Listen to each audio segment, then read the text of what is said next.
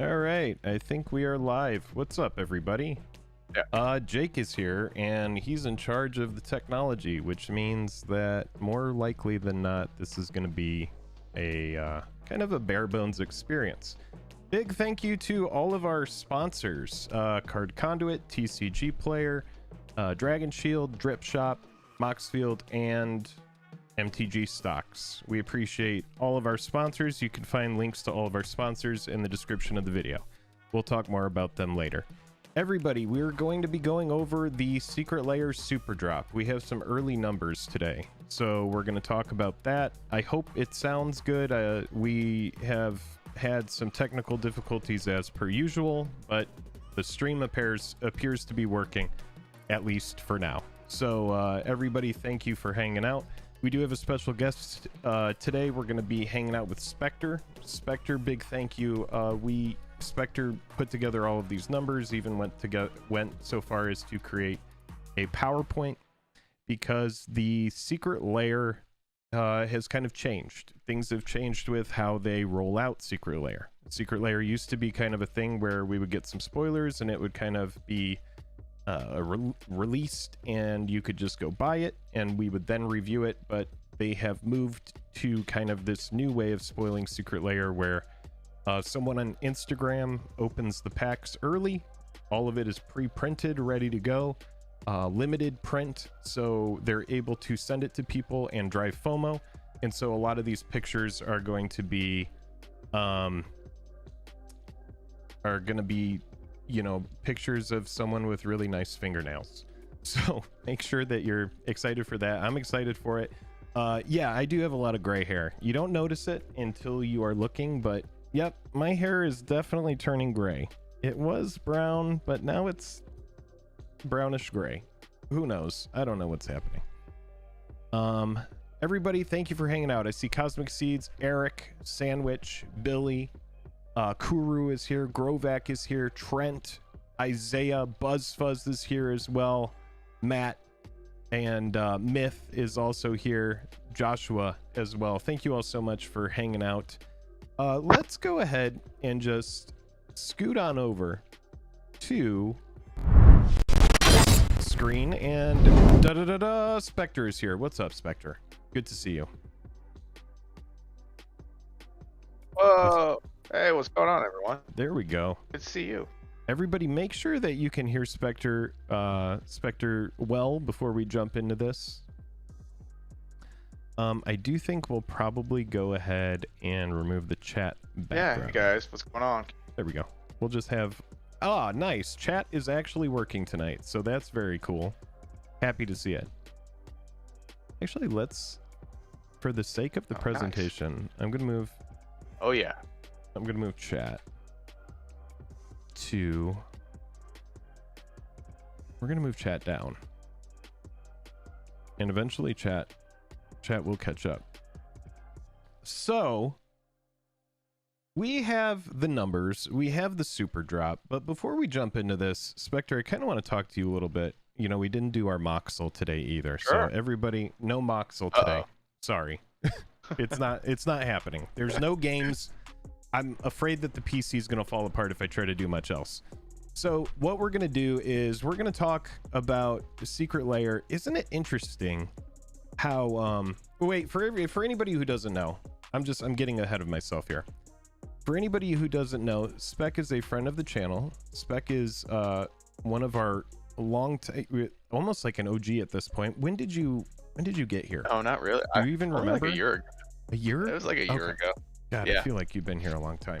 I guess time is just, who knows how time works. But you know what? You're an OG to me at this point. You have so much of the time you come up with these really great kind of presentations. And for everybody here, you're getting early information to kind of like a Secret Lair. It is different than how it was in the past. But Sp3c always does these really cool breakdowns. So yeah, a special thank you to you. I really do appreciate it. It means a lot. Of course. The wife helped with this latest creation. So yes. Give her so we got the spring Superdrop. We have all sorts of fun stuff here. We're going to go through all of these. But let's talk a little bit about this really quick. Joel is out of town. Sp3c is a guest tonight. And Secret Lair, it's kind of different. Used to kind of be this thing where, well, when it first came out, it was like 7 days you had to get it, and then it would go away. Yeah. And then it kind of moved into this phase of, oh, you got like a month, and then it was like 60 days. And so it's kind of been all over the place. And now we're to this like kind of FOMO model where all the Fallout stuff just sold out. But I feel like before the Fallout stuff was actually spoiled and available, we saw people on Instagram and people on, other, pages opening it first. And I feel like this is a new direction, kind of drives FOMO. Have you noticed this? Yeah, for sure. I mean, they're definitely trying a bunch of different things. Like, I think I preferred the first model where it's like, hey, you have a week, but you have the whole week, and then we'll print it, But after that, it's gone. The whole 2 months, 3 months, that was like, that didn't drive enough. No one cared, right? Especially with like the astrology lands available. Yeah, everyone forgot, right? So that was a bad model. This new one is crazy. If you're not in, at least for like some of the bundles, it's fine. You can wait the whole month. The Fallout bundles, you couldn't have waited, more than a couple hours. Yeah. Which is kind of a bummer for anyone that was into Fallout and didn't want to pay, someone else not official WotC prices, I guess. Oh, we're getting a little bit of. The other thing is that they earned that second card value. Hold on, we're getting. Give me just a second. We're getting some serious lag from you, and I keep talking. I don't know why. Well. Oh no. I knew that this would happen with my PC. I knew it. Maybe you get this PC doing more than 2 or 3 things, and it just falls apart. Try turn.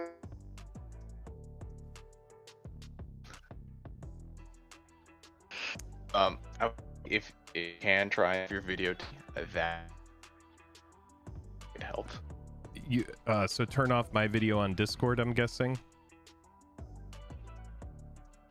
Yeah, I knew that this was going to be an issue. Yeah, that might help. All right, so it's my video. I need to turn off camera on Discord, right? Yeah, that might help us get through this. Let's maybe chat. Will let us know if it's going to keep there working. We go. That seems to be better. Oh, better. Yeah, there we go. Okay, good deal. Yeah. Nothing like a Jake stream with tech difficulties. I know, Buzz, it honestly, before we jump into this, it causes me a lot of anxiety because I know that it's going to be poorly executed on my end. And so honestly, it's just something that I'm not made to do. There should be a producer here that is running the stream so that I don't have to do it. It's just not in my wheelhouse. So I have tried to put it together and cobble it together the best that I can, but it's really it's not for me. So it's like I'm gonna be the conductor the best that I can here. But once you get me pulling up like 3 or 4 different applications to try to like manage all of it, yeah, it's that my PC isn't strong enough. So it's like I know that the PC is gonna cause issues. That causes anxiety, and then coordinating and all of that. It's like its own monster. Just a little bit of behind the scenes, but yeah, it's execution is hard and it's hardly executed. You're right. It seems like not a lot. It's like, oh, what is he even doing? He's pulled up two pictures of 2 human beings in the bottom and left, and they're reading off the internet. But it's so much more nuanced than that. Toughest job on the planet, bro. Yeah, it probably is time for an upgrade, but I live in California, so it's like the rent each month is $5,000, and then the car payment each month is $135,000, and then you start coupling that with the fact that now that all the COVID restrictions are lifted, everyone in California that's an insurance company is trying to gouge everybody. They're like, oh, we weren't allowed to gouge people for the past 3 years, so now we're turning up the gouging to the max. No, I'm mostly just complaining, but I think we're here. I see Spectre's image, and your image seems to be doing well.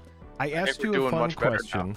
We were talking about this whole secret layer thing, and now I want to give you an opportunity to speak again because you did sound like a robot.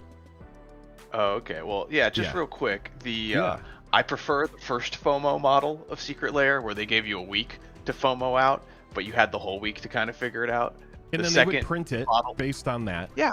Yeah. And you would get it in some amount of time, and that was fine, except for the heads and tails commander deck. That one wasn't. But then they went to that 8 months a year, take your time. Definitely forgot about every layer drop. Very weird model. I would be like, man, I need to buy that, and I would check, and this was my process. I would get on, I'd be like, oh, I have 10 days left, and then I'd be like, oh, I still have 4 days, and then I would be like, oh, you know, I need to make sure that I listen for Mr. BuzzFuzz doing a notification in the Discord to let me know that I have a single day, and then by that time I would end up sleeping in, and I'd wake up at like 10 or 11 and be like, damn, I missed that whole super drop that I had 60 days to get. Right. And M's right. Now we're on the kind of the 30th anniversary model where it's just we printed X amount and we're just going to sell them out as as we have them. So if you don't get on within the first couple hours of the drop that you want, and it's the highly sought after one from that super drop, you're kind of screwed, and that's a bummer. Yeah, looking at stuff I think as we'll walk, like Ravina Kai, for example. You had that first day, and then by the next morning, that was gone. And that was it. Yeah, and then that kind of set everything off. Like a Fallout fan, and you had to work that day, right? It's like, that kind of sucks. Yeah, I remember Food Time kind of coming in and being like, man, I really wasn't expecting that. I get paid at the end of the week, and, I'm waiting to get these. But that Ravina Kai selling out. Yeah. They also did the thing where they actually spoiled the bonus cards for once as like a super FOMO driver where they're like, ooh, you can get this Mana Vault, maybe. Why not? I know. Yeah.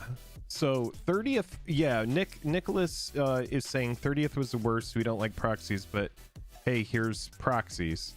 That was that other product, but the 30th anniversary edition Secret Lair product was a really good product that it almost turned into an issue because you had a lot of people that thought they weren't going to get it, but if you were there right in the beginning, you most likely got the product. Right, and they didn't have the servers kind of set up for it yet, so it was a total crapshoot whether you were getting in or not to actually buy the whole thing. Right. Like I remember a bunch of people weren't sure, so they bought a couple and then got charged a bunch of extra stuff, so they had to go and enter support tickets and do all that whole rigmarole with WotC to see if how much they actually got. Yes, it's a huge mess. Yes, it was a huge mess. And so now we're in kind of like this new phase of Secret Lair, which is it is all pre-printed. They're able to send it out to influencers or there's Secret Lair that you can follow on Instagram.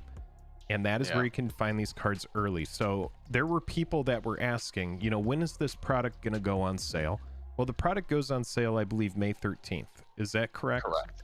Okay, that is correct. We get it on Monday. Yeah, so we get Secret Lair on the 13th on Monday. And for anybody who doesn't know, you can go over here. And you can look at it here and you'll be like, oh man, I keep refreshing this page. Where are these cards that people are even talking about? And the crazy thing is this whole notified email thing. I haven't once gotten a promo email from them saying, hey, this is the next layer coming out, right? Yeah. I'm signed up for I signed up for it. I've never seen anything. And so for something like this, which we've seen some of these cards, I guess we've seen all of them at this point, but I think so, yeah. Aside from the secret cards and that kind of thing, mm-hmm. This is going to be one where there's a lot of FOMO. This character right here is, I believe, like an AI or something. Is that right? How weird do you need me to get about it? I need you to just get a little weird about it. Just kind of tell me what it is. So this was back before like AI was really a thing, there was this thing called a Vocaloid, which is basically a way for like them to make a computer generated voice thing. Okay. And her name is Hatsune Miku. So they invented this character around it, and it's basically Hatsune like Miku. You know how like Miko was like, you know how like the gorillas are like, you know, it's real people but it's a fake band, right? Yeah.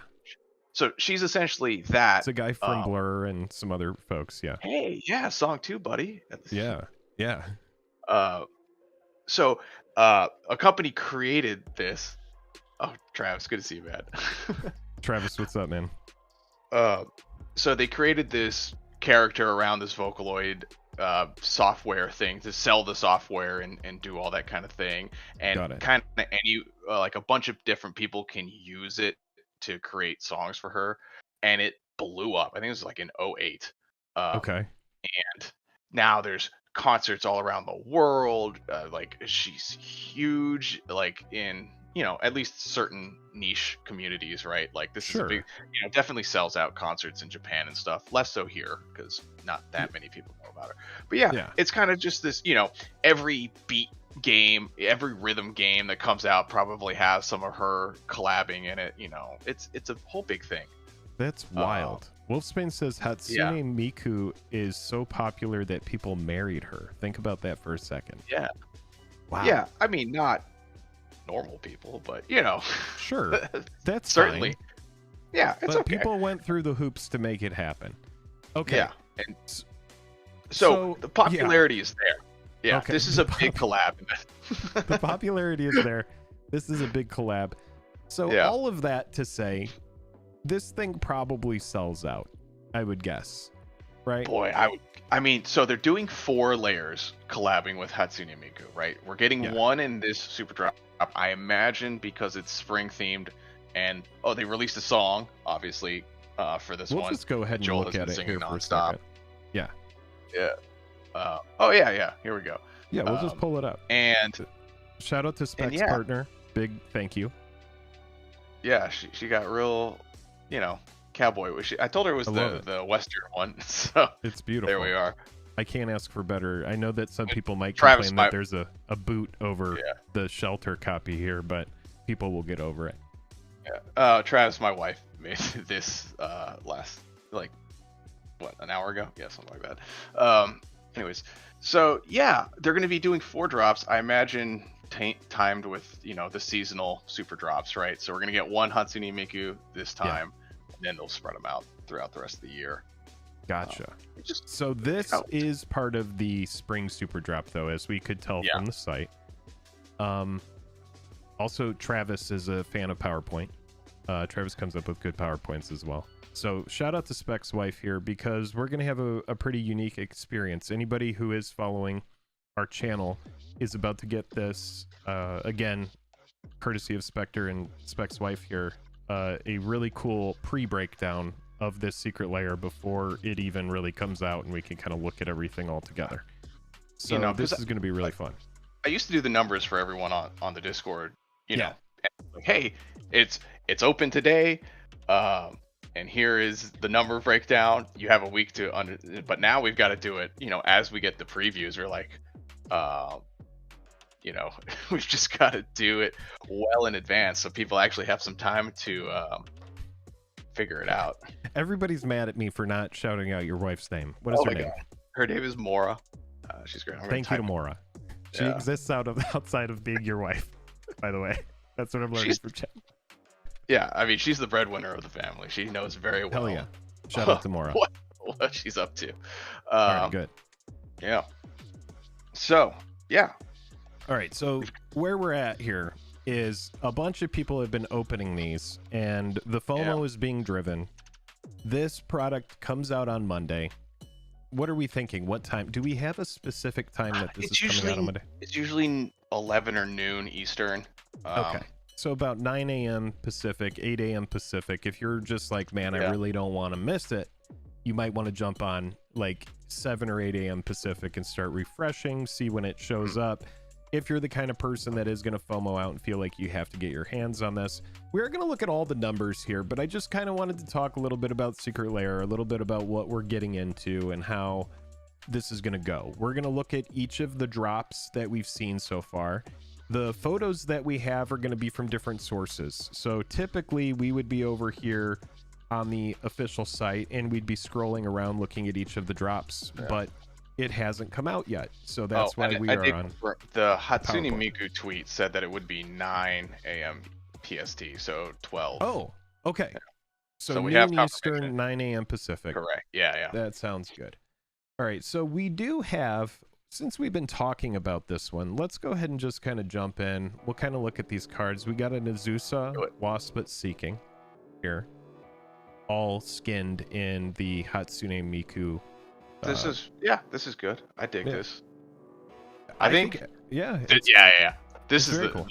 The one you're about to get to. I think is my favorite out of this, probably. It looks just anime. It looks just Sky, but it is Feather. Feather came out of War of the Spark. Shout out to Old Foil Quest. We also have some other stuff in here that's really good, like Chandra's Ignition, which is one of these cards that was kind of like a bulk rare until people realized, holy shit, this is like a one-sided board wipe for. We don't see the reprints too often, especially in the precons or anything. So this is a good one. It's a great one.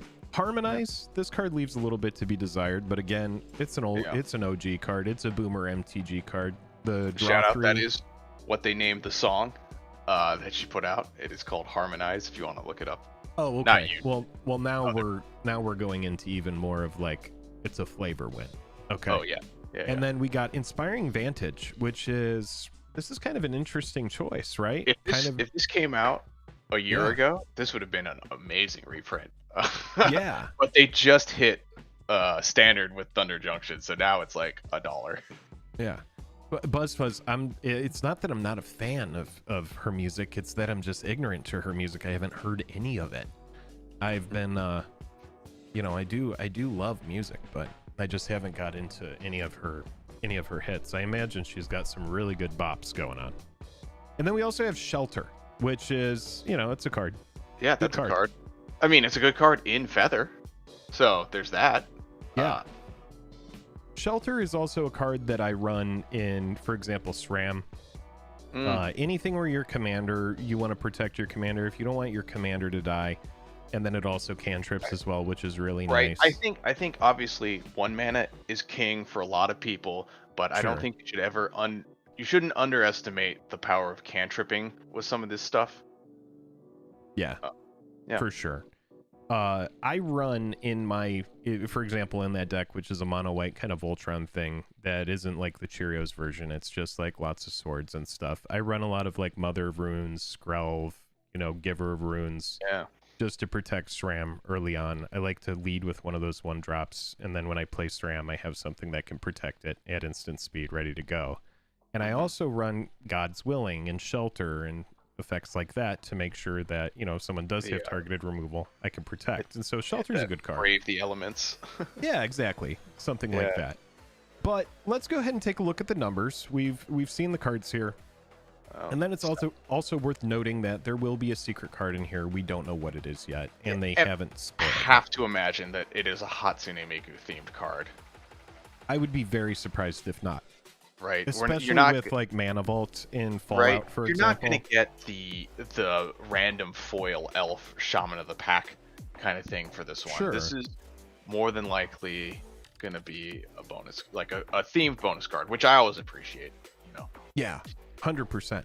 So we've looked at the cards. Let's take a look at the numbers. We'll pop over here, and just looking specifically. Yeah, Buzz. I think a third green card would be a decent assumption. That would be cool.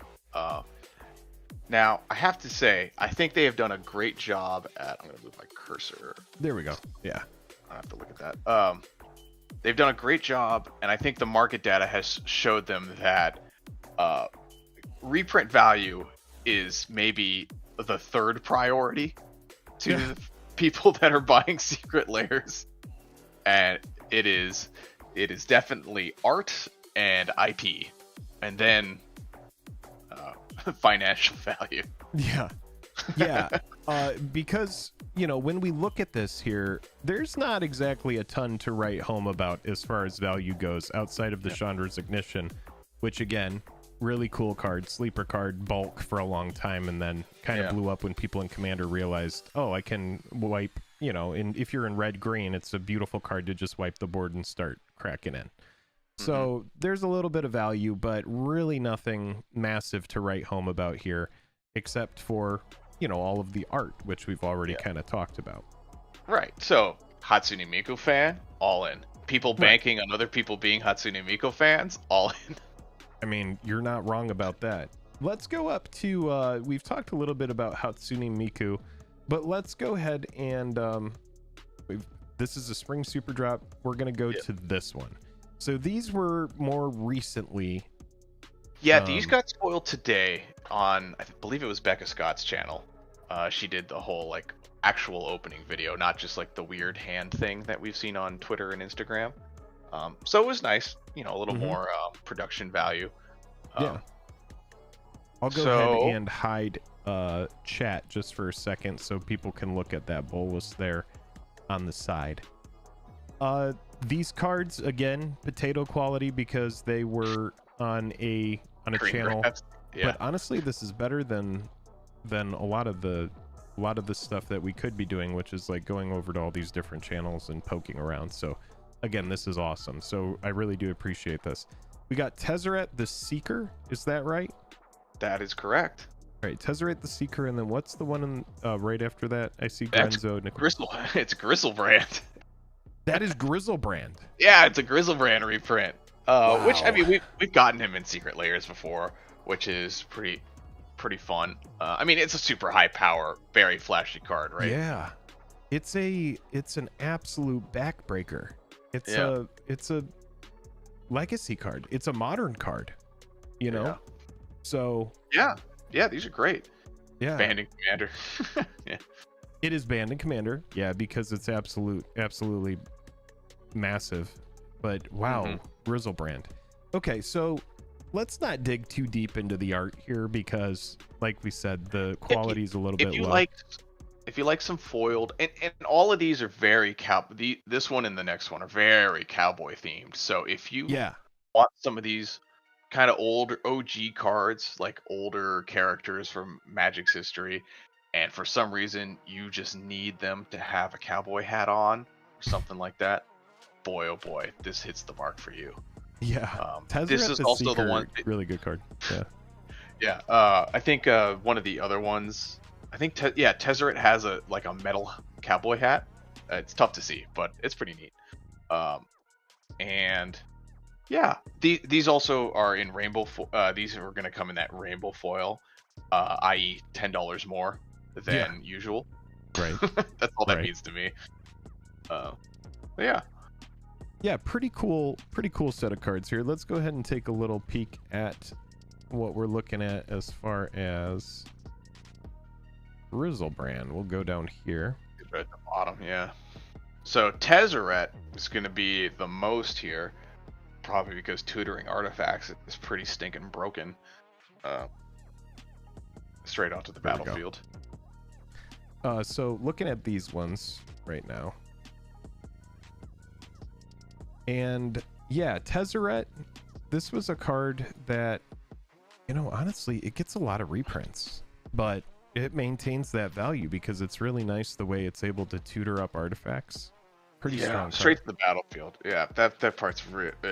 You know, artifacts are always been known for being a super fair and, you know, piece of magic. So yeah, just being able to put one on. Obviously, it's still a 5-mana planeswalker, so it's not like it's that great, but it's still pretty good. See some play. Yeah, Grovex.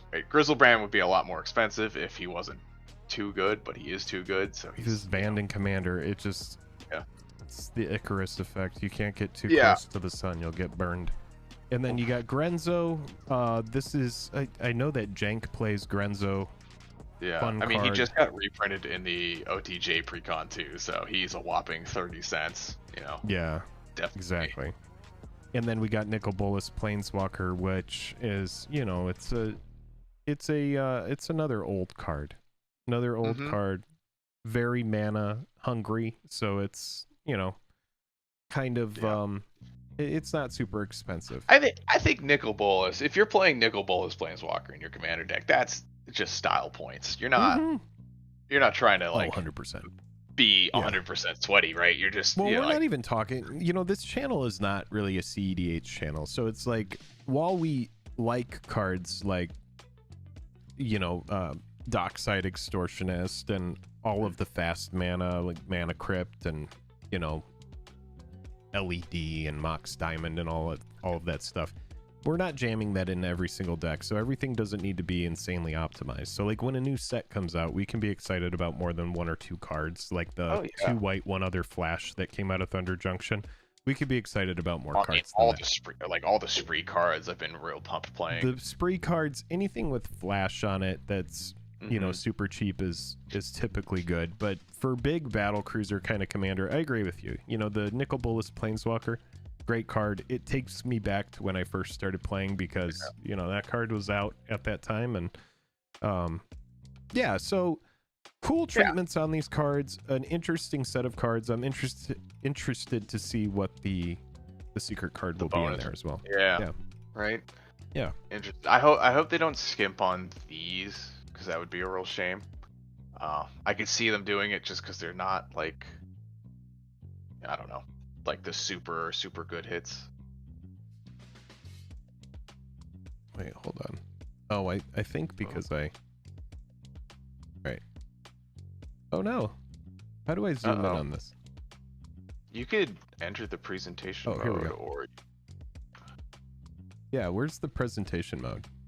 It's slideshow at the top right. Tight.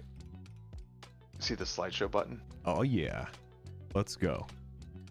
All right, so next up, we've got these. So the first 2 that we talked about, Hatsune Miku and the Outlaw Anthology Volume 1.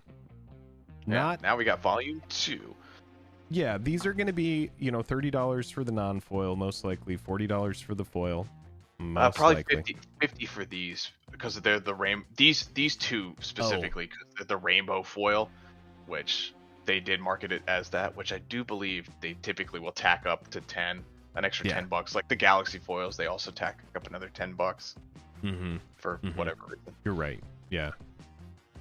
Someone was asking if I'm gonna jam some Arena. Yeah, we'll probably do a little bit of Arena after we get done with the review here, and then we're also gonna look at some of the Prosperity Frame cards from OTJ later, because there are a lot of really good Magic the Gathering cards where if you don't mind that frame, you're able to get really good effects for a fraction of the price. So we're going to talk a little bit about that after this. Yeah, we're going to talk about the bonus sheet from OTJ, as well as the Commander Precon reprints. There's some good stuff in there. Nothing high value, but in case you had your eye out for something, we're gonna go through some of the notable ones.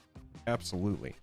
So we've got Vorinclex, Corona, Corvold, and what is that? Memnarch? Memnarch. Yeah, we have a Memnarch reprint, baby. Wow. Memnarch. I know. Is that the first ever Memnarch reprint, or did it get like a list no, reprint? I think he's got a list print. Yeah.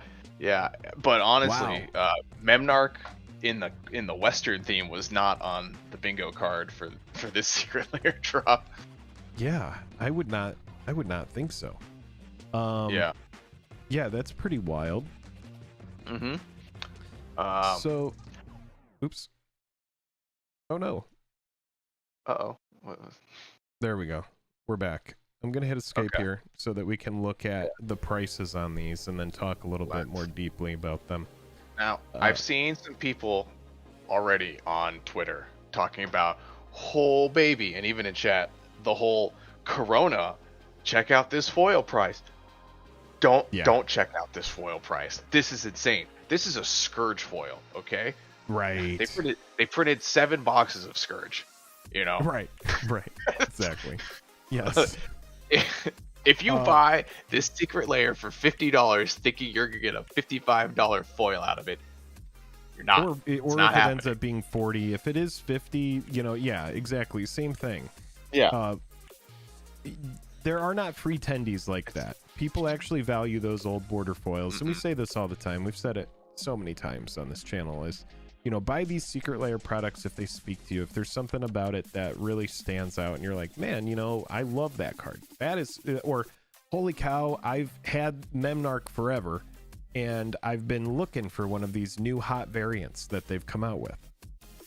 Well, this is the opportunity, right? If you like that version. But yeah, don't feel like you got a FOMO like, I need to spend 50. This thing is worth 80. If I buy it for 50, I could get it for 80. I could sell it for 75. After I ship it and everything, I'll have net $5 to $10 in profit. Yeah. It's a lot. But yeah, we got the Vorinclex, we got the Corona, we got Corvold, and we got Memnarch. I honestly like the entire roster. This is a good one, right? It is. The only one that I'm not in love with is the Vorinclex one, just because we've seen him in Secret Lair a few times. Or no, we've seen him once in Secret Lair in the Phyrexian one, and then we also got him in the Multiverse bonus sheet thing. And so, Vorinclex was from NPH, right? Neil Patrick Harris many moons ago. We're talking about the Vorinclex that came out in Scars of Mirrodin block, right? Yeah, pretty sure. Okay, so yeah, that Vorinclex is known for being kind of oppressive. People hate that card. Yeah, it's extremely. Oh, Neil Patrick Harris was what we used to call New Phyrexia, NPH. So back in the day, we would be like, "Oh, you got any more Neil?" No one's Patrick ever Harris? put a Vorinclex down. Yeah. Okay. Yeah, no one ever put a Vorinclex down on the table, and the table was like, oh, cool. Sweet. Yeah, that's pretty chill. Okay. Yep. Yeah, it's an extremely. I didn't want to untap these lands. Yeah, right, exactly. So let's head back over here and let's go back into our slideshow mode. Already talked about Hatsune Miku. All right, we got a couple more things to talk about. Yep. Yeah, three more. So next up, let's go ahead and dig on into this one. This has been kind of a polarizing secret lair. There have been some people that are into it. There's been some people that are not into it. Where do you fall on this one? You know what? I gotta say, I don't think anyone is mid on this one. I think people can either love it or hate it. Sure. I keep bouncing back and forth. I love how upset people get by this layer. I think that's the best part about it. Yes, the Doomblade is actually incorrect. I believe. Yeah, right. Which is kind of funny. Yeah, it's got a typo in it, it was pretty great. But yeah, I love how upset people are getting about this layer, which is honestly, I wasn't going to get it because I was like, oh, haha. But then I saw just the Salt roll out, you know, in person and online. And I was like, I really want to play these cards now because I know I'm just going to put on a shit-eating grin, play Torment of Hailfire on 12 and be like, oh, you know, what are you going to do? Like, Torment is such a strong card. It's hard to pass on the layer because of Torment. And you know that Torment is just one of those cards that helps end the game. You know? If you're in black, you should be running it in big mana. You absolutely should. Also, this is the only layer that's worth its money. Which is even better. Yeah. in terms of the whole meme of this. The only time I ever type like this is when I'm on like a stock market channel trying to be sarcastic. I'll just, you know, like, it takes a long time to type like this. It burns the eyes to read it. That's kind of like the meme. But you know what? It's kind of cool. I agree with M, and I've seen a bunch of people say this. It should have been a Ristic Study in here, or a Smothering Tithe, because if you're gonna go this level of meme, like, you gotta kind of have something where you have to constantly bug people. Yeah, for real. A Ristic or a Smothering would have been good, but now we're talking about money. We're talking about. You can't put that in there. Yeah, you can't put that in there. Yeah, I mean, I think you could probably cut the Torment of Hailfire and maybe get away with one of those, but you can't have both. You just can't have both. An Esper Sentinel, Buzz is saying, that would have been a good one as well. Yeah, like that. Yeah, expropriate even. Like, it could be a crappy card, right? Or just like a big. Hell, you could do Trouble in Pairs. Get some OG art Yeah. on there. Get some new art on that. Yeah, That'd not be the OG interesting. art. We'd have to Yeah. contract 4 different artists. Yeah. But yeah, you know, this is an interesting one. Let's go ahead and take a look at the prices. These ones, we do have some really nice crisp images of these cards. These are in my colors. You know, it's a red, black. Are in your colors. Yeah, it is absolutely exactly what I'm looking for as far as my colors go. Let's Are you thinking about this one? I'll probably get it. Yeah, I would probably get it. I mean, the Torment alone, I feel, is a pretty decent sell. Yeah. So looking at this one right here, folks, you got the Doomblade 28 cents non-foil. You got $17.80 on the Massacre. The Torment 28, and this is the foil column. And then Ruination, not applicable. So I guess it's never had a foil. It's not. It's only been printed in Stronghold. Got it. Yeah. God, imagine if Stronghold had someone foils. check me on that, but I'm pretty sure Ruination was only been printed in Stronghold. If Stronghold had foils, could you imagine what the Mox Diamond would be worth? Jeez. And then you got the Mogus, God of Slaughter. So looking at the non-foil, $35.65, foil $61.38. Take all the prices with a grain of salt. You know, some of these are scarce foils, and that needs to be taken into account. Torment of Hailfire was a card that if you got in on that one early, you could have got your foils for like $3 or $4, and it was just like a $1 or $2 rare. But then, holy cow, EDH discovered that card and then sent it straight to the moon, and stuff like it and Exsanguinate have been closing out games ever since. So really, really, really good cards here. I'm not a super big fan of the text, but it is what it is. And here's just depending on how memey the community gets, like, I can see this Doomblade going for $3, you know, mate. Oh yeah. Something, you know? Yeah. I can't imagine something like that. It's so hard to play Doomblade in a deck these days. It's just like there are so many better options than Doomblade. I almost wish it was like a Go for the Throat or like a Cut Down or something like that, or a Fatal Push. But Doomblade is the card, right? People always go, right? It dies to Doomblade. Yeah, so exactly. It's like, how do you cut that meme? So as far as flavor and memes go, and like, I feel like it's a good. I think a few of these would have been good. I would have, instead of you know, some of these are fine. I would have preferred like an Armageddon, just to like really rub it in. Right. Or as we said, the cards that you constantly have to bug your opponents about, I think would have been great flavor wise. But this is a good pickup. Like, especially if you don't have a Torment. Like, I'm on the fence because I already have a Torment of Hailfire, so I was like, do I really want to pay $30 for a meme? Yes. Maybe. Exactly. I don't know. But if you can get all the memes bundled, bumbling is what I'll do with my speech. Bundling is what we'll do with these secret layers. Let's go back over here and I gotta say, keep cracking it. No, yeah, go ahead. Yeah, let's do it. Yeah, I was gonna say boy, I hope this one has a secret card though that isn't an elf, because a secret meme card would be just the cherry on top. What do you think would be the best meme to pop up in here? What are they missing? I mean, it can't be anything. If it can't be super valuable, it can't be any of the cards. It can't be super valuable, right? So, like Armageddon, it's one of those cards that's almost like a pseudo banned card because it's so annoying to play. Jokalops, good call, case 5. Jokalops would be fun. Yeah. Stormcrow would be. I like the Stormcrow call out. Yeah. Anything extra, not extra, but like any of the voting cards maybe. Where they have to like pick something. Oh, okay. That or could like be good. Tragic Arrogance even. But I don't think that's gonna play. Stormcrow would rock. I don't know if it would rock, but it would definitely fit the meme. Yeah.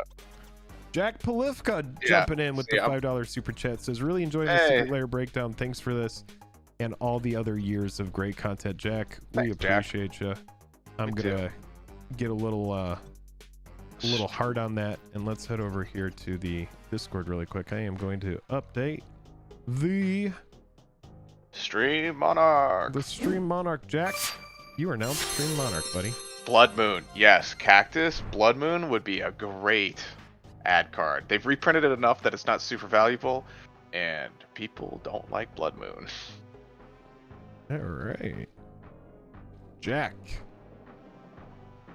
And what was...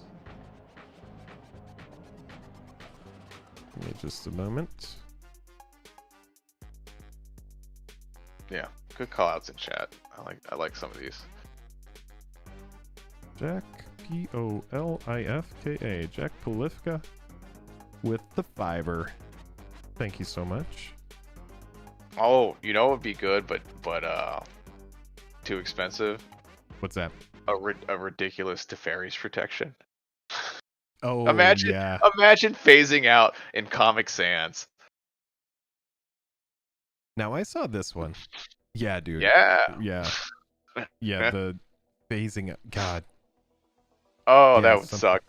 That would be good. That would be a good one. All right. So we've got. I love these. I know that some people here were going, "Oh man, I hate that they look like, cards from a 52 card deck." I like the art. I really do. I wish they had a little bit of the actual text of the card, like under the name. That's my only knock on these. That's the issue that everybody has with them, is that there's no reminder text, is you have to have it memorized. Right, because I mean the cards that I like, Jaxus, Professional Facebreaker, and Rankle all have like 2 paragraphs. That's true. With the text on them. You are not wrong about that. Like, I kind of know, like, you need to discard a card with Jaxus. Do you tap it, and then you can make a copy of something else? Rankle has I could 3 tell modes. You, I don't even know. Right? Yeah. Rankle has three things that he does. Rankle has some modes. Yeah. Yeah, he's got some modes. He's got modes. Facebreaker has Manache and makes treasure, or anything that hits will make a treasure. But boy, oh boy. Goblin King is like the closest here, and I don't even remember exactly what it does. Is it gives goblins +1/+1 a mount walk? Is that right? I don't even remember. Yeah. I think it's something like that. Durian is saying these are so iconic. I don't think they're that iconic. Facebreaker is not an iconic card. It's a good card. It's not an iconic card. Coffin Queen is an interesting old one. Yeah. I would love the 2023 iconic exactly Case Spice. This card has needed a... Geez, this is an old Tempest card. Yeah. This one is definitely more of a scarcity reprint. Yeah. Pub, I like the... You're a little late, but Colossal Dreadmaw, A+, for the memes. That's a good Kingdoms, option. What's up? Tons of high text cards have no text version, though. I really like these. And while Kingdoms is here, I'm just going to say this. Joel and I, and if not Joel, most likely me, will be at the summit this year, which is not going to be in Salt Lake City, but we're going to be talking more about this. So if you haven't got your summit tickets, there are going to be an insane amount of artists there. There's going to be an amazing CEDH tournament there that's proxy friendly. Oh, that's awesome. You guys need to put that on the the board and start doing a little Googling. That is going to be in November. So start looking at the summit this year, because there are going to be tons and tons and tons of artists at that event. That's one of my favorite things about it so far that I've heard about. But we were talking with Carlos over at Kingdoms, and I don't know if that's Carlos there hanging out, but yeah, we are. One of us will definitely be there. Most likely, both of us will be there. But anyway, let's go ahead and jump into the numbers here on this one. I think that we've talked a good bit about this. Cactus, good call out. It does look like behind Rankle, there's just a regular bonus card, not a cool, neat other in theme bonus card. Yeah, so what we're looking at here is we're looking at Jaxus, 43 cents for the foil, 43 cents for the non-foil. Coffin Queen, 752 foil, 752 non-foil. But I'm going to assume Coffin Queen didn't ever get a foil. Tempest didn't have foils. Was that? It probably has another printing that I'm not thinking about. Then we got Goblin King at $32 for the foil, $3 for the non-foil. Facebreaker, this was one of those cards that came out recently. That's a new Capenna card, I believe, right? $7.97 for the foil, and then just under that for the non-foil. Foils in recent years, we're seeing more and more prices that are close these days with foils, just because you have a lot of players that like to opt for the non-foil because they know it's going to be playable. Some of them, like the Jax's had a promo that came out in foil, and there were so many of them. Like the foil was the 40, like the base copy was actually a little more expensive, so I just opted to put in the cheapest for both, which ended up being 43 cents. Makes sense. Yeah. And then we got Rankle, $3 foil, 26-cent non-foil. Rankle's one of those cards that's extremely good, but it comes out right in the beginning of the variant era. And so it got a lot of reprints and yeah. I mean, and if I don't know how much tracking you guys do, not reprints, but printings. Excuse me. I know you do plenty of tracking, Jake. But for those of you that don't, if you're unsure and you're like, oh man, this could be like a crazy foil price comparatively to the non-foil price, go look at some other secret layers that was a cool card with a scarcity foil reprint in it, and go see and compare the non-foil to foil. You don't have to take our word for it. Just go look and you'll see that those numbers are much, much closer than you would kind of expect if you were just to look at Goblin King. You're like, oh, 10x? What? It's not gonna be 10x. Yeah, exactly. Right? Exactly. It really just comes down to, a lot of people, I'll just say this about retro foils and how I feel about retro foils. Someone talks about a retro foil and they're like, oh my god, I got that retro foil island from Dominaria Remastered. Well, you got a card that is printed in the likeness of a retro foil. Like, you're not actually holding a retro foil. A retro foil came out in the 90s or the early 2000s or whenever they first started doing foils in Urza block. When you find an old thing, like you were talking about Scourge earlier, old foil, a non-cloudy old foil from one of those old sets, those are so rare. Like, I have a foil Academy Rector, but when you look at it in a sleeve, it looks great, but when you pull it out of the sleeve, the card is super cloudy, it's lightly played, maybe even moderately played, and it's so hard to actually find those old retro foils. Something comes out in 2023 or 2024 that's not a retro foil. It's printed in that likeness because there are people that salivate over those old cards. When you look at a 7th edition foil Birds of Paradise compared to any other foil not birds, but I'll hit you up with it. I've got a 7th edition foil lying around here. Let me go see if I can find it. Yeah, but when you actually find those old retro foils, it's such a big deal. So when you're looking at some of these prices, just know if we're looking at a foil Goblin King, we're likely looking at a retro foil price on it. And so anything that comes out in this year, like we said, you don't just get free tendies for buying something. Sometimes you do get lucky, and if you're lucky enough to get something that's extremely rare and you're able to slip in, then sure, you can get something that you can sell for a markup. But when something's readily available like this, the prices will have a correction. No, absolutely right. It's important to tell people this, and we're not saying you can't buy the foils. Have at it. If you want the foil, go get the foil. It's not a big deal. Just if you're trying to do this as an investment vehicle, we're just asking you, do a little research, understand the product you're going to go. Don't just blindly go into it because you saw 2 numbers on some weirdo spreadsheet online. Go take a peek. Right. That's right. Anyways, I found I have a couple 7th edition foils floating around. Thorn Elemental, not really worth much. This guy or girl, I suppose, this one was pretty good. This is a solid middle school. Is that a Sarah Angel? This is a Sarah Angel. Yeah man, I had 2 9th edition ones, and the middle schooler I was as well at the time saw the new one and was like, oh wow, you've got the new foil one. I was like, yeah, I got 2. He's like, well, I'll trade you my old one for your new one because the art's sweet. I'm like, that sounds like a good deal. So okay, I have 2, you can have 1. Yeah, Best trade deal in history. You know, so for anybody who doesn't know, we'll just go price plus shipping lowest first. The lowest foil price on a Sarah Angel, excellent condition here that I'm seeing, $234. Now, anybody who knows, you can get a Sarah Angel any copy for 34 cents, you know, so or less. But yeah, beautiful card. I love this old foil. I like the shooting star at the bottom. I love the look of these old cards, and they've pretty much just recreated it with modern day stuff.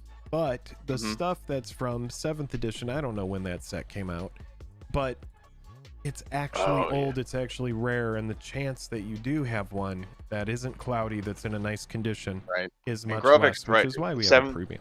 7th edition is the first time they did foiling. So is it? Yeah. No, it was Urza Block. Was it Urza Block? It was Urza Block. Yeah, because the Saga didn't have it, which was the set that had Cradle, but the other two sets had it. The other sets did have it. Okay. Yeah, so the Cradle, that one, which is why there is no foil Gaius Cradle, but in those other sets you got foil Metal Worker, you got you know, foil Ripper, right, all that yeah. Okay. Yeah, that kind of stuff. It's good. We've got it's an early one. It's early. It's early for sure. Yeah. It's very early. Yeah. So anyway, let's go back to the Superdrop. This is kind of a longer one, but I'm actually enjoying the discussion here, and this has been really nice. So we've talked about these. Aside so far from the April Fool's stuff, not a ton of value. Now these here are in that new kind of frame that just came out of Outlaws of Thunder Junction. This is the Wanted frame, or what is this? This frame, the Wanted frame. I love this frame. This is a great frame, right? It's a fantastic frame. It is so thematic. It has such a nice aesthetic. I think that it would cards are easy to read. Yes. The color, like I still know what colors most things are, you know, for the most part. Unlike some of the other frames, which are like, oh, it's impossible to tell. Yeah. This is an A+ frame for me. If they had left these out, I think that would have been an oversight. If there had been no like Wanted frame kind of variant in the Western themed set, because the Prosperity frame for the bonus sheet is such a miss. I think in comparison to this. Yeah, these are excellent. Magda Brazen Outlaw CDH card. Yeah. We also got Kalidas. Holy shit. I think we can't see it in this picture. The Kalidas art is so good. I don't even have a place to put Kalidas, and I'm like, boy, I need to buy this layer and then figure out where I want to put a Kalidas, because the art goes so hard, and it's actually a shame that it's the only one we're covering. Yeah, and then we also got Greasefang, which is a 4-of in a Pioneer Reanimator kind of thing that... yeah, it's kind of fallen off. We don't see the deck a ton right now. Yeah, unfortunately. It's a cool deck, though, and obviously it is a cool deck card. But anything that runs Parhelion, I'm just like, okay, that's kind of cool. Yeah, it's not even like no, the main game plan is Parhelion. Like, this isn't some edge case. That's what it's not some sideboard card. It's like, no, I am actually trying to power out Parhelion 2. I don't know what happened to Parhelion 1. We don't talk about Parhelion. We don't talk about Parhelion 1. No, It is pretty wild how many Parhelions have been destroyed on this channel, sadly. But yeah, I'm a fan. I'm a fan of everything you got going on here. You got Magda, very playable commander. You got Kalidas, very, very playable card. Dak Faden, what a throwback. What a throwback. I don't think we've seen Dak Faden in a minute. This is a good reprint. EMA, especially, I think Eternal Masters might be the last time that we even saw Dak. Because and the thing is, it's like Dak Vaden actually in a treatment that I like. Like, this is big, I think, for me at least. So real stoked. And also the Norin is actually the bonus card. Oh, Secret Lair Mythic Edition. Oh, and then they also did a Secret Lair already. So there was Mythic Edition and Secret Lair drop that. But it was the Planeswalker thing where they're like, it was like, oops, all text. So it wasn't like that exciting. Got it. So then EMA in Mythic Edition, which we all know was kind of a headache.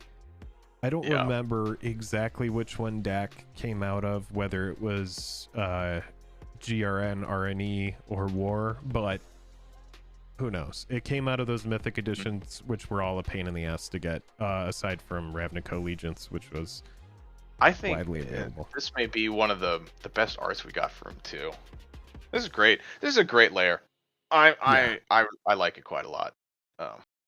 So yeah, let's talk about what we know. We got the Kalitas coming in at 12 foil, 7 It's non. not good, right? You know, financially, this is like not a good idea, but boy, do these look cool. Magda, Kaldheim card. We got the $1 and then the 52 cents. Mm-hmm. And then Dak Faden, because of scarcity. $33 for the foil, $9 for the non-foil. And then Grease Fang, Neo card that just, you know, lots of different versions, readily available. Pretty new card. I think at this point, justifying these, I feel like the Marge meme, where I was just like, I just think they're neat. Yeah. You know? Yeah, that's fair. If any of those are your commander, or if that frame speaks to you in a particular way, it might be one for you. But yeah. Bob, what's up, man? Good to see you. Says, good evening, fellow admirable cardboard enthusiasts. Good to see you. Okay, so let's go back to our beautiful slideshow here. And is that all she wrote? I think it is. That's all she wrote. We went through them all, baby. We went through them all. Shout out again to Mora. This is really helpful. We get to kind of look through everything that we've seen that's been on different YouTube channels and Instagram. Got to look at the whole layer. So let's go ahead then and go on over to our spreadsheet. Kind of get some final numbers here. I want to hear your thoughts too. Which ones are you interested in? Oh yeah, I'm gonna ask you the exact same thing. So for the sake of this, we've already looked at the individual stuff, but we've got some more solid numbers here. Do you want to kind of walk us through what we're looking at? Sure. So these are the bundle. We don't have the layer pricing, but the layer pricing almost never changes. So, you know, this is just end in. It could change, but probably won't. You have foil on top. You have non on bottom. You have price column 8. Then next, the single values for everything, the price difference, and then column K and L are a little different. They're just there to say, okay, let's say I get a little hosed on this. How much am I, you know, in case like everyone buys this? Like, I think when they did the Phyrexian language Praetors, and it was like huge, and so many people bought them because the Praetor, and they cratered, right? So this is just kind of there. We don't see that too much anymore because of the new model. So these two columns may be a non-factor at this point, but they're there just in case you want to do it. You don't want to do the math, but you just want to see a quick and easy. Hey, if this kind of drops a little, or at least even initially, like what am I out? So that's why those two columns are there. Cool. So we can see for non-foil, the meme one, April Fools, is the only one in the black. Yeah. Right. Which is, I think, even part of the meme itself. Yeah. It kind of comes down to, which we've already said it. If it speaks to you, get it. If not, don't worry so much about it. A lot of these secret layers, with the exception of stuff like, like Secret Layer Perfection. Do you remember that one? The cat one that has stuff like Kodama's Reach in it? Like, I do. Very expensive. Right. So sometimes they will absolutely, and I know that's cat multiplier. I also know that one was a very short window of time to get, I'm pretty sure. Correct again. Yeah. So there are certain situations where you're going to have outliers that are very different that absolutely do go to the moon.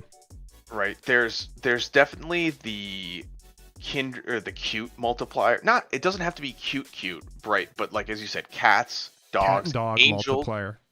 Angels do a multiplier. Popular like any types. Popular creature types, 100%. That's something. If you're trying to look at this financially, right? I would say popular creature types. I would say outside IP. Yeah. And I would also say mechanically unique. Yeah. Those are, if you wanted to look at layers and say, hey, I want to just hang on to this. Not saying that you should or have to, but if Sure. those would be the factors that I would look at. Outside So, IP is such a good note, because all the Fallout shit sold out.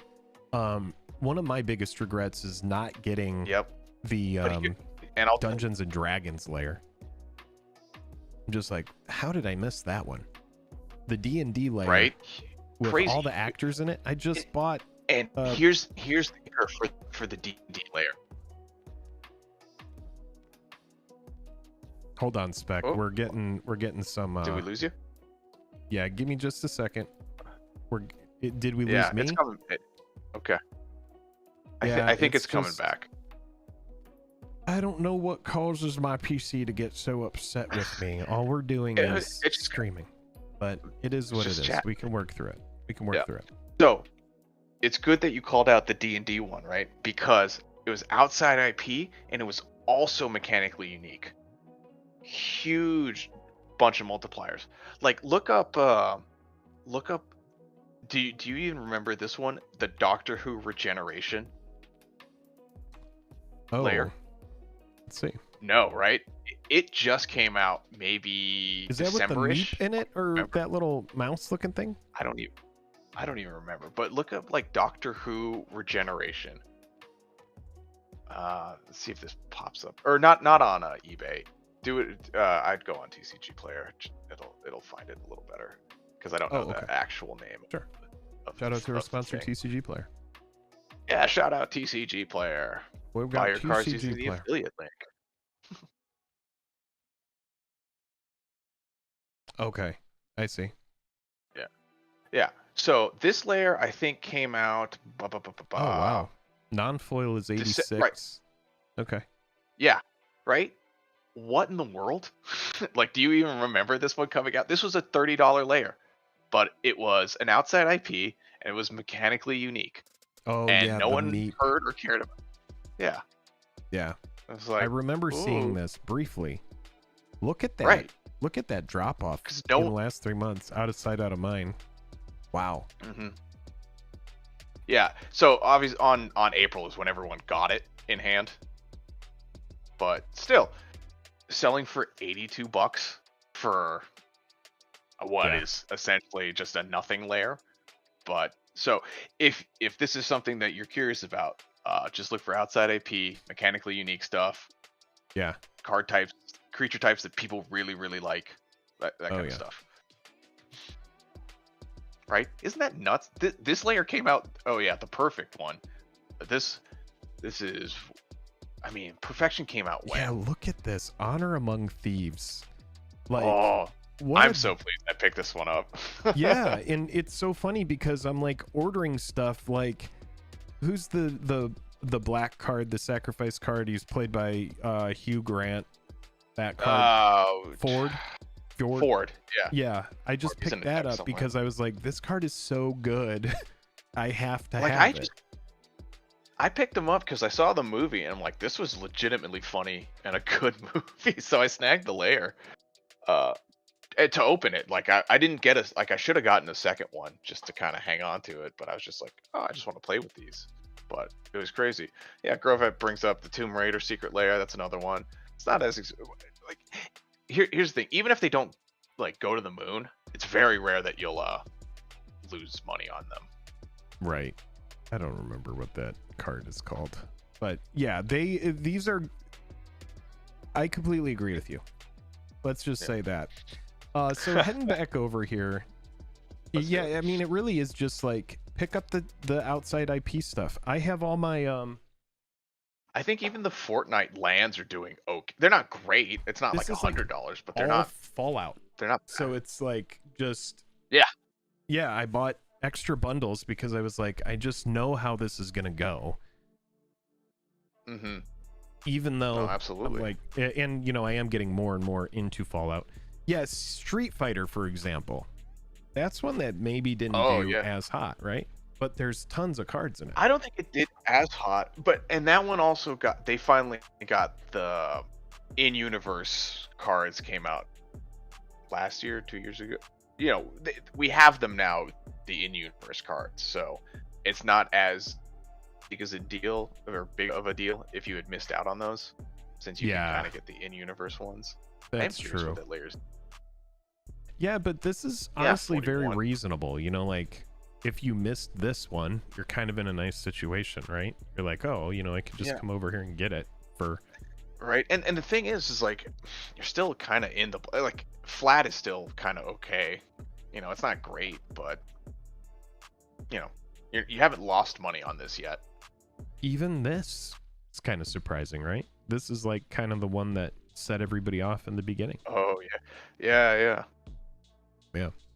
All right, so anyway, looking at our final moments here, none of them really insanely speaking to me as far as like I must buy this for cash. If you are looking for like I want to break even at least, then the April Fool's one is probably the way to go. But yeah, let's talk about this. Which ones are you getting? Where are you at on this? So I am on the fence with the April Fool's one. Here, let's go to our slideshow. We'll just go through from the top. Oh yeah, that's a good idea. Here we go. Starting here.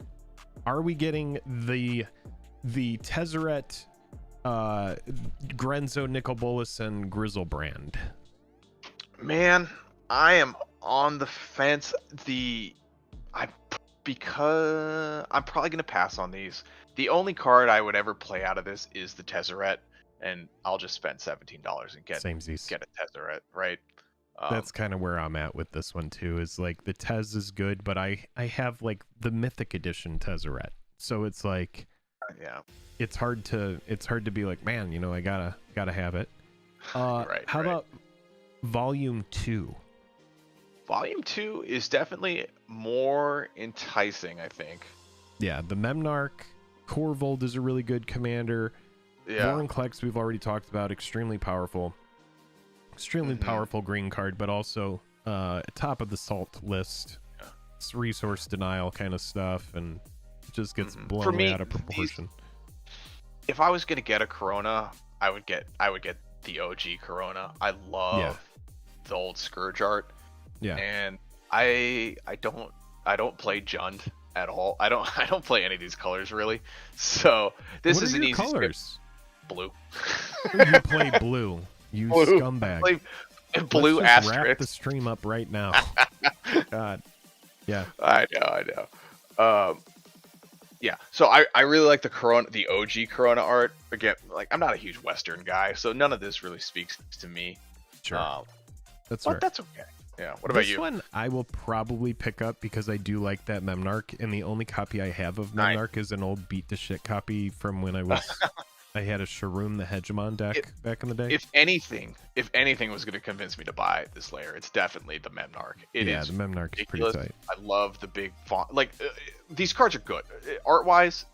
I think there's like, while they may not be my thing, I can certainly appreciate what they've done with these. I think they're great in that sense. They're just not my taste. Yeah. So first two that we've looked, pass from you is what I'm hearing. Yeah. And your pass and snag 50% on this one. Yeah. Okay. I mean, Corvold, good card. There's some fun stuff in here. And it's a foil Corvold. That's something. I mean, it's like a top 10 commander, right? Yeah. Now this. Well, that might drive it. This I'm picking up. I don't listen to Hatsune Miku. I don't do anything with Hatsune Miku. All these cards are not that good. I mean, they're okay. Like Azusa's great, Chandra's great, but they're not like high value cards. But yeah, I'll snag this and hold on to it. This is we've talked about, Foil Quest, for example, briefly, and that anime multiplier is something that we talk about all the time. Is just like, look at the Rhystic study, the confetti foil, look at, what they did with the Enchanting Tales and in Wilds of Eldraine. So there's, what started, I guess, in War of the Spark with, the Planeswalkers and their variants back then has kind of carried over to present day. And now we see this sometimes in these sets where a card will have a few different versions, but then there's an ultra rare version that is like this different art that's like an anime style art, and those oftentimes have a huge premium. When we talk about the Ristic Study, for example, you have the regular version art, then you have the Enchanting Tales. Like, there's so many different here. Let's just rather than even the there's a lot of Ristic Study. Yeah, give me just a second here. I mean, I got the Ristic Study, the League of Legends one, just because I needed a Ristic Study. And it's, you know, the thing about Ristic Study is just one of those cards that like never goes down despite the reprints they put on it. All right, so Enchanting Tales frame. Okay, you get this. This one's already sweet, right? But then you have this one, which is like, they're all good. Oh yeah, they're all good. They're all great. But they're all good. Yeah. I mean, I even love this one right here. I'm like, I have no issue with this. This card's great. I think even if you're not an anime fan, it's still like a good looking card. Like, it makes sense. It looks like the old Ristic Study. Like, it makes sense. Like, yeah, it's not like the Smothering Tide, which I know people were kind of contentious about. And they're like, oh, what is even the treasures in here or whatever? Like, it's fine. You're talking about this one looks like Ristic Study. This could have been a Trouble in Pairs, couldn't it? Anything could be a Trouble in Pairs. It just depended what that artist wanted to steal. No, but this right here, if this had been Trouble in Pairs, I would completely believe. I'm like, oh, okay, correct. You know, yeah. But and then oh, they don't have the this one, which is like they just print like the one in Masters, right, with the hand and the gold, like that spoke Smothering Tide to me. Yes. Man, I got that Secret Lair Massacre girl, and she is gorgeous. So folks, not that one, yeah.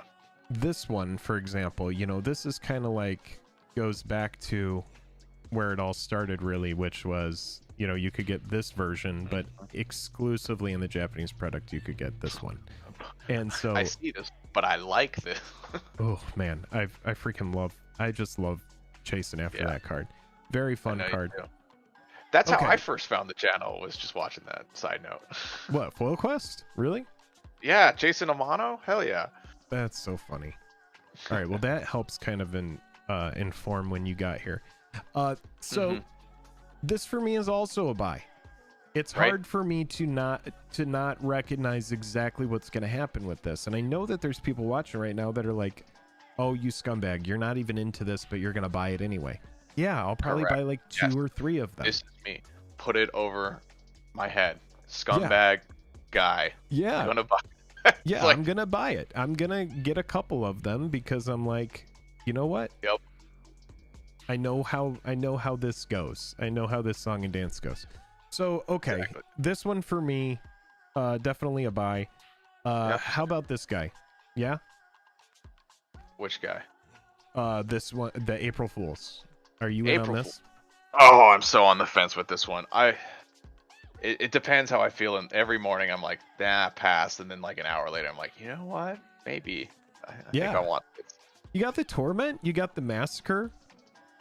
Ruination, destroy all non-basic lands. What a mean card. I would buy this for Torment, and I would actually put this Doomblade in a deck. I don't care that it's not optimal. Sure. I'm gonna put it. I'm gonna double sleeve it, get it super well protected, so I can just flick it at people, make a dumb face, and say, "I guess it dies to Doomblade," and then get punched at my LGS. But I don't care. There you go. Yes. Yeah. Okay, so you are probably getting this one. That's what that I do think it. The salt that it induces is just top tier for me. I love how upset folks get. How about this one? What about you? What about you? Are you a meme? I'm gonna get a copy of it. You're gonna get a copy of it. I like the Torment. I know that there's gonna be people that want that Torment. I want the Torment as well. I only have like 1 or 2 copies of Torment, so I could use another copy of Torment. It's one of those cards that makes it into a ton of black decks, so it's hard to pass. Yeah, exactly. It's just one of the high value, can go kind of anywhere. Yeah. You know, you don't need to put it on 30 and win the game. You can put it on 6 and just like get ahead. You know. Right.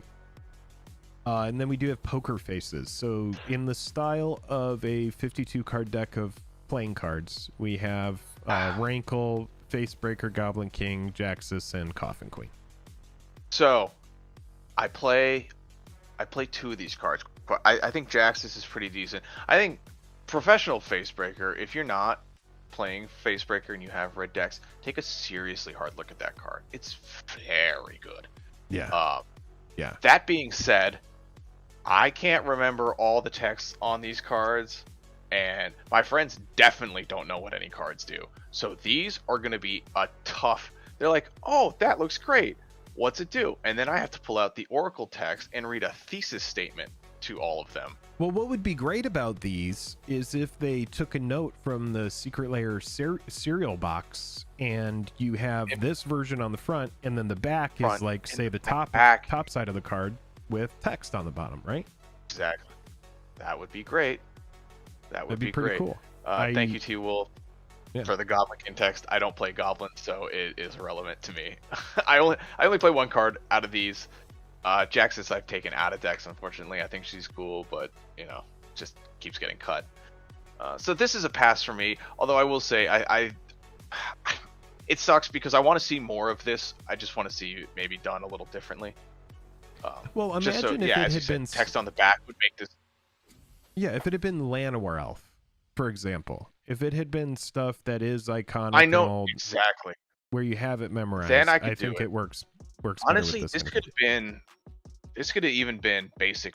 This could have been the basic land thing that we used to get, and I would have actually probably picked it up then, because I know what basic lands do. I'm not the dumbest human alive. Yeah, exactly. Right. Yeah, we could figure out what a basic land does. I could figure out a basic. Those already don't have text. I'm doing great. Right.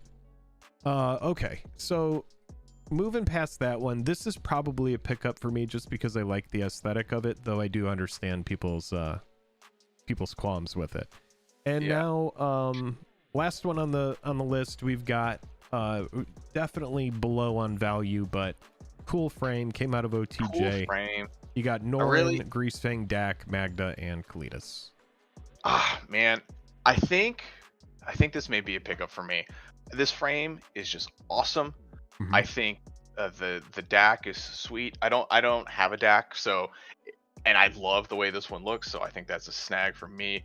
And we should find the Kalitas art. I think I'm overselling it maybe, but I think the Kalitas art goes so hard.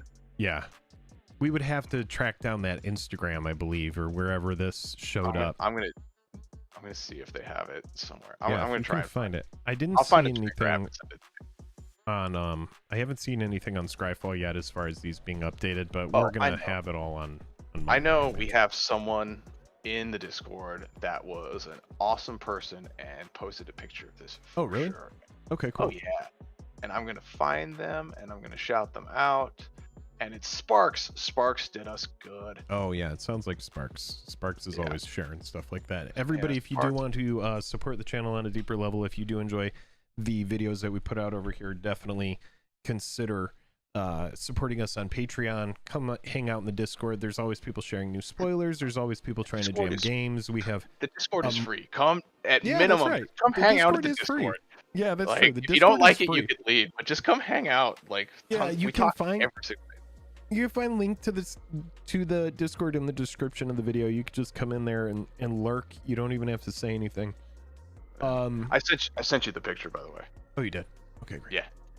So if you want to know why I'm buying this layer, I don't have a deck that has Kalitas in it. I've never even thought of putting Kalitas in a deck. This art is so good that I'm gonna try and just buy this and figure out a home for Kalitas. Yeah. So this is what we're looking at here. I do believe that it is a deck. I mean, ooh, that's pretty spooky.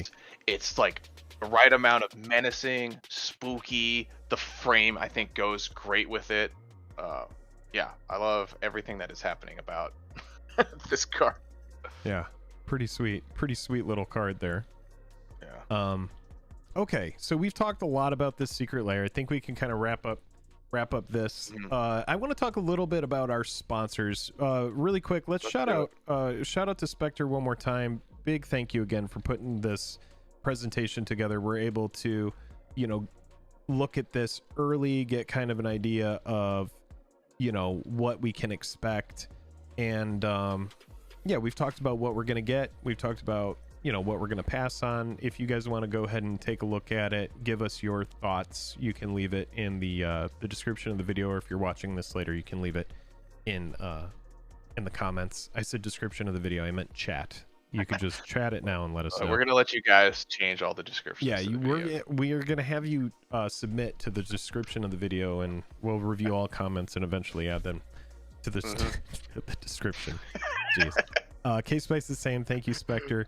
Yeah, let's get to 69 likes. We got 123 people watching. Let's get to 69 likes. That way we can finally start the stream. It's about 7 o'clock here. I do want to talk briefly about our sponsors, and then Spectre and I are going to look. We're going to spend less time, but we're going to briefly look at some of the prosperity frames and some of the stuff that came out of OTJ that is that should probably be on your radar. So let's talk about our sponsors really quick.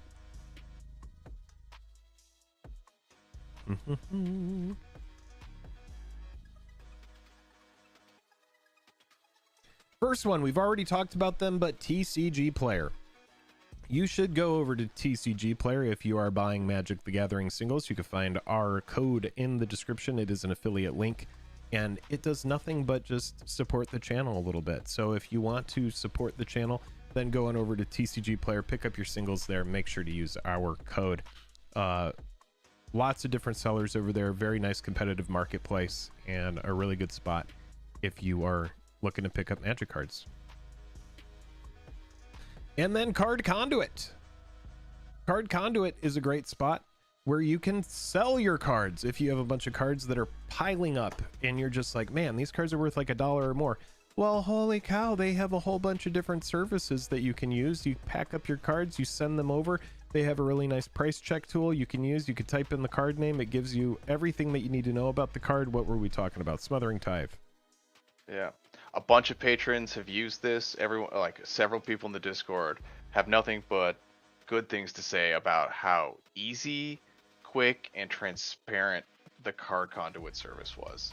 Yeah, super easy. You could see near mint price of the card right here. This is what Card Conduit is going to give you, $16.67. And then you and they tell you how much it's retailing for. There's no smoke and mirrors here. You know exactly what you're going to get. Yeah. So if you're like, man, you know, they're only giving me $16.67. Well, look at the retail price right here. It's $21.99, which means you can stick it in your binder and then try to trade it to somebody for a $22 value, $21 value. Or you can sell it online on eBay or wherever you want to sell the card and just get cash for the card, or take it to a different buy list and shop it around. But really, when it comes down to saving time, 17 versus a 22, not that big a difference. It's like a $5 difference just to save some time. And so you could type everything in, you know what you're going to get. You can also see with the different services what the price of the card is going to be. So if you're in the sorted service, you're going to get more money because you're saving Card Conduit time, right? You're doing some of the pre-work so that you get a little bit more money back. Definitely check out Card Conduit. Again, you can find links to all of our sponsors in the description of the video. And then we also have Drip Shop, which is been super fun. Yeah, this has been a really good time. Yeah. So Drip Shop is a online marketplace where you could go and interact with people that are selling, giving away cards. We give a ton of stuff away over on Drip. You can use our code. When you do, you're going to get a sign up bonus. You can use that money to come over, join one of our streams, and then you're able to get a bunch of free packs. This next stream, we're going to be giving away Modern Horizons packs. We've got boxes of Modern Horizons 2 collector boosters that we're giving away. We're giving away a whole box of Modern Horizons 1. So make sure that you are signed up for the, or not signed up, but go over there, RSVP to that. We'll have the, or actually you can't RSVP yet because we need to actually make that stream, but that's going to be in the next couple weeks. So make sure that you're ready for that. Stick around. We do, yeah, exactly. And then we do have Dragon Shield as well. Right. I mean, I know we said earlier that free tendies don't exist, but the drip stuff is basically free tendies. The Drip Shop, somebody is paying for those packs. It isn't us. It is Drip. And And we pass those savings along to you. Yeah, we're passing it on. So there is no such thing as a free lunch, but for somebody in that stream, there will be a free lunch. So yeah, and then obviously Dragon Shields. We've been using Dragon Shield a very long time. We love their sleeves. We love their products. And if it ain't broke, don't fix it. We've been using Dragon Shield. They just had their 25-year anniversary, so big shout out to Dragon Shield. And then, if you join the Patreon at the $10 level, there's some custom JAJAM Dragon sleeves. You'll get a code for a free set of Dragon Shield sleeves. You just have to pay the shipping for them. And actually, that tier is a $9 tier now. That was a $10 tier, but now it is a $9 tier. Yeah. Wow. And I think to do custom art like that, it's like $25 off. So, I mean, you don't get to pick. You just get to get some sweet JAJAM sleeves. They look pretty cool. Yeah. We had Gold Sabertooth do the art on them, and they just look so good. Big fan. And then MTG Stocks. This is where you can go to track the price of your cards. We really, really recommend MTG Stocks if you're trying to track like highs and lows. We use this service all the time. If I were to look at a card like, let's see here.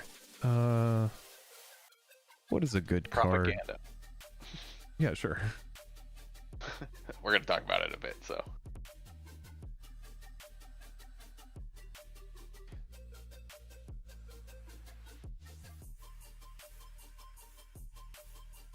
Oh, yeah, wow. It gets a lot of reprints. It does. Here, actually, I'm trying to think of what was a card that you're just going to see a ton of volatility on the chart. Unwinding Clock has a decent spike somewhere. What else? There's so many cards that just Norin. Let's look up Norin. Let's look Norin. Here, this one's good. Because that's when so Shorikai came out with the Neo precons, and it's a very good card in that deck. And then you get the reprint though in Brothers War sends it into the dirt. Yep. So for example, if you were using this site, if you're using MTG Stocks, you would have been like, wow, what's going on with my Unwinding Clock? And then you can come down here, you can actually use this scroll bar to see when things popped off, what sent it, and you're like, wow, something happened in Neo, exactly like Spec is talking about. And sends the price, and then you get an announcement of a reprint, and it goes back down. So you would be really happy if you sold your Unwinding Clock at 30 and you bought it back at $4 or $5 a few months later. Yeah. Or you could be like me and bought a Shorikai deck and spent $20 on it and cried a little. You're like, oh man, what happened? Yeah. Whoops. And then finally Moxfield as well. Moxfield is where we go to organize our decks. So yeah, shout out to all of our sponsors. We just talked about all of them: Card Conduit, TCG Player, Drip, MTG Stocks, Dragon Shield, and Moxfield. Thank you so much to all of them. And then obviously a big thank you to all of our patrons that help power the channel through Patreon using money. That is always extremely helpful as well. So we do appreciate that so much. It really does go a long way in helping us out so that we can do this full time. So let's head over to Scryfall, because I feel like it is time for us to talk about cards that are hitting all-time lows, kind of like we were just talking about on MTG Stocks. Yeah, let's do it. So thank you again for that amazing Secret Lair breakdown. I'll go ahead and put links to that stuff in the description of the video. I'm going to close those tabs for now just to take some pressure off the PC. I don't know if it's causing any, but you never know. Let's do it. All right. So you want to start with Prosperity? Yeah, let's do the Prosperity frame. What is the syntax for this? Holy cow. It's going to be... it is click on the Scryfall home, and I'm pretty sure it's still in the top couple searches. Oh, breaking news in I know in full. It's yeah, and yeah. It's just right there. Cool. So yeah, go yeah. We don't need to do OTJ, right? We're gonna do the breaking news, right? Yeah, but I think it's all the way down here. Oh, it's in the breaking. It's in the breaking. It's in the big square. I guess it'd be here too. Oh, is it? Nope. Oh no, you're right. Yeah. It's the breaking news one. All right, folks, we're going to talk about the breaking news frame here. This is a oh, you know what? I actually want to record this segment, so yeah, not these. The next one. Yeah. Hit the next page. It should be, yeah. Here we go. So this frame. All right. These are cards that are in Outlaws of Thunder Junction. You know what? My PC is mad at me for trying to record a video, so I'm just going to turn off the recording, and the stream will just exist as this. Sorry, everybody. Okay, my computer just gets so mad at me for trying to do anything. You're just scrolling a little too quick. Oh yeah. Okay, so this frame right here is part of, we got Mind Break Trap, Mana Drain, lots of cards that appear in this frame. It's a set within a set, and a lot of these cards are good cards that have kind of hit all-time lows. There are people that aren't super into this frame. There are some people that really like it a lot, and for the people that don't like it, I'll just say the demand isn't as high as other variants. Yeah, I think that is fair assessment. Yeah. Matt is saying ugly frames, cheap prices. Yeah, I mean, that's definitely an opinion. No one's gonna fight you on your opinion there. This is the Walmart bonus sheet. It is like the Walmart bonus sheet. You got Force of Vigor in this frame that's like $6 versus the list version or the MH1 version or the MH2 version, which is a significant amount more. Obviously this card got hit with a discount, but a $4 difference is a $4 difference. Yeah, right, especially when you have to run, if you're running 3 in your sideboard or whatever. Yeah, like $4 adds up. You can spend that $12 on an Arid Mesa or whatever. Yeah. So Spectre, did you have anyone's particular that you wanted to talk about? From this one, I think the call-outs are going to be the one that you just showed. Yeah, Force. Obviously, Force was great. I think what was it? I think we just scrolled past it. Oh, sure. Yeah. What was it? Not Oko is extremely cheap, but I know Oko is... Yeah, Oko is super cheap now. Then I would say, I think it was the Mana Drain. I think it came down a little bit, not huge, but doing that. I think there was a Unlicensed Horse, 69 cents in this frame. Right? 69-cent card. And this used to be a $10 card. I mean, this was the premium Graveyard Hate for Pioneer for a while. 82 cents. Let's 82 go. 82 cents right? versus the $21 Mercadian Masks version. Like, that's amazing. If that's insane. You need a Dust Bowl. Yeah. But now these are all the textured foils, so we won't talk much about those. But yeah, even I think Mindslaver is down a bunch. Yeah. Mindslaver, God, I got to play that card in limited, and it's amazing. Yeah, I mean, 65 cents versus, it was just the regular frame, which is $4. So we're talking about less than 25% of this price, like way less. We're talking about like I mean, even some of the cards that are only maybe it was a $5 card. Like, you don't have to spend the $5 anymore. Like some of these things, which were like, maybe not staples, but you're just kind of like, I don't want to pay $7. I don't want to pay $8 for it. Now you don't have to. Or excuse me, Oko. Freaking huge. $5 card versus the $11 version. This is half the price. This is half the price. If you can stomach the frame, which I don't think it's that bad, you get 50% off all your cards. Yeah. Fractured Identity, not really a card. Detention Sphere. Buried in the Garden. Here, Anguished Unmaking. Oh, but it just got Fallout, so yeah, I mean that it just makes got sense. Fallout, so that one came down a little bit, but it's still cheap. Like, yeah, you know, it won't hurt. Yeah, as we get back up into Infestation. Here we go. Yeah, This is a really good example for like 57 cents versus the $7 version. It's like, what? Is there even a choice? Like, yeah.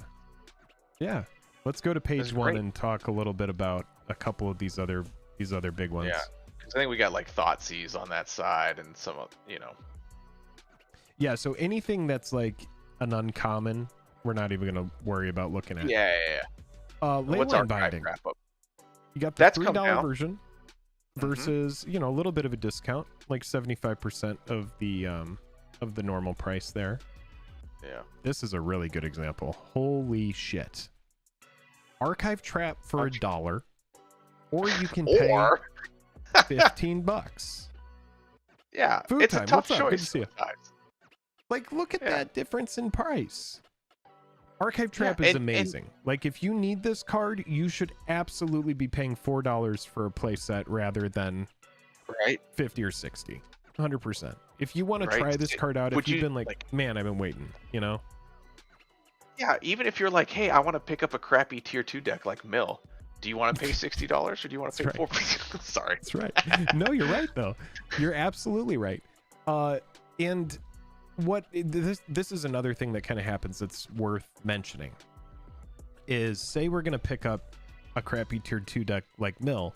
Feels a lot better to pay $5 for the Archive Traps than it does to pay $60 and then get absolutely wrecked. The other thing as well is this ends up driving the price of the OG version down a little bit as well. So if you want to get the World Wake foil Archive Trap, then the foil price of that has actually been driven down. It's something that I've been looking at because I was like, man, you know, that first foil Archive Trap that I purchased was like $30. Now we're looking at, you know, $10 to $15 foils that are the OG art. Right, these are huge. And I will say, I understand the people that don't really like this frame, but I will say, surprisingly, a lot of the art goes pretty hard for these frames. The aesthetic is really cool. If you love this, then it's a double whammy, right? I mean, if you can get an Archmage's Charm for 53 cents instead of $5, that seems really, really, really, really good. It's true, really Big Tonka. I am not Joel. These will get soaked up. Yeah, that is not Joel. This is Spectre. For anybody who's just now joining, Spectre's with us tonight. Spectre's a longtime friend of the channel, and for a year. He's been here for exactly 1 year. No, he's a longtime friend of the channel, and he does a lot of our breakdowns of Secret Lair products and stuff like that. So he's joining us while Joel's out of town. Oh, he knows who I am. Yeah. Oh, the numbers guy. That's right. Yeah. The numbers, man. I got to play 2 Essence Captures in a sealed, and it was just fantastic. This card hits really hard in limited. What's the mana drain at? I'm curious because I would like to pick up a second. You got there are a lot of mana drains. That is the issue with this card. You don't have a huge difference in price. $13 is still a difference. I mean, honestly, $13 off mana drain is pretty solid. Yeah. Like it's the best counter spell in Commander. If you're playing, it's pretty massive. 2 mana counter spells, right? Like I don't need to get into the whole CDH. Like this versus something like a Swan Song. You don't really need to. We don't need to jump into. I understand the nuance behind it. Don't come for me, please. Yeah. No. Mana drain in a big battle cruiser kind of pod is going to be huge, right? If you like mana hungry spells, then mana drain is a card for you. It's a blue ramp spell. It is a blue ramp spell. You're absolutely right. $30 for mana drain. This is probably the cheapest I've ever seen mana drain. Maybe we dip below 30 during Iconic. Let's check our sponsor, MTG Stocks. See where we're at with mana drain. I guess we could. Yeah, let's do it. I am actually curious though. I am too.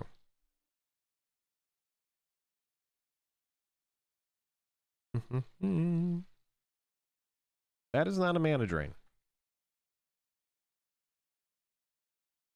Oh, that's still a clock. Wow, look at that. Are we at lows? Not all the time, but it's the lowest it's ever been in recent history in the last 4 years. Let's look at Iconic. This card 1,000,000% drove this entire set's hype. Iconic Masters was nicknamed Ironic Masters because a bunch of the cards that were supposed to be iconic were actually just bulk, like any other set. But Mana Drain was the big hit here. It was the first time that it had gotten a reprint, and so a ton of people went crazy for it. And now, in the age of reprints, it's been driven down, and we're at a very, very reasonable price. If you're somebody who is trying to mitigate their risk, this is why MTG Stocks is good. You can go look at the historical price data of the card, and you can kind of compare it. You know, Price Memory has this card for me as like $100 card, but I have to remind myself it's been reprinted so much that at this point it's just a reasonably priced card. And some of you might be like, man, it's so expensive still, but it's honestly pretty reasonable. I mean, for what it does, right? I mean, it's the only counterspell that kind of does this. All the other counterspells with upside are like 5 mana, right? So right, precisely. Let's go back over here. Let's keep going. We got Mindbreak Trap. Saw a bit of a correction, to say the least. There were some people that fought us on us saying this card was going to go sub 20, but I'm looking at it at $19.49. That's what Niche does. An old niche card that not a lot of people need. I know CDH players want it. I know it's a legacy card as well, but you know, not a lot of demand. Let's just say that. Spectre specking. Walter, I don't know what that means, but I'll take it. Wolfsbane saying surgical extraction 50 cents. Yeah, we'll get to it. You got the overwhelming forces, 86 cents versus whatever you want to. I mean, just like. Yeah, I mean, look, as far as a 8-mana wipe goes, this is pretty good. Yeah, right? I mean, you have $38. Now, granted, some of the this is a judge, this is a textured. But if you just want to look at P3K, I mean, that's scarce. There's a lot to be said about the overwhelming forces here. It's like when you give something an earnest reprint, you get to see its real price. Yeah, the Imp Seal correction. Breaking News Reanimate. Right? This is pretty good too. This is great. Sub 5. Sub 5. Best. I mean, is there a better reanimation spell? I don't think so. No. Right? No. Oh, this is it. This is surgical. How often can you say, hey, the best ever effect is a $5 card? Of all Magic. Like, that's great. Yeah. Surgical extraction as well. There's no card that really does what surgical does. If you want this effect, surgical extraction is the choice because you're able to play that extremely flexible cost. Let me explain like one situation. I will sometimes play this cost if I'm trying to get around a spell pierce. Say I have 2 mana up, I'm going to play the surgical cost so that I have that 2 mana so that I can float that mana if I need to get this around, something like that. That flexibility goes a long way. And yeah, it's an 81-cent card. This used to be extremely expensive. Oh, very big effect. Surgical was huge, yeah. Here, this is a fun one to type in. That's not you. Is that Joel typing? That is Joel typing, yeah. No. Look at that. Yeah. This is what you call low risk. Insane. Look at it.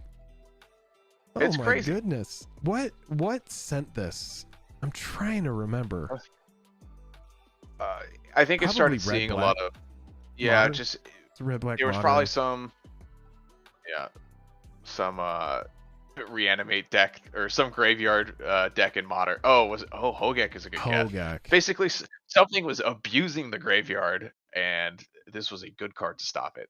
it still is a good card to stop. Like, if there's graveyard in the meta, like right now in Modern, Goryo's Vengeance, the Reanimator deck is huge right now. So we're seeing a lot of decks run Surgical just to play it, even if they're not in black. Because you don't need to be in black. You just need to be in life, which is, Magic. Right, right. So this, for me, love to look at this kind of historical data. If you had Surgicals and you held through this, looking at myself. Whoops. Yeah, don't look at me that hard. Okay, it's cool. The OG art's still cool. I'm just kind of annoyed because I'm like, man, even let's look at the Modern Masters 2015 version, which is the worst card stock. Even it was up there. And so this is a card that used to be like a pack hit. I remember being at that event in 2015. And I remember doing side events, and someone passed me a foil Surgical Extraction, and it literally derailed my draft. I just took it because I was like, well, there's no way I'm gonna pass $50 in value or whatever. The good old foil Tarmogoyf. Yeah, exactly. And this came out all the way back here, and it was much it wasn't really a big deal, but now it's like, Surgical has gone through its big price spike. It's gone through its correction. Here it is again, having, a resurgence in price, and now it's been reprinted again, and here it will sit. So yeah, Surgical Extraction, whoever shouted that out. Yeah, very good, very good example. Everybody say hey to Joel. Joel's hanging out there. You can see Joel typing on the main account if you want to say hi to Joel. Hello, Joel, I'm in your square. John says, no, Jake. Yeah, I should have sold all my Surgicals. I'd be getting them back now going, wow, I'm really happy I got rid of my playset of Surgical Extractions for $200 and something. And, it's the same thing with Bauble. Mishra's Bauble, completely off topic, but this was, I bought Bauble because I had just gotten into Prowess and Darcy was printed, so I bought Bauble at I think I paid like $10 a Bauble or something. And now it's 20. Don't look. It was tough. It's tough seeing this price. I bought Baubles at like $20 for a playset, and I sold the whole playset of Baubles. I was playing a Jund Death Shadow deck that ran it with obviously Death Shadow, Tarmogoyf. It had Baubles, and it had that tribal sorcery. I forget what it's called, the red tribal sorcery. But I remember selling off those Baubles. Tribal Flames, or it might be Tribal Flames. It's like a goblin. It's got goblins on it. It might be that. But I remember selling the whole Tarfire. That's it. It's Tarfire. Thank you. Yeah, and I remember selling my Baubles because I was like, God, my whole playset of Baubles is worth, $160. And so I sold them all off. And now you look at, look at the card now is like a $2 card, if that. Yeah, I bought that second spike there right when MH2 was happening. That's when I bought mine. So, real thrilled about it. And now I have like 12 of them. Yeah, nothing. I know, right? Yeah, there's like foil ones, there's retro versions, all that stuff. I bought all the retro art. I completed the retro artifact set. I thought they looked great. So same. I snagged all of those. Brothers War had some really nice cards that came out. I agree. Thoughtseize. $7.63 with the shit. Yeah. You do have the Double Masters version. Thoughtseize is one of those cards that has been reprinted a lot. I mean, yeah, Thoughtseize is one of those cards that sees play everywhere, and it's a 4 of in the decks that play it, basically. Yeah. So yeah, it's been tough to ignore. Yeah, it's like, how do you ignore Thoughtseize if you don't have a playset of these? Just it's one of those cards that's just like it's the best at what it does. It is the best at what it does, unless you're playing against Burn, in which case you really want to side that shit out as soon as possible.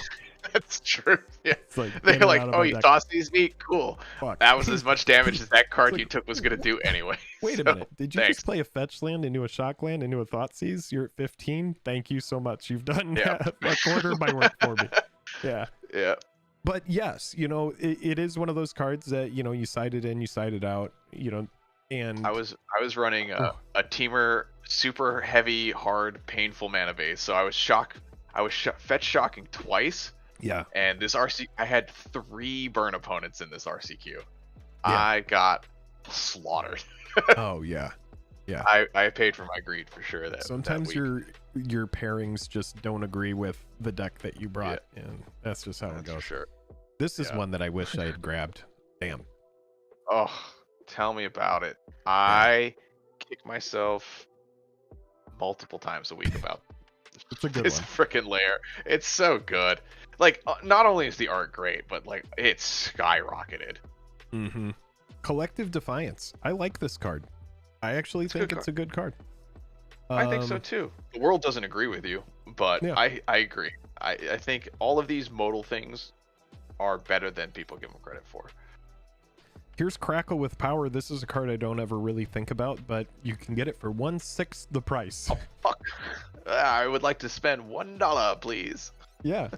Electro That's great. 18 cents versus the $3 version. Sure. Why not? Yeah. Nice little fireball that comes with cheating something onto the... I didn't even know the Fling was reprinted in this too. That art looks great. Yeah. Skull Crack. The flaming skull thing. And then, yeah, like we said, if it's something that's an uncommon or was printed at an uncommon in the past, it's going to have less of a price. We already talked about Force of Vigor, Pest Infestation. I think we got all the green ones. Yeah, Bedevil. Stuff like Cruel Ultimatum, not a lot of value on that as it is. Not really seeing anything else that we really need to touch on here. You could see the difference in the Oko. We already talked about that. I really like the the detention sphere art though. Contagion Engine is a really good example. This is a card that is like a must-have if you're running a proliferate kind of strategy. And here it is for $4. Impossible to buy it because it's like it's not one of those cards that like goes in every deck, right? So you have to have it's your one proliferate deck, and you're like, oh, I got to spend $20 on a piece, just one of 99 cards for it. No, now you can spend $5. Mm-hmm. I really do like the textured frame break versus the normal version, but you got to get really lucky to get it. But you get to see kind of like the whole style of the art and everything that's going on there, which is lost in this. Whoever designed the briefs for these arts, I think they nailed it. Like the design, they're like, look, we want kind of like a cell shaded thing. Yeah, like it really on point. I think everyone nailed it for this, which is such a shame because I really dislike this frame. Yeah. Oh, so you're not a big fan of the breaking news frame? I like the art itself. The art itself is really good. I think the frame itself is okay. the fact that it says prosperity on the top of it instead of the card name, I really dislike that. Just because it's weird. It's kind of weird. Like it's not something that like I'm gonna get upset and write angry letters to WotC about, but it's just like, I get the direction of it, like calling it prosperity, because it's like you're pulling something prosperous, you're pulling something that's supposed to be, like a blingin' kind of like thing. Like I get it, but if it's turn 8 and we're on game 3 of Commander and it's been 4 hours and I'm like, I gotta read this upside down, I'm gonna have to look a bunch of extra times. Yeah, that's fair. That's fair. But yeah, Contagion Engine, fraction of the price. Oh, look at what I did here. Now I'm hitting back forever. There we go. Mindslaver, Grindstone. Jeez, $239 versus, it's a fraction of the price of the World Championship version. Yeah. Right, which is like not even playable. You can't even play this technically. It's like fucking insanely different. Holy shit. You have all these versions and this is the cheapest one. I really like that they put a bunch of niche cards in this. So if for some reason you needed these things, this is such a great pickup for you. And even if it's not, it should help pull some of this stuff down a little bit. Yeah. So I think they crushed it with this. They pick good cards. The art is sick. The only thing I don't like is prosperity and the frame. The frame itself is okay, but yeah. I mean, the frame is like, it's the most wallet friendly frame that exists. Right? And there's a lot to love about that. namely the rest of the dollars in my pocket. Yeah, I think Dust Bowl's the best one. 77 cents versus the other next playable version, which is $21.68. So. Oh, jeez. Food time. I'm with you. I'm fine with the frame. Fine with it. Yeah, we live in the variant era, so I mean, you're allowed to like the frame. Yeah, do whatever you want. Yeah, it's great. Even if you don't, like, if you're a competitive player and you need 4 sets of Thoughtseize, or for some reason Archive Trap, this is huge for you. Like, you can actually go to an RCQ, and you're not out several $100s. It's great. 100%. 100%. You want to look at the Commander reprints? Oh yeah, sure. Do that. Cool. Let's look through that really quick. I don't know what the syntax for that is. It is OTC, I believe. So set : OTC. Is reprint? No, they actually have it broken out. I'm pretty sure. So you can just scroll down. So they have all the commanders here, and then at the bottom they'll have all the reprints. Oh, they do. No, there you go. Oh, am I going past them? No, you had them. That was it. Oh, I'm sorry. I'm a little behind. Oh, that's all good. Extended art. Yeah, so it's after the extended art. There should be all the reprints. Oh yeah, 266 cards. Okay, let's go through these quickly. Yeah, let's do it. Because it is a ton of cards. So if there.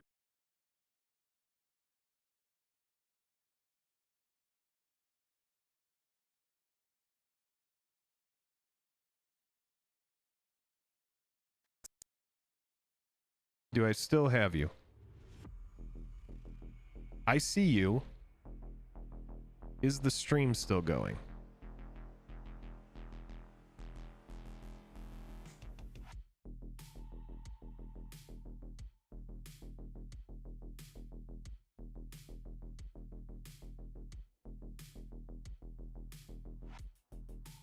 Did we lose the stream?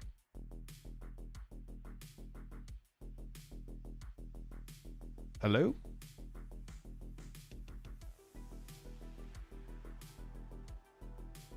Stream is back. I think we are good. Yeah, what it is, folks, is it's just the we can't hear spec.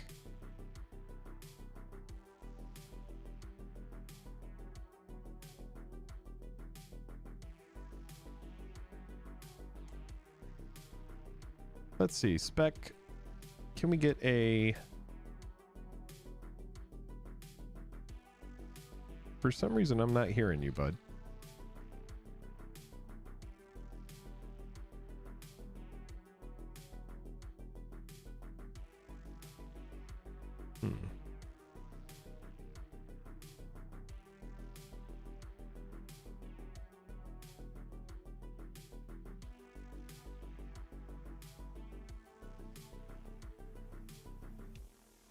Hello? Can you hear me? Yep, I can hear you now.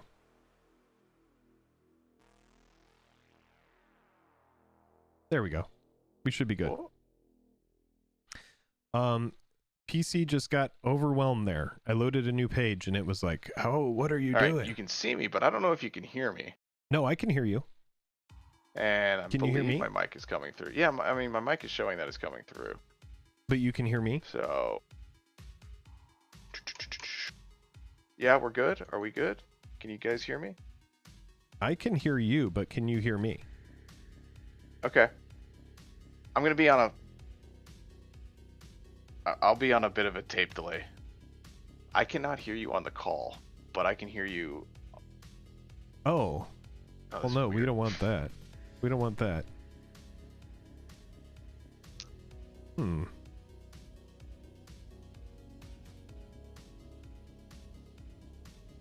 How about this? Can you hear me now? It'll just be like I'm talking to you from the future. No, that won't work. Can you hear me now? No. No. Hello? Test? Yeah. Yeah, I hear you. Oh, Jake needs to rejoin the call? Okay, yeah. Maybe Jake needs to rejoin the call. Oh, I'm sorry, Walter. No!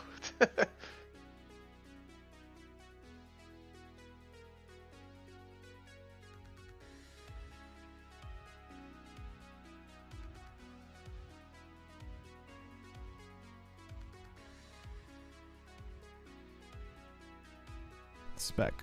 Can you hear me? There we go. Is that better? I can hear you now. Wonderful. Good deal. Yes. Haha. Right. Good deal. That was gonna be that was gonna be tough if that didn't work. Let's see, but I think we lost you. Now we have to. Oh, lost my video. Yeah.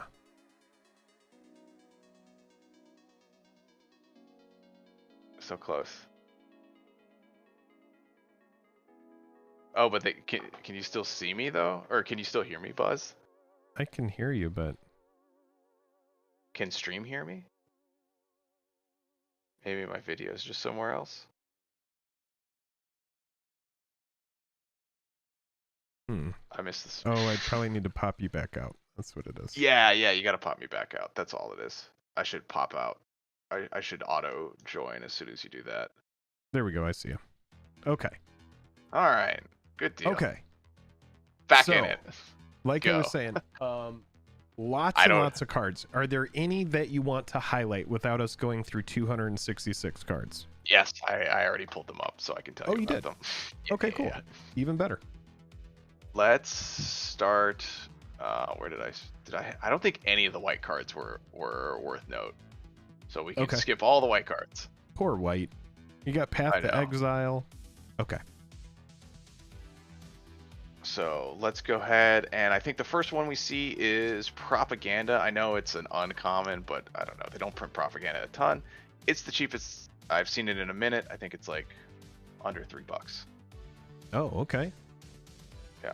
Which, you know, usually I think it's like a $5-6 card, so, you know, that's nice. Yeah, it has some Doctor Who printings. It just got the Fallout printing as well, probably helping to drive it down. Pongify. So yeah, Doctor Who's $4, but now it's under $3, so that helps.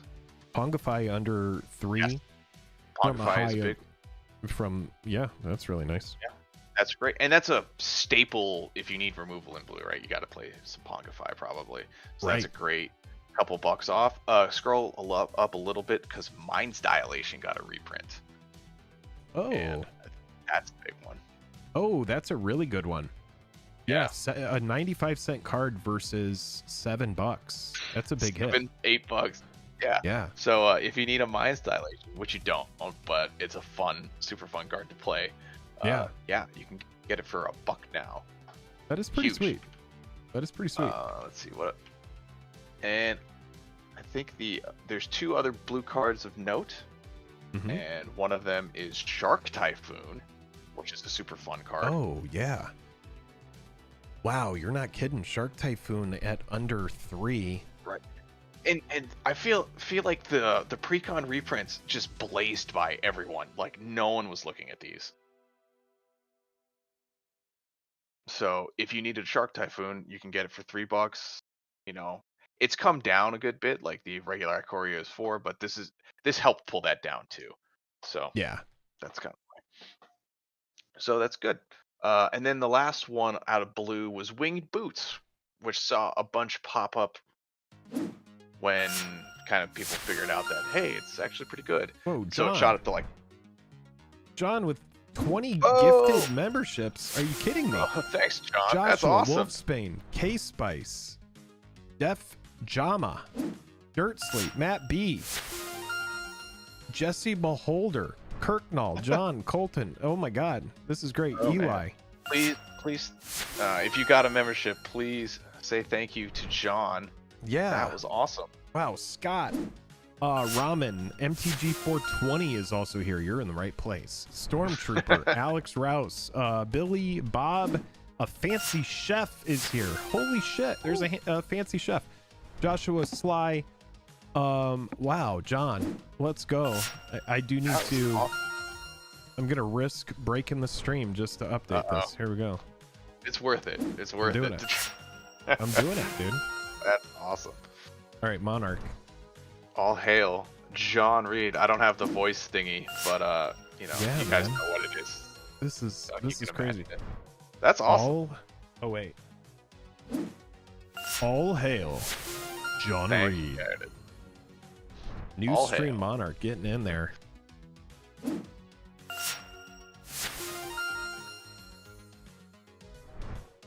John Reed, that converts to, I think, $60. So thank you so much. It means a whole heck of a ton.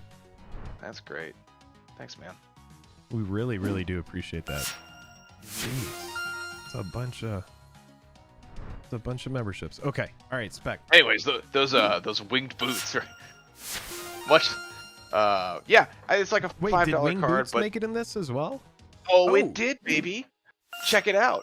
Oh, shit. Yeah.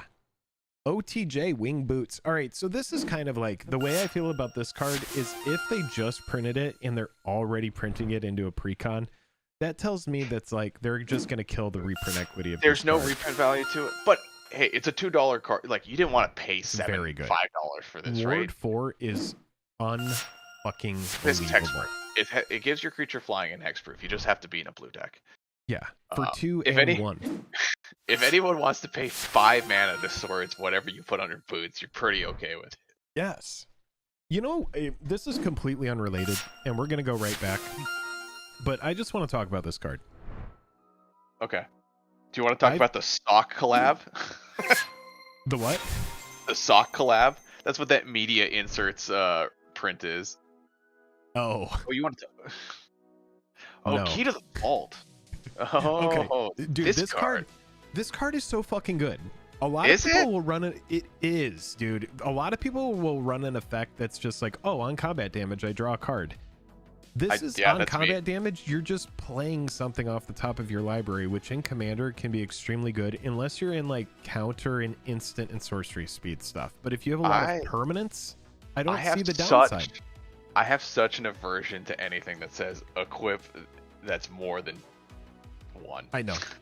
I know, but equip 3 is crazy. You're cheating insane stuff out. Yes. That's what's crazy about the card. If you're playing this in a deck that's got, I mean, I get that.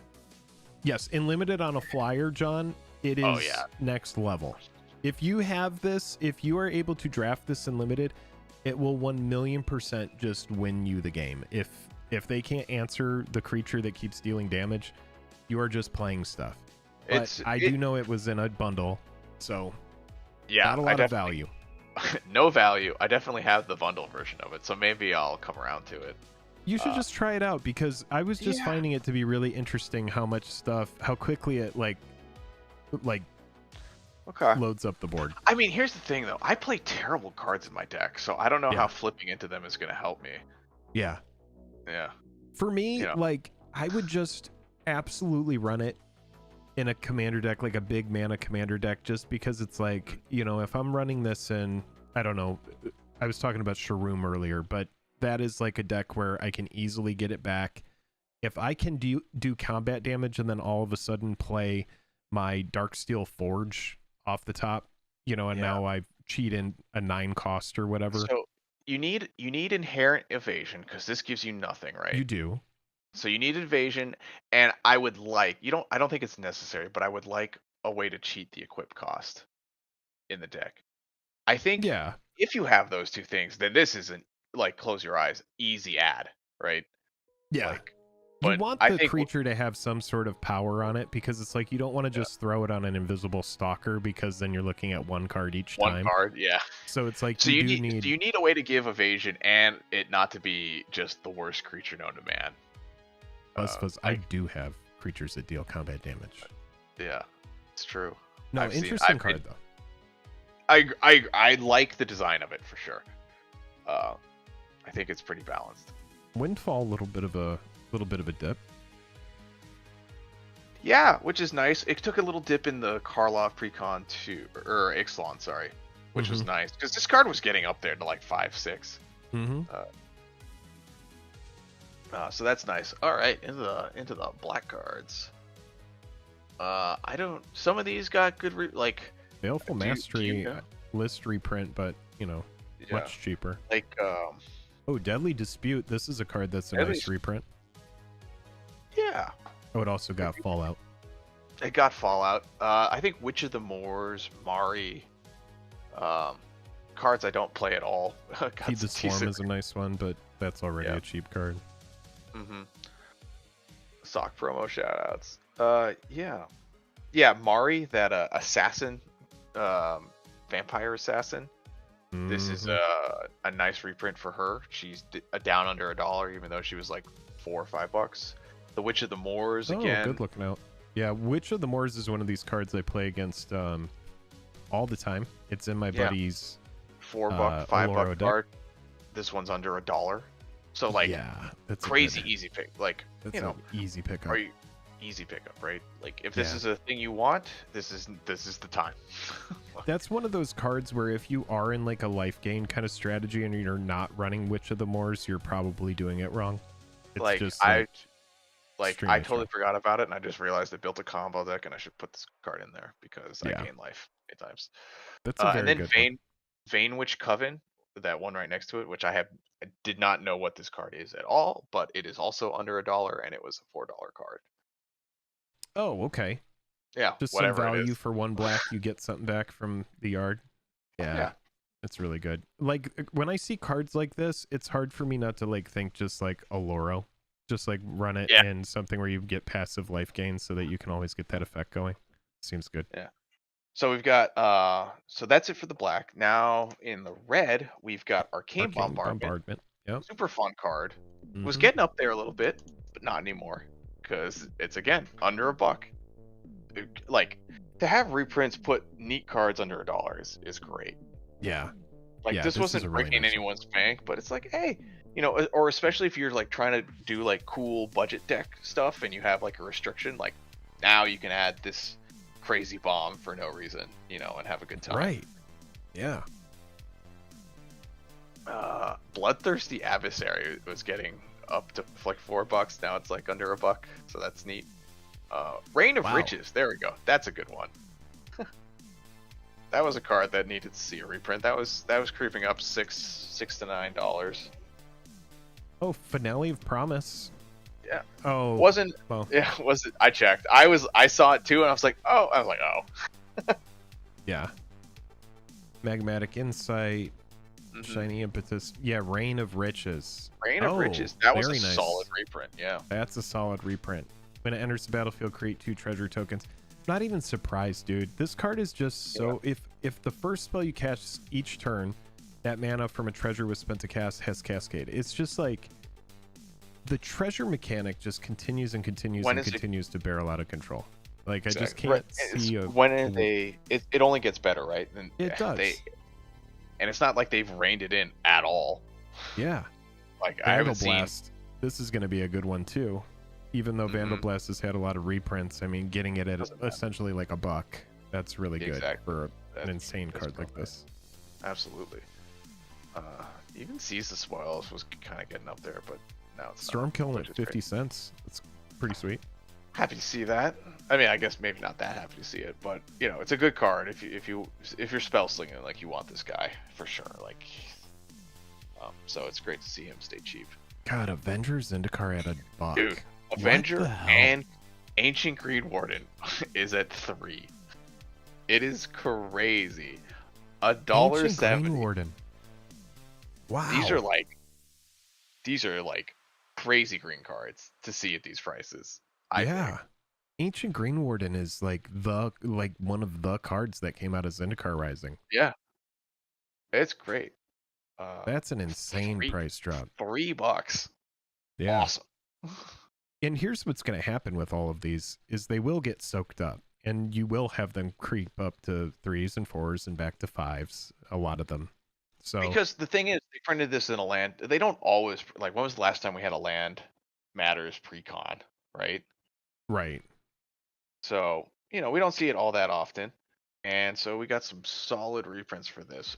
The Oracle of Moldiah, that was getting up there.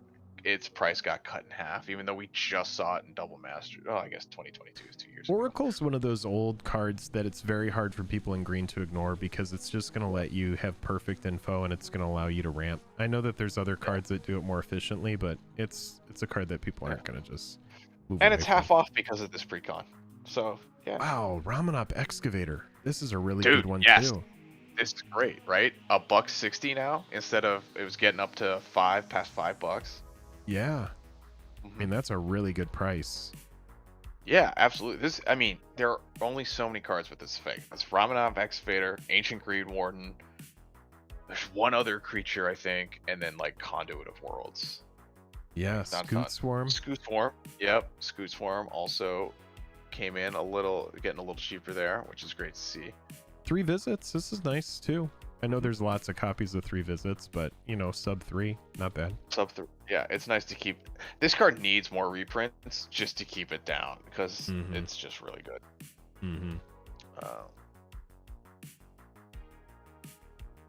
World Shaper. 62 cents. Wow. Right, and it's like there's so much stuff coming out that like I completely didn't look at any of the reprints from this Commander pre-con stuff, and I should have earlier. Baleful Strix, man. This used to be a card. It was like $3 to $5, and now it's under $1. Thank God, because this is like premium. I love any deck that I can put Baleful Strix in. I put Baleful Strix in. Yeah, like it's the best blocker that cantrips. Yeah. You know, you don't have to do any ephemerate. You don't have to blink it. You don't need to do anything. It does everything it needs to do. It does. Yeah. Exactly. It is Just fine play by it for itself. a blue and a black and get your Enjoy value. the card it gives you and enjoy not getting smacked for everyone else trying to get value from whatever they're doing. Yeah. Burrow's Charm as well. This is one of those cards where it's like, it seems like, oh no, you just need that for constructed. It's great in Commander. Being able to give your permanents indestructible until end of turn is always a good effect. Heroic intervention type effect. Also, I like the double strike mode a lot, especially when you target not your stuff. Because people really don't see that coming when like they get hit. Someone's got their Balin out and they're like, oh, I'm gonna hit you for like 10 double strike, and they're like, I can take it. Or not double, you know, and you're like, haha, what about now? And then it just kills them, and you're like, oh shit. Right. Chat, we almost have 100 likes on the video. Let's try to push to 100 likes here. Let's do it. We've got Edric, we've got Epic Experiment. Yeah, Edric came down a good bit. He's 16 cents. From $2. So Epic Experiment, that's been cheap. Escape from the Wilds, it's been cheap. I think Expressive the next Iteration. one is that's cheap. It's cheap because it got banned in Pioneer. Oh, it did? Yeah. It got back when Phoenix was in front of the meta. Like a couple years ago, they banned. You could see it just got banned everywhere. Then, Fallen Shinobi at $0.25. Hostage Taker at 10 cents. Hostage Taker, that was a $25 card at one point. It's crazy. I think Academy Manufactor is the next on my list. Once you get past the multicolors, Hostage Taker is cool, man. It's a cool card. Niv Miz has been reprinted into the dirt, so I'm not Locust of Rage at 41 cents versus, you know, even like $2 or $3 is pretty cool. Yeah, a lot of these aren't like, oh my god, crazy, but it's just like, hey, if you were on the fence, but you didn't want to spend like the $5, the $6 to like round out and you wanted it for your deck, like, hey, it's good to just, now you can pay $1 for it. Right. Academy Manufactor. This is a good halvesies. Nice little cut in half. Yeah, just cut that in half. We love this card. Great card. Which is great. Crazy that it's still like, it got a reprint in March. Commander, which was last year, Murders Commander, and Outlaw, and it's still sitting at like 3 for this one. I mean, it was 4. The card's so stinking good. Chaos One, love the card, but not expecting any sort of price on it. No. Oh, I should say this while we're doing this, because cards like Lightning Greaves, cards like Swiftfoot Boots, cards like Soul Ring, for example, when sets like this come out, you will have something very exciting happen where your Soul Ring gets to like under $1. And this happens when these Commander products come out and people start breaking them up for singles. And it's a great time if you're somebody who likes to build a lot of decks and you know you want to put a Soul Ring in every single deck. Well, know that there are vendors out there and there are sellers out there that are breaking all these Commander decks down so that they can just price these out and sell them, and it's a great time to buy stuff like Sol Ring in bulk. So if you wanted like 10 of them, or like 3 or 4 play sets of Sol Ring, just so that you can have a chunk of them for deck building purposes, this is a great time to do it. You could get a stack of Sol Rings right now for, you know, 10 Sol Rings for $10, and so that's really nice. Let's look at the price on Greaves. Oh, I was disappointed. I was hoping for a little more of a drop. This always happens with no, Greaves. it's just so freaking good. Greaves just gets soaked up every single time because, you know, in a commander format where you want to protect your commander, can't really think of anything that's more efficient than a 0 equip cost naturally, right? Right? Yeah. It's just massive. Swiftfoot, same thing, kind of like a budget Greaves. We never really see this, you know, bottom out, but, you know, $1.50. We did once, actually. We did once. It was in the retro Brotherhood's War, and Swiftfoots, they bottom out for just a little bit. Yeah. It was great. I bought a bunch then. So I'm set on Swiftfoot boots for foreseeable future. Bajuka Bog under $1. That's cool. Yep, great to see. I think Cascade Bluffs was a great out of all the lands. I think it was the Cascade Bluffs that I was. This card used to be expensive too, dude. Like if you look at the Eventide version of Cascade Bluffs. Oh yeah, right. It was like $13 up until I think even the new. It was higher than that. Pen. Oh, true. Yeah, look at this. So, like, pre all the reprints, you know, we're looking at like a $30 card at one point. So, yeah. I mean, the Zendikar one is still around that just because it's those full arts. Yeah, all these filter lands used to be like hot shit until they started getting reprints. Yeah. Command Beacon, good card. That's down to 370. Also notable, Command Beacon just got the Fallout Secret Lair version as well. It's almost like they designed these sets and talked to one another. Yeah, right. Dark Slick Shores, stuff like this showing up in Commander decks is pretty cool as well. Dark Slick Shores at under $1 is under stupid. $1, right?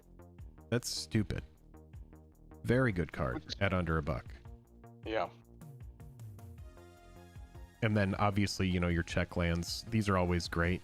These are just really good in budget decks. So, you know, under $1. I think they were in a bunch of the Doctor Who ones, so they got to come down and then Fallout. So that was nice. They were. Doctor Who just absolutely... Doctor Who and Fallout just destroyed the price of all these check lands, but I think that's the point. Yeah, that was the point. I mean, I think even Gavin put out a video about adding the check lands somewhere, or something about lands. I don't know. I got lost when he was talking about Kappa Cannoneer and how it was a mistake, and then they put it in Modern. I was like, I literally watched the video and he's like, oh man, we kind of overdid it with this War 4, huh? Anyways, it's in Modern Horizons 3. Good luck. It's like, God dang it. Enjoy it. Yeah. Scavenger Grounds. Oh, not a ton of value there. Not a ton. But like Pain Lands, Check Lands, Filter Lands, all of these things that came out of Battle for Zendikar as well. I don't know what you want to call those. Slow lands. And Scry lands. I would love if they started reprinting the slow duels out of like the newest Innistrad sets, because I think those are crazy good for Commander. But yeah. And that's all she wrote. That is it. That's it. We're done. Yeah, the Tango lands. Only a couple hours over what we said we were gonna do. Hey, you know what? We had a good stream, but it's not even over yet. It's not even over. It's not. Yet. No, I'm playing Arena. I'm gonna do a little bit of Arena. I'm gonna kick you out for now. I'm gonna say thank you first though, because I really do appreciate you joining on the stream. It's a lot of fun. It's lovely to have somebody to bounce ideas back and forth and have a conversation with on these streams. So even though we didn't get to have Joel here tonight, Joel is enjoying a much needed vacation, and he's about to be very busy coming here in the next couple months, and so it's nice to have someone on stream with. So thank you so much for being here. Thanks for having me. Enjoy the arena trouncing. We'll take a quick break here for a moment. Is there anything you want to say at the end before we get you out of here? Don't buy foil Don't buy foil secret layer scarcity reprints. They'll get you every time. That's right. They will get you every time. That's true. That's true. All right, guys. Catch y'all later. All right, Spec. We'll catch you soon.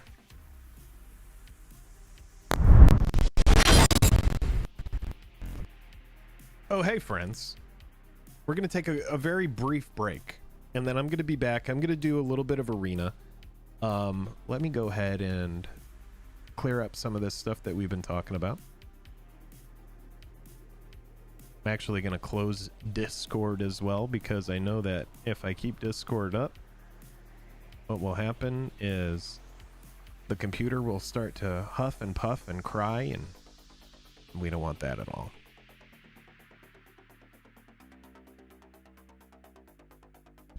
Just making sure I am still coming through for everybody, right? I believe so.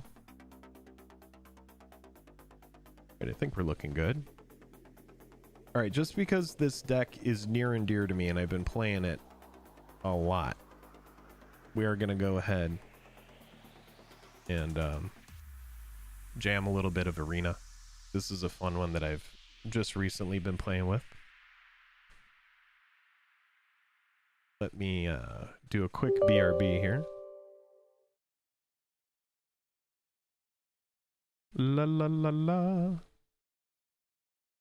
Oh, it's installing an update. It's installing an update here.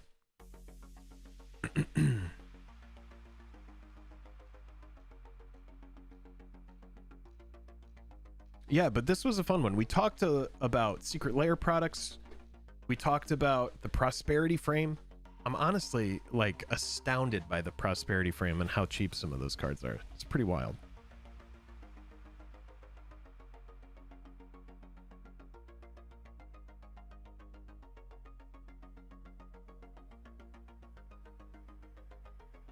And then we talked about geez, those reprints. Spectre, man. Good looking out with all those.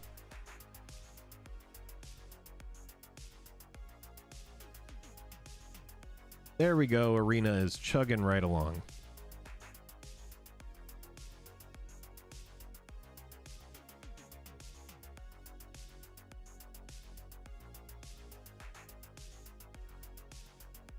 I did get to gold with this deck. We are currently... What's fun about the deck we're about to play is we are currently like 60-40 with it. I had some really, really, really good games on the way up. Yeah, Spec is out. Spec is out for now. Still around, but out for now.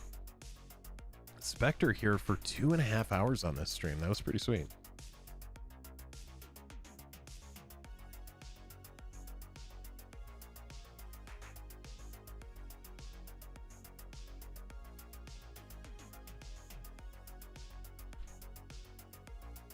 There we go, Magic Arena.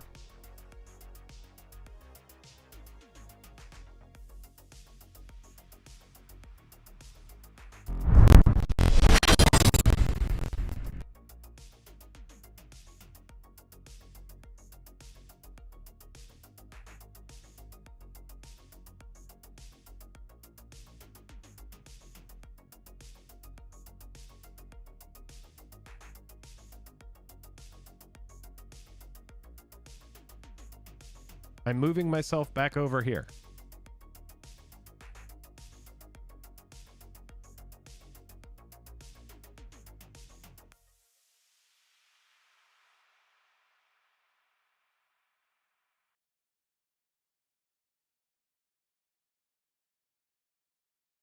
Tight. John Reed with the massive. While Arena loads this initial scene and gets over whatever it's going through, I am going to go ahead and do a quick little BRB.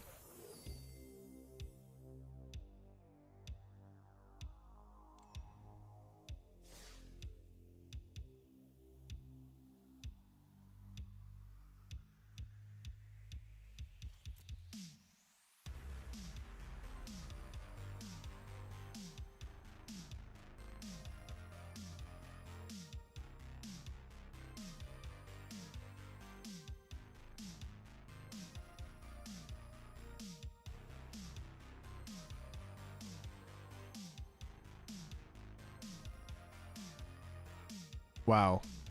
What amazing text. Okay.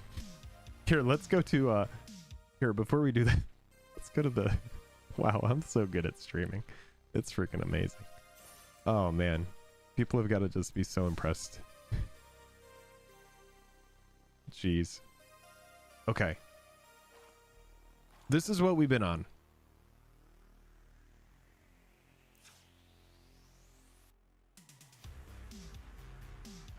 Computer, get over yourself. All right. We're going to be doing some best of one. I'll be right back in just a moment.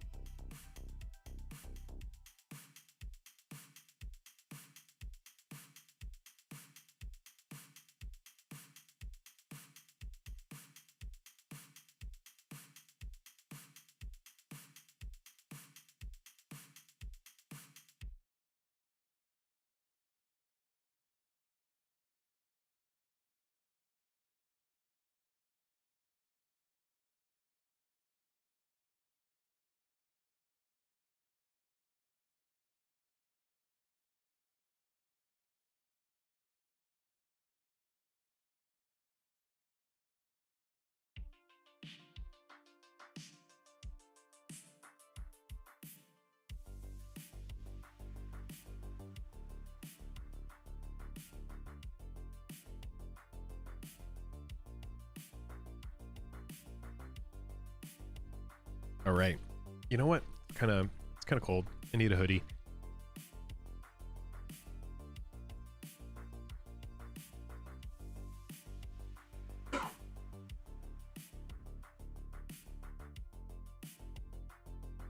All right.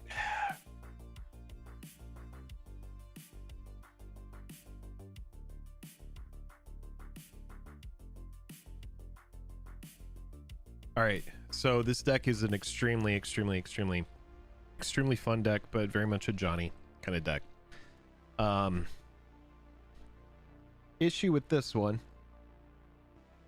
is let me turn off this giant BRB. It's extremely obnoxious. For some reason chat isn't working. I don't know. So whatever. We'll figure it out.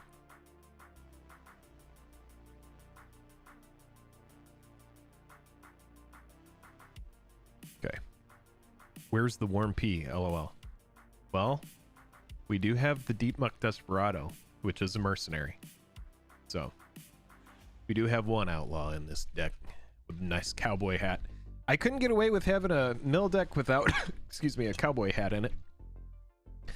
I was on 4 copies of Brainstorm, went down to 2 copies. Because I'm running 3 Scheming Symmetry and I'm able to tutor things up, we're running a couple one-offs. Fraying Sanity. We're also running 1 single copy of Path of Peril and a single copy of Mesorb. The bread and butter of the deck is obviously Glimpse the Unthinkable, Tasha's Hideous Laughter, Maddening Cacophony, and Archive Trap. Being able to Scheming Symmetry to make our opponent search and then get them with an Archive Trap is pretty sweet. This deck does not run the Field of Ruin, though it probably should, because that's another little backdoor to get Archive Trap online. But what I've noticed is so much of the time my deck folds to little one drops like Ragavan, Deathrite Shaman, DRC, freaking Orcish Bowmasters. We're playing Timeless here, so all of the decks are extremely mana efficient, and so having a single copy of Path of Peril, I was thinking about Ritual of Soot, but I think Ritual of Soot is just too slow. Damnation, I even believe is too slow, but I think Path of Peril might be what I'm looking for. So I haven't even got to test this card out, but this is the big new thing. You coughing? You okay there, buddy? I'm doing all right. I'm doing okay. I had to have a safety meeting. Finally get to watch this deck without any distractions on my end. Yeah, you know, I would say because we're gonna jam a few games here, I have played, I have been keeping track, but I've played 43 games with this deck so far. Of those 43 games, most of them were lost when I switched to a 4 Brainstorm build, so I'm on this 2 Brainstorm build right now. Day 1 we went 6 and 3, and then day 2 was massive. We had a win versus Leylines, win versus Show and Tell, win versus Eldrazi, win versus Mono White. We lost to a 250 card deck.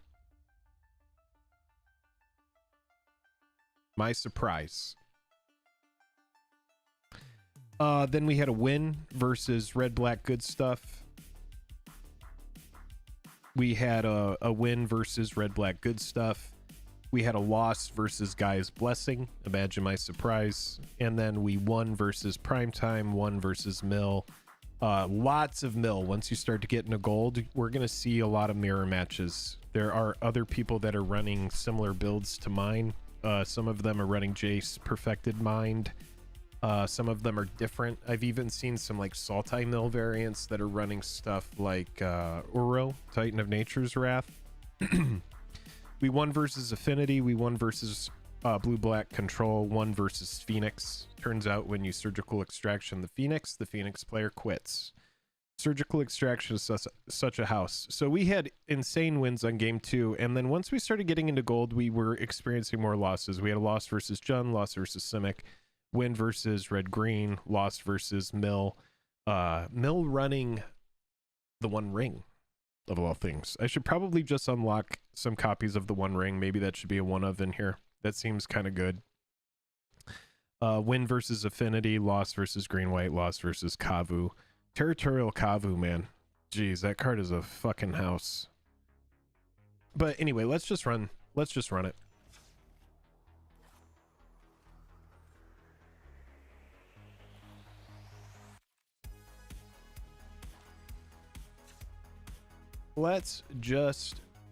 it. Wait.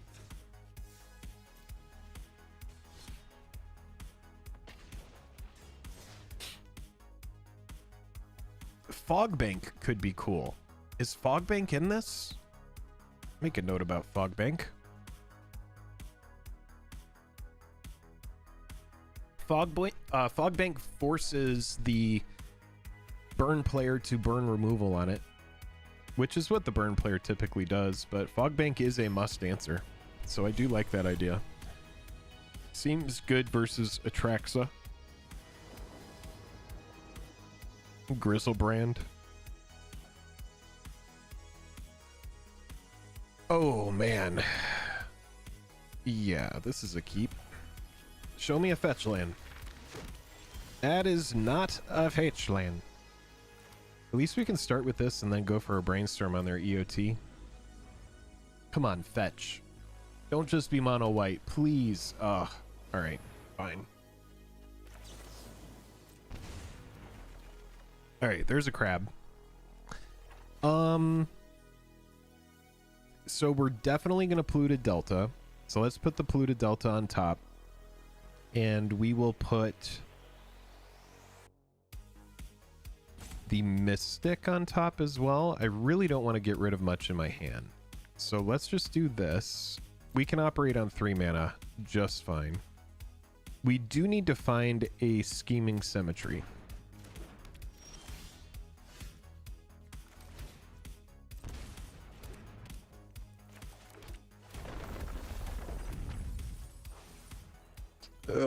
They really are not running any fetch lands.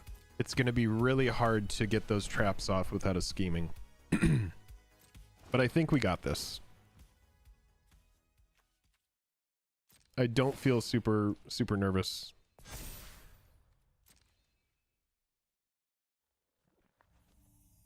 We've done very well versus mono white. Last game versus mono white, however, was a loss. And it was Angels.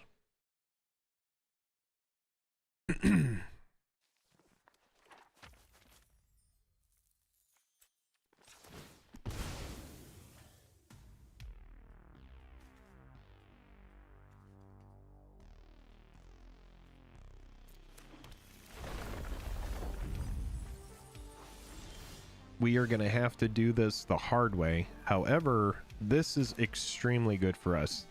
Natasha's Hideous Laughter is going to end up being really good.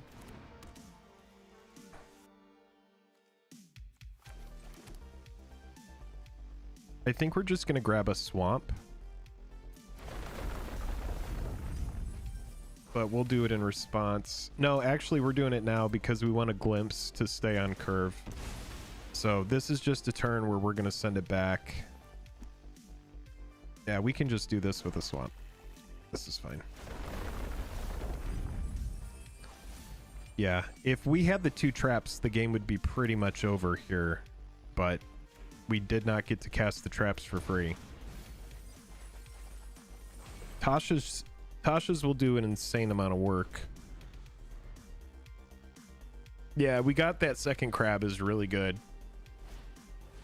Yeah. See, because they do have the glass casket for one, but not the other. Once you get hit with a fetch land and a double crab, I think this is a no blocks.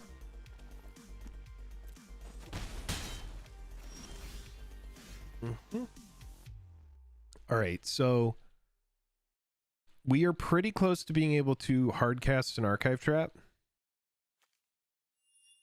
I think we might just be able to hit them with the Tashas here.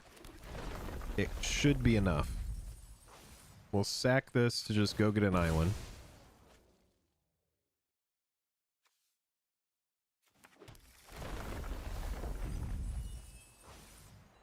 And let's see, because then we go into... Yeah, that's game. Pick a game. All right. Win versus mono white.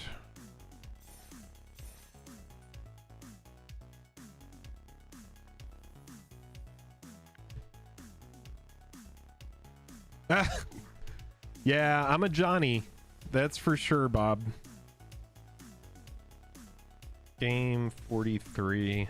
Win versus mono white. Bob says, I love you, Jake, but you're a degenerate.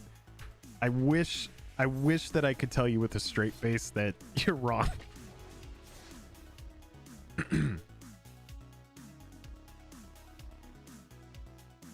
I think I'm just gonna go get a fresh PC tomorrow. It's something I've been putting off forever. It's just I don't want to transfer everything over. So it's like I need to hire somebody to do that.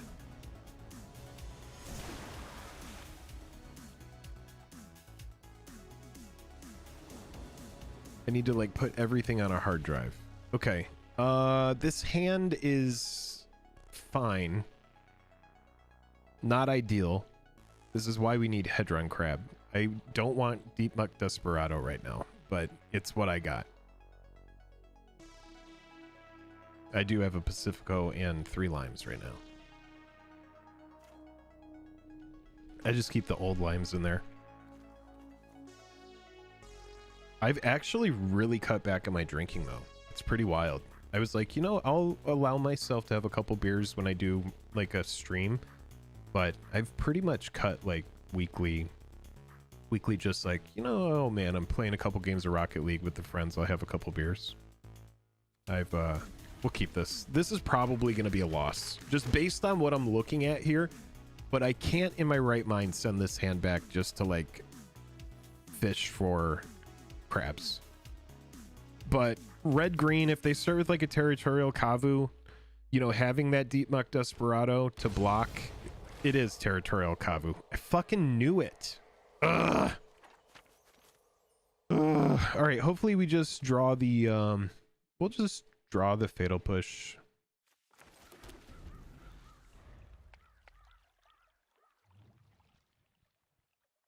I used to do weekly drinking on Discord during the pandemic fun times. Right. All right, Wild Nakatl. Okay, so it's like this and oh, Drown in the Lock. Let's go. All right, so what we need to do is we're going to take some damage. It is what it is. And I imagine they just go get, yeah, they'll go get a Stomping Ground and then they'll hit me for 3. But I have to get this Maddening Cacophony off because then I can Surgical. So let's do that. We Surgical. Let's take a look. Oh, are they seriously going to Spell Pierce this? If they do, I'll be so proud of them. Should I just like Surgical their Flooded Strand? No. Is that ever the move? Is it ever the move to go after a non-basic land other than like Tron? Ooh, Leyline Binding. Tribal Flames, Orcish Bowmaster. It's like shit that sure, maybe Bowmaster.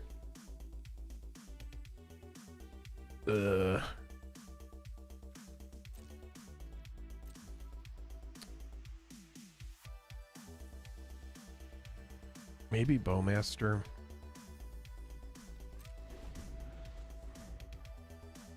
I'm gonna Deep Muck Desperado. That way I can Surgical and get an extra 4 cards to look at. I'll do that next turn. I want to hit them with the Tashas, but I would like to Surgical something that's high mana cost so the Tashas hits harder. Possibly. Yeah, exactly. That fucking shit. All right, so they're just playing it straight up because they don't want it Surgical.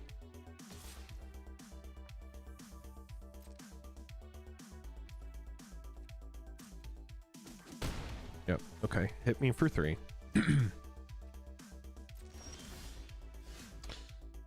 2 Tashas. Oh.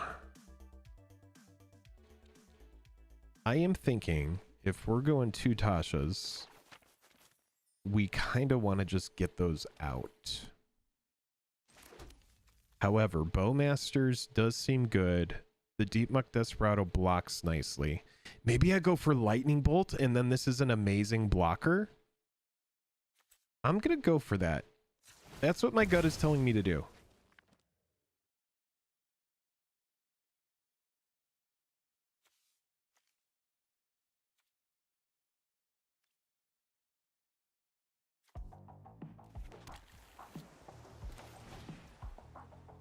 All right, let's go.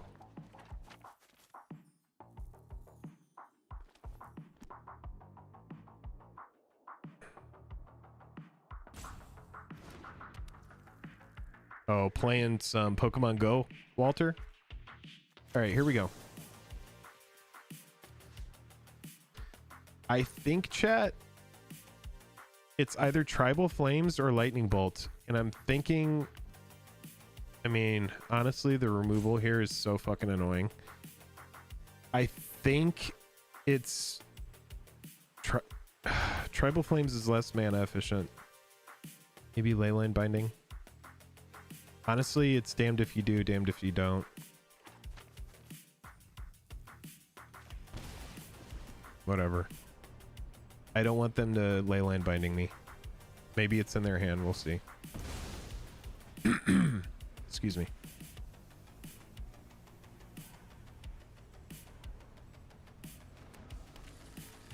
Sure.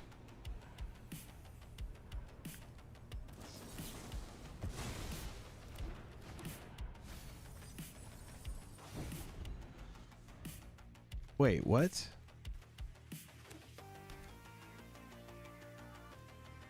Ugh. Whatever.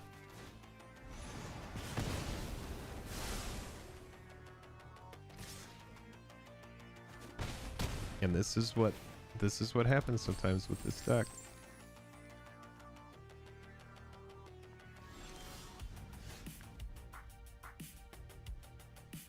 All right, so I think the move is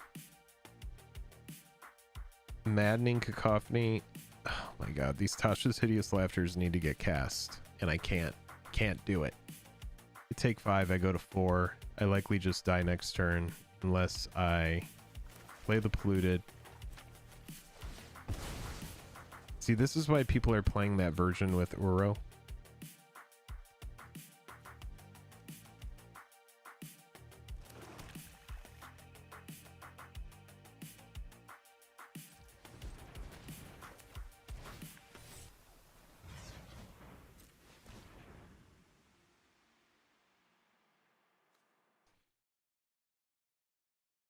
If you counter it, that's great, because then I can Drown in the Lock to kill Agavan, I guess.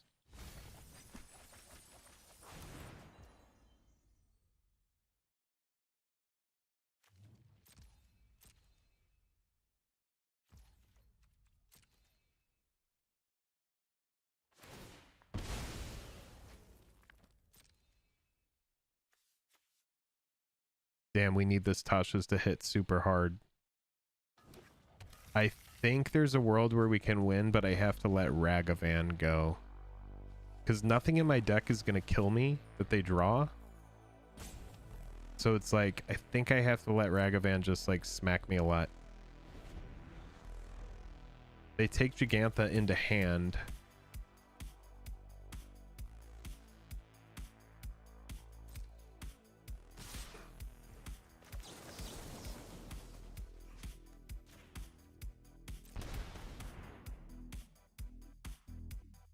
If they have the counter, we lose. God damn it. Really? All the fucking stubborn denials. Got it. Good game.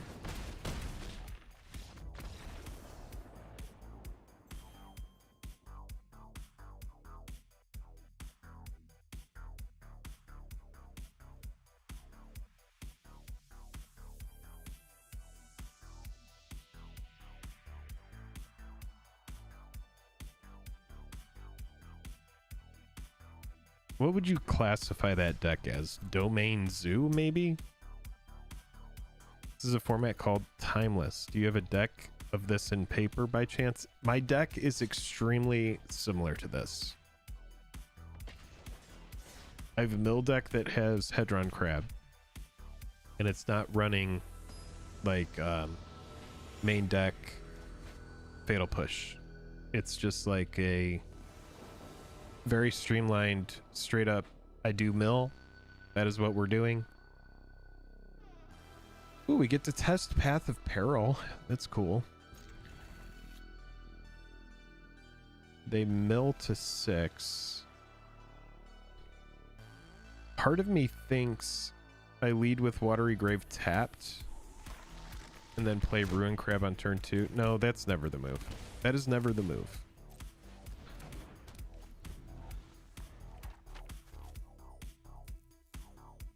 I don't know why Hedron Crab isn't Timeless. I have the one you got me right here. And we have Fraying Sanity. Okay, so this is going to be one of those times where I think we're playing against Mill. So let's see what happens.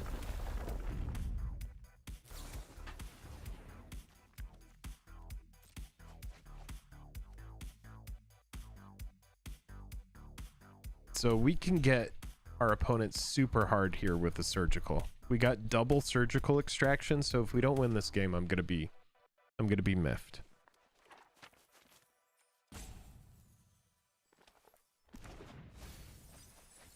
No, it's a combo deck. Okay.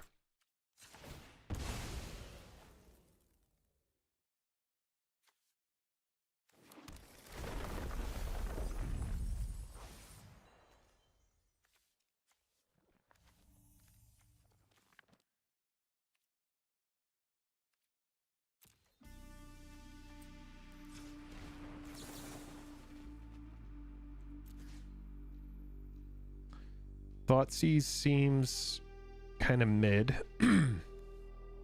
Let's do the Dark Writ, because I know that they're trying to combo. Alright, Atraxa, and then there is the Thoughtseize. Okay. So we need to get...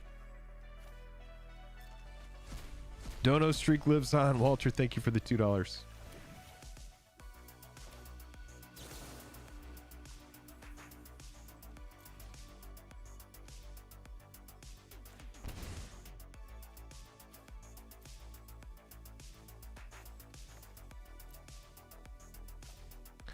Okay, so it's combo.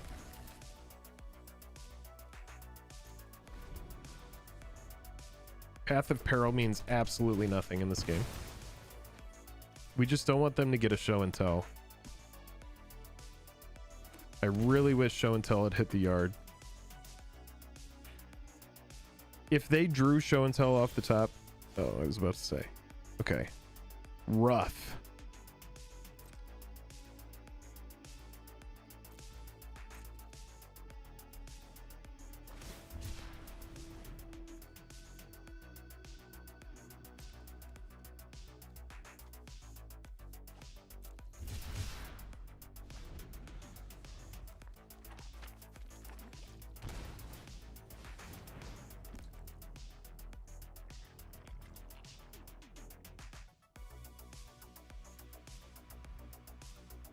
Brutal. I hate this card so much. Why does this card exist? Ugh.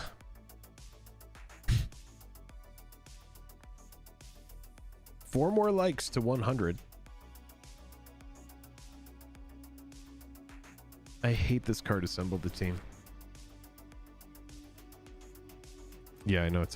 Technically it doesn't.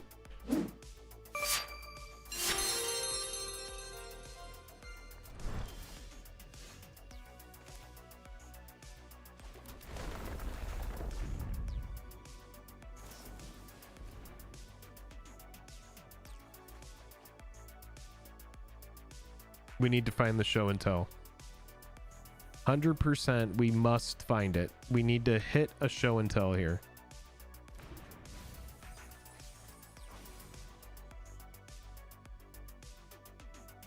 Ugh.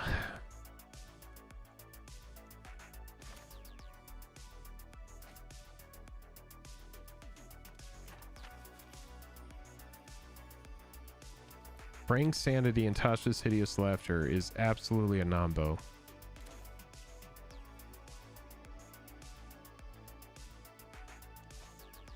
I feel like I need to resolve this. Need to resolve it. What can I take from their hand? Brainstorm. Leyline.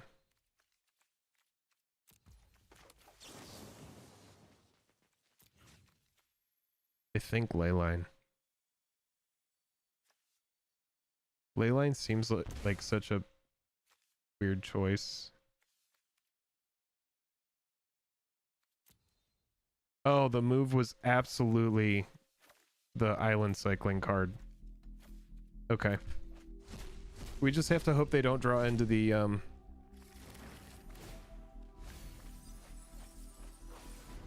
Oh, there's the show and tell. Fuck off.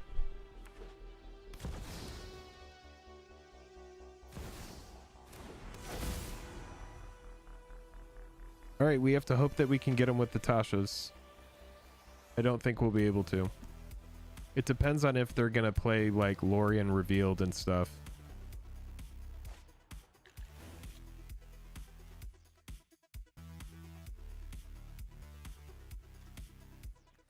I don't think they have us with... Okay.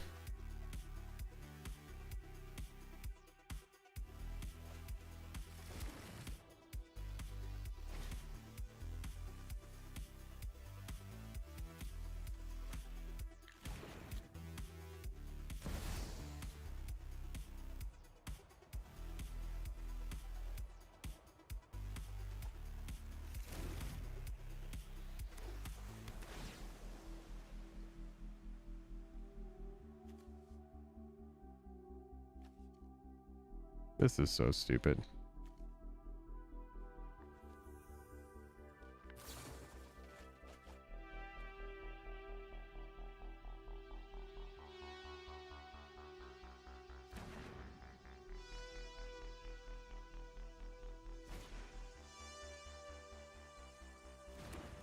Wow, they are really going to town here.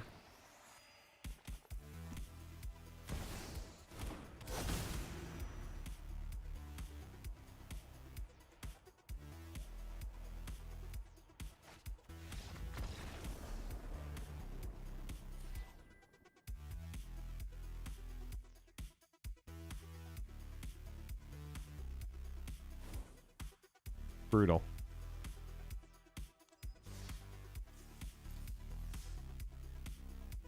This is the struggle of being a Johnny player.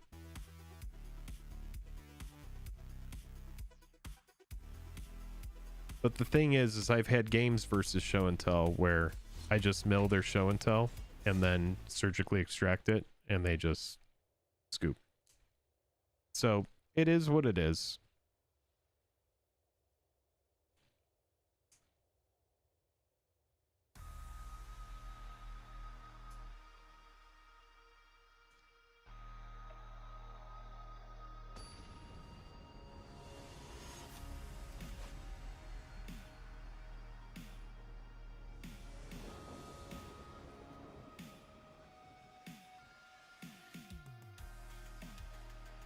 Good, not great. Can't throw it back.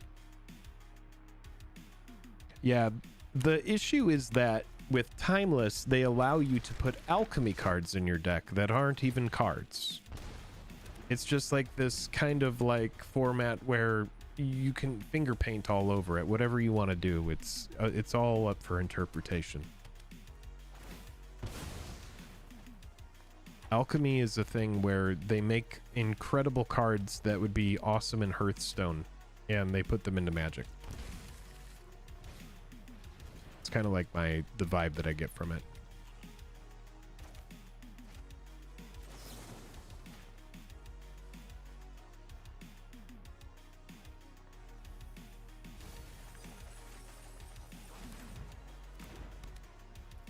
This is the Simic Mill thing. Okay.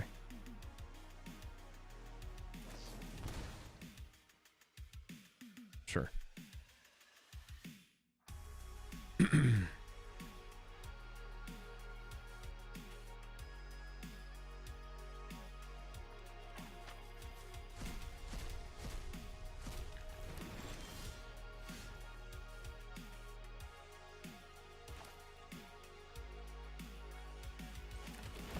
Sadly, I have to let their stupid crab just go ham.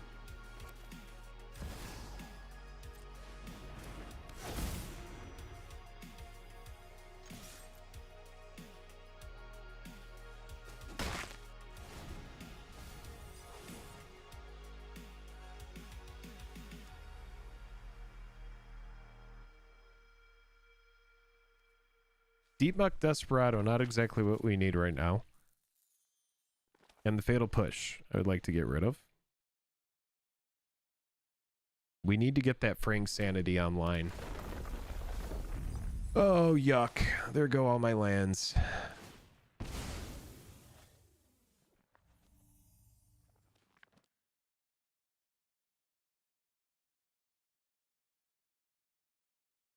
Yeah, Matt, exactly. There's a card, for example, that when you play it, you put one copy of the Power 9 into your deck. Or each copy of the Power 9. This is pretty lame. Come on, Mill. Just cast your 2-cost Mill spell. Yes. That was an interesting choice. That was honestly fantastic. I couldn't have asked for a better situation. Like, they just, like, freaking set me up there. Now I can just cast a Fraying Sanity.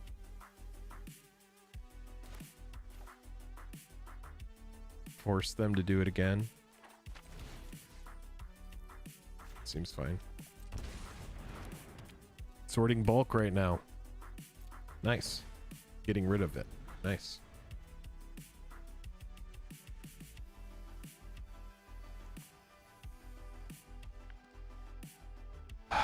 Yeah, I bet they're wishing they hadn't taken me off the Mesorb at this point. Like, they lost so much value there.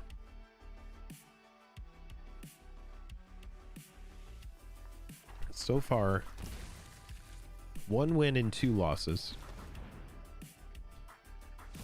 Gross.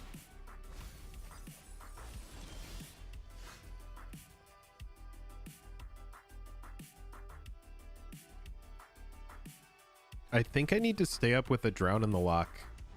That seems very strong here. I don't want to get hit with another Tasha's, and I'm in control right now.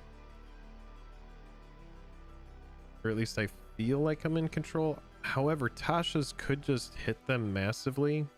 And I think we survive another Tasha's.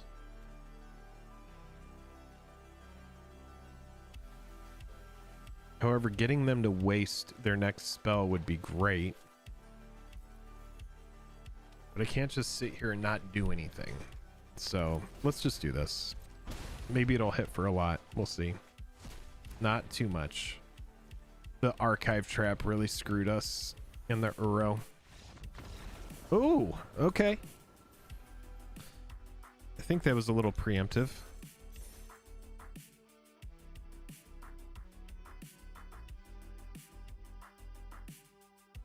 Simic Mill. Interesting deck.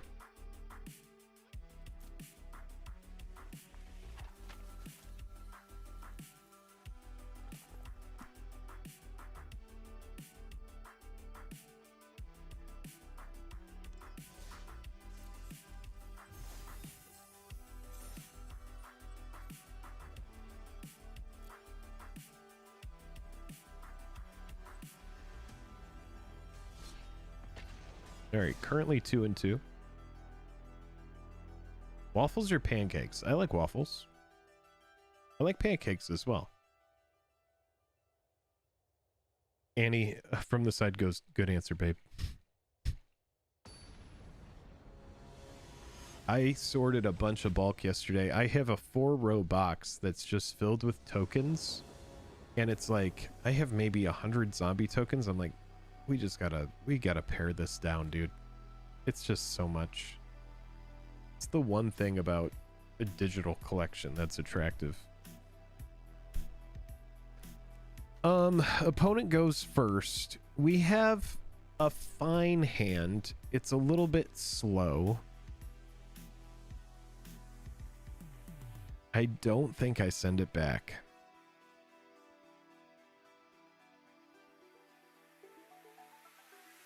Yeah, I do. Yeah, whatever. Let's just send the scheming.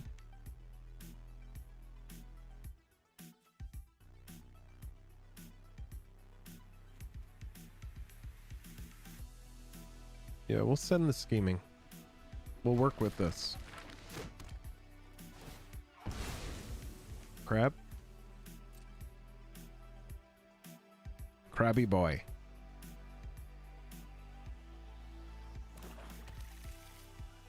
Thoughtseize. Inquisition. Okay.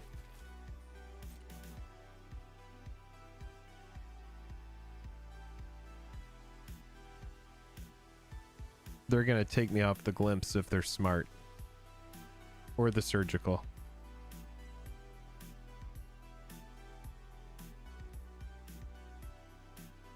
If this ends up just being that mono black control deck, these fatal pushes are gonna end up being really, really crappy.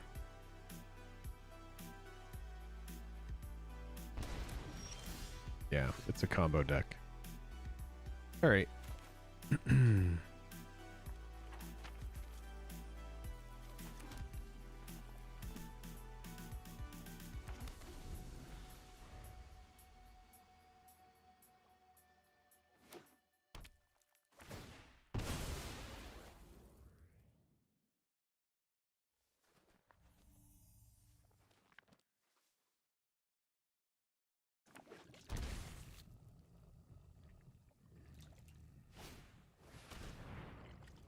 It's the same fucking deck. Got it. Look at this stupid assemble the team card. Search the top third of your library, round it up for a card.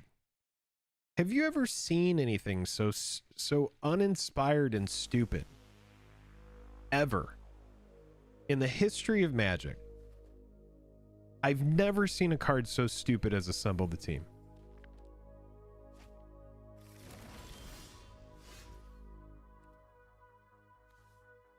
Well, you got 4 cards in your deck, which means that I am going to stay up for Drown in the Lock.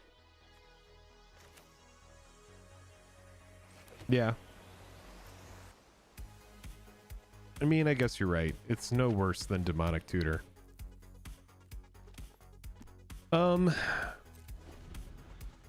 Yeah, we're gonna counter the...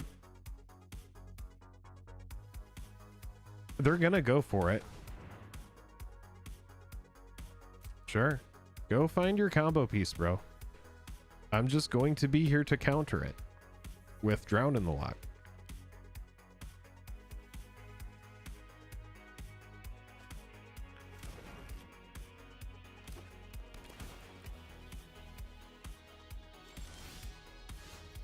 I mean, I see what's going on here, or at least I think I do.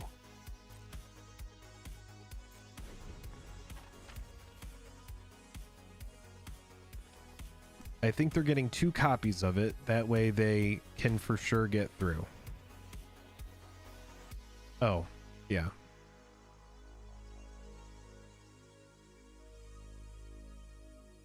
I honestly hate this game sometimes.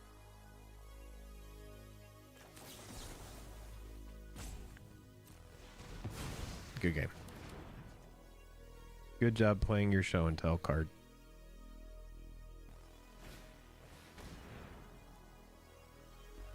Oh, interesting.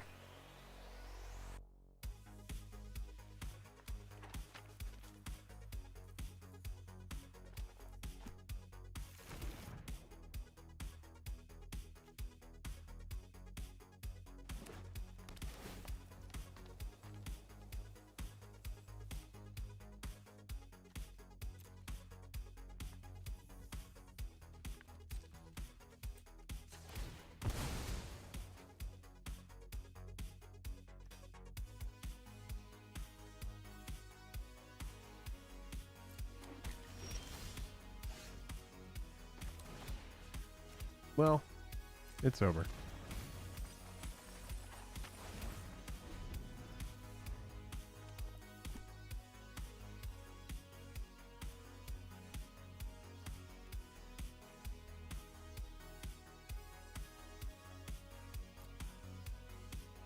Wait, unless it's not show and tell, it doesn't look like show and tell.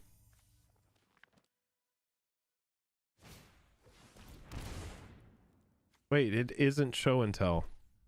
Never mind.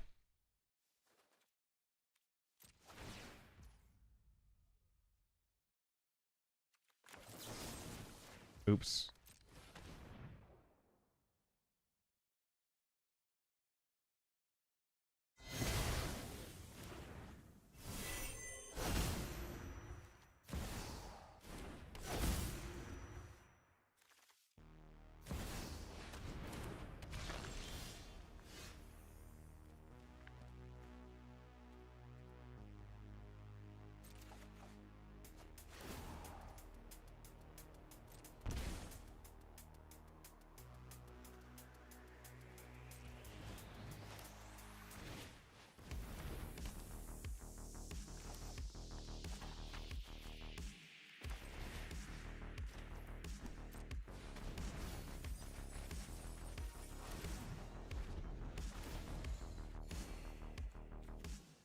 Thankfully, I don't care about your life gain, pal.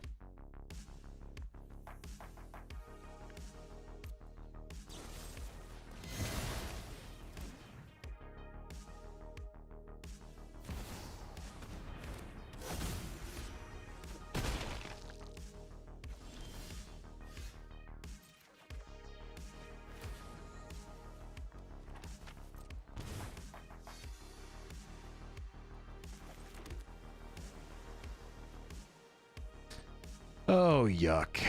This deck is just not doing it tonight.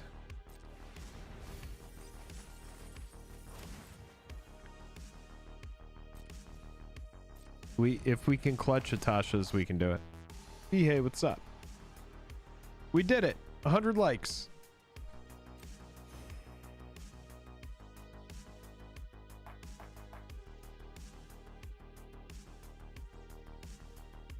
Not feeling good. Feeling bad, actually. Even if we pull a... Okay, so say they Uro.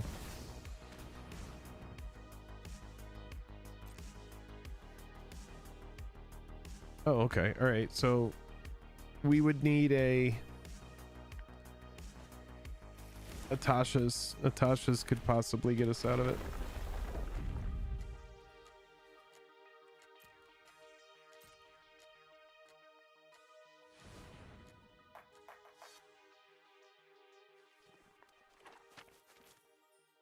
Because they never get to 6 mana.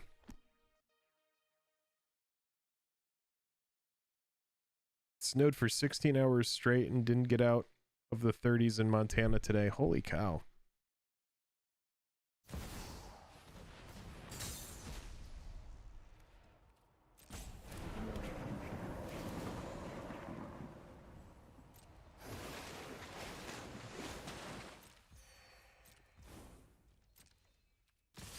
All right, they crack in for 7. I do think Atasha's could get there. But only Atasha's. Good game.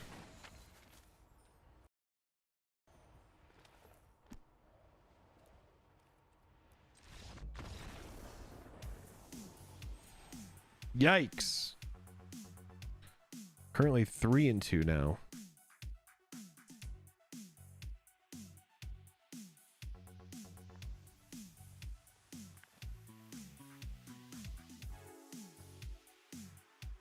What was that deck? Simic. Good stuff.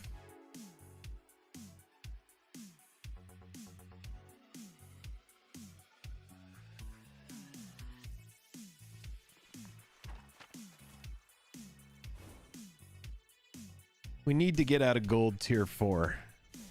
I thought I was really onto something with this deck, chat, but turns out. I should have just been playing combo all the time. Yeah, I guess we'll call that Simic Tutors. 115 degrees.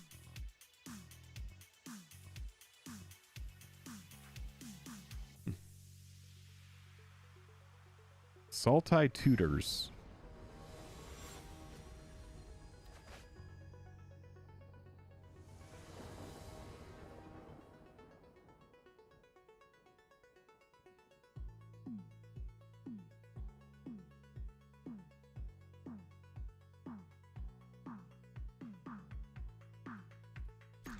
All right, this is a game where what I'm going to do is I am going to just try to catch Tasha's Hideous Laughter 3 times. That's the goal.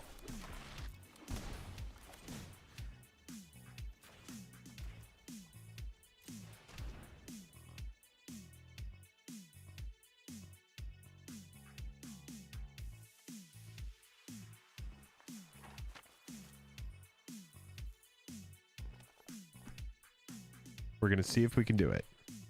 That's the only goal this game is cast it 3 times before I die. Which means we got to survive to turn 4. There's a Skrull. Okay.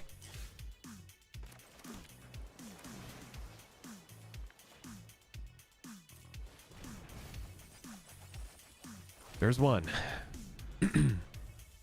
Or that's not even one.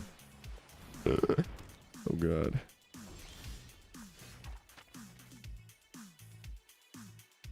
Plaza, Skrull, Swords, Swords, Limvala, Lavinia. Okay.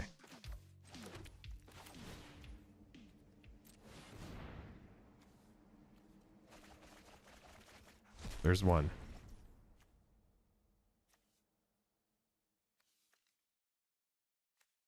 Boromir.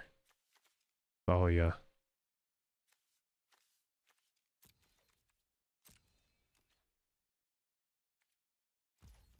Let's look at their hand. Fuck it. This thing. Seems good. Wait, Lavinia. Each opponent can't cast non creature spells with mana value greater than the number of lands that player controls. That.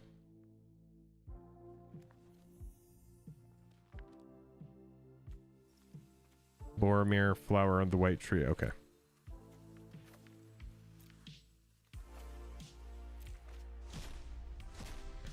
Okay. They can't cast this thing right now. Oh, they can. Archon. Okay. Here we go. Ooh, Fatal Push is massive, but the goal is not to Fatal Push. The goal is to Tasha's Hideous Laughter. Oh god. Alright. Flower of the White Tree. Creatures. Okay, so they're going to give a buff to the board. Okay. Swing out. Yep. Okay, so I definitely die next turn. It's this or dead. Here we go. Yeah, let's go.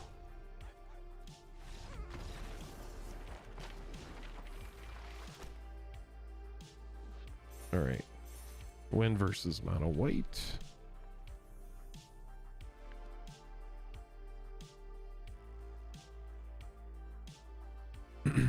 We're gonna crack out of this gold tier 4.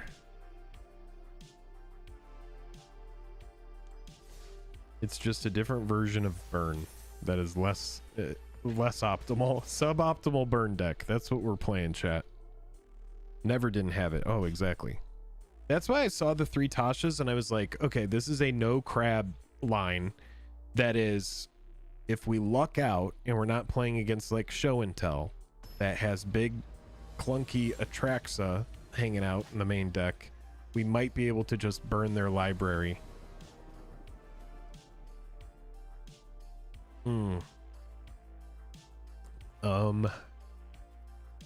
Yeah, we'll keep it because we go first. Not super into it, but We'll deal with it. Maybe I should have led with the Flooded Strand there. The Flooded Strand is a little bit more vague.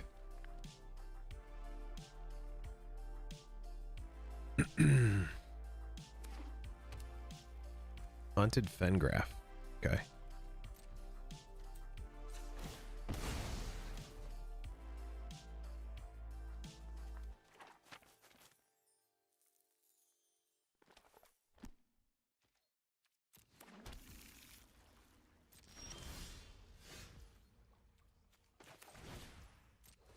I love knowing that they can't interact. It's such a good feeling. Let's just go get a swamp.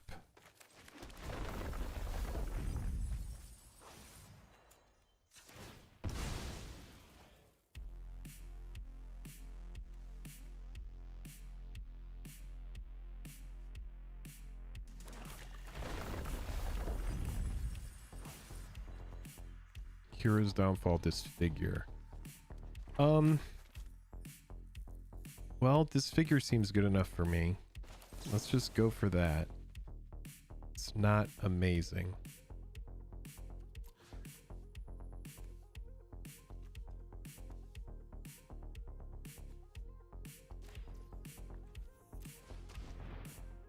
Let's see if they have one in hand. No. Blob, blob, that. Eaten alive.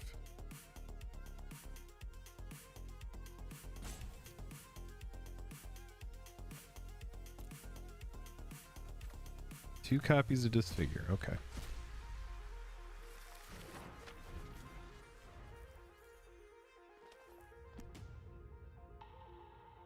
Oh, this is a scary hand. Okay. Mesmeric Orb seems good.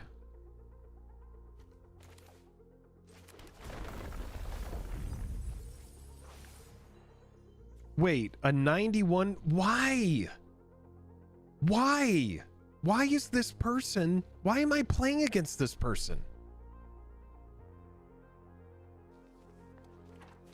Why am I playing against this deck?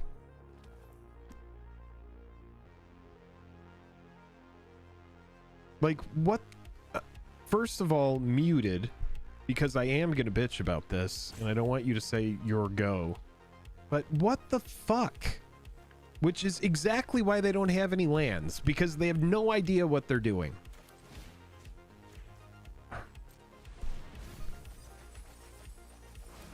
Whatever, man. We'll take the long way here.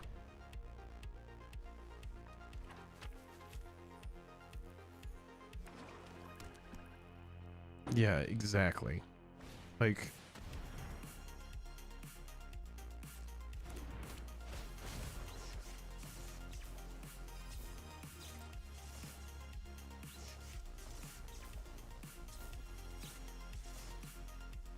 Sharpie beat 91 cards muted. Yeah, I know, right?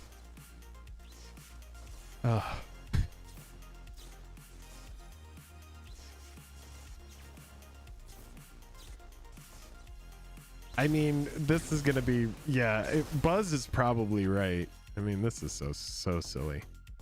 And what's sad about this is they're probably going to win, because my deck isn't optimized for damage. I can only imagine that whenever they're playing Magic, they're like, damn, I keep losing all my games. What is going on? Like, I'm so sorry.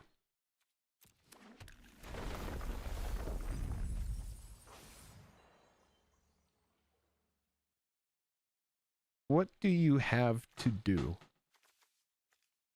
What do you possibly have to do for free? I want to know. Where is it? What is your free thing that you can't figure out? Oh, okay. Okay. God. Well, we're going to need everything that we can get here. And I'm pretty sure I'm going to die to blobs.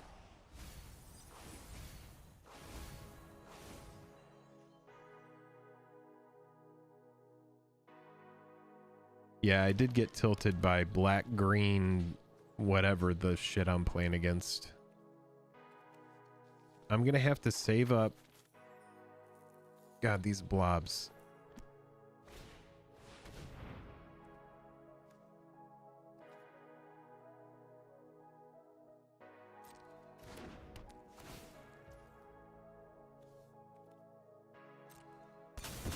Ugh.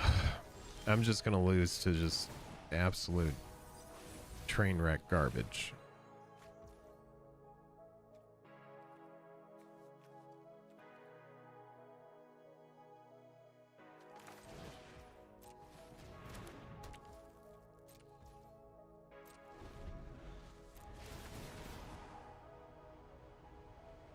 Yeah, I mean, it very well may.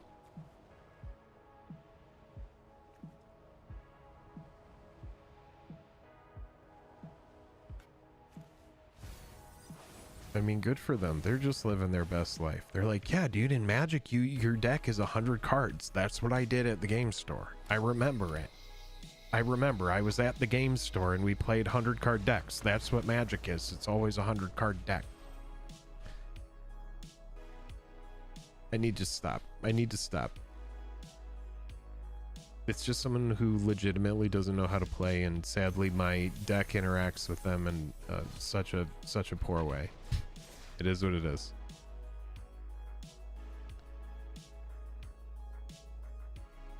Because they're about to cast a 5/6 blob that I can't even fatal push. So like my deck operates on the assumption that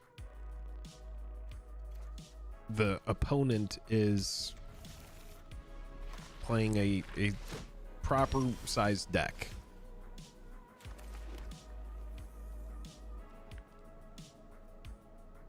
I think I want to protect the crab. If this is blue-white, I want to brainstorm away.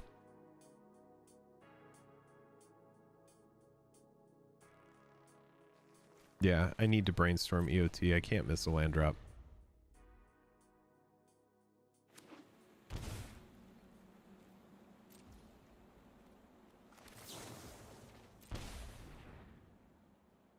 Counter the brainstorm. Okay.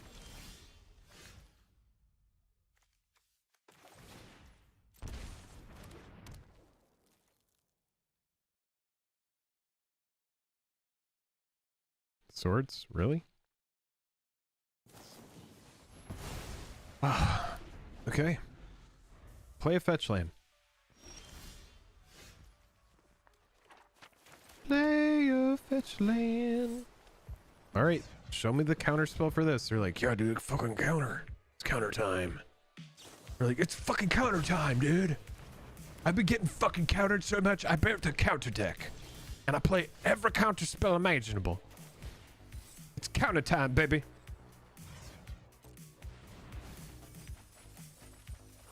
Amazing.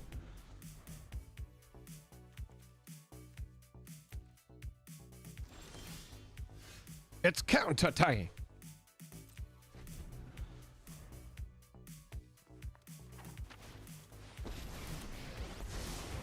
Those who cannot perceive beyond the veil put thoughtfulness before action.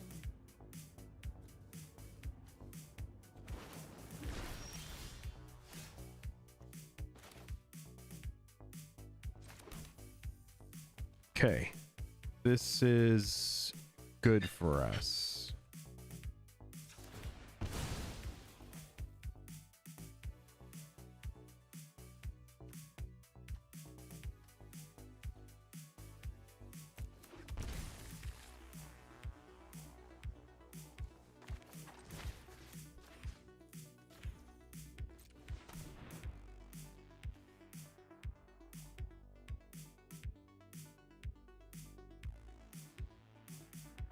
I feel like the move is surgical.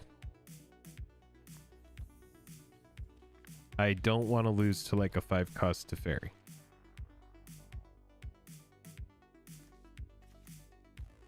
We will double archive here. Spectre, thanks again for hanging out, man. I'll catch you later.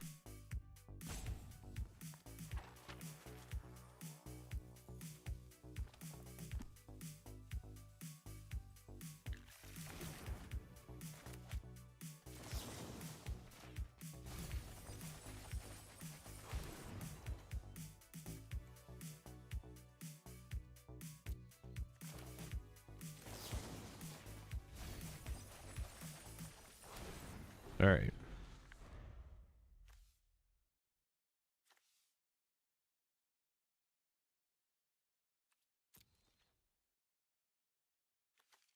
What are we taking?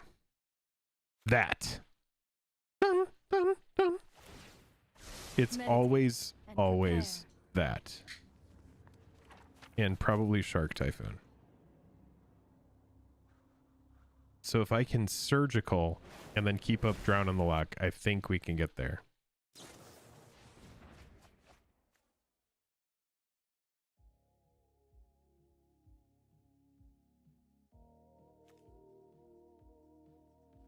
No, we just get there with a glimpse. We lead with a surgical on the Teferi to bait out the counter. This should be an easy dub. Okay. 2 lands.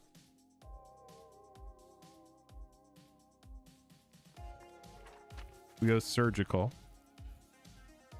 to bait counter.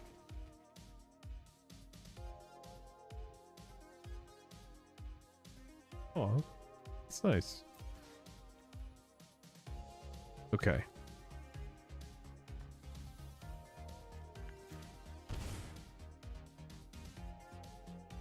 Opponent is probably thinking, okay, have to counter this.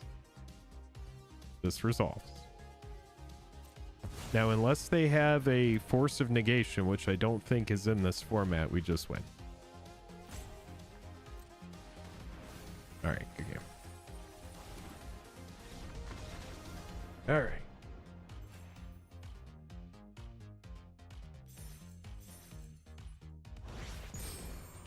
We got out a gold 4. Look at that.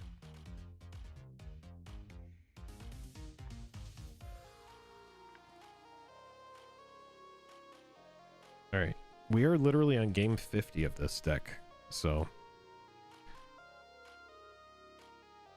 Whew. You're compensating. Sleep well. And I'm on my 3.5th drink.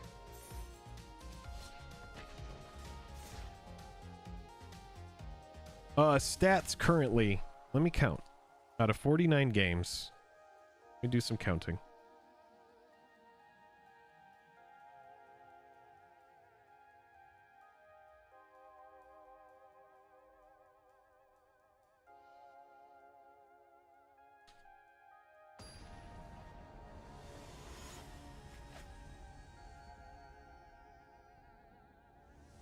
Jeez.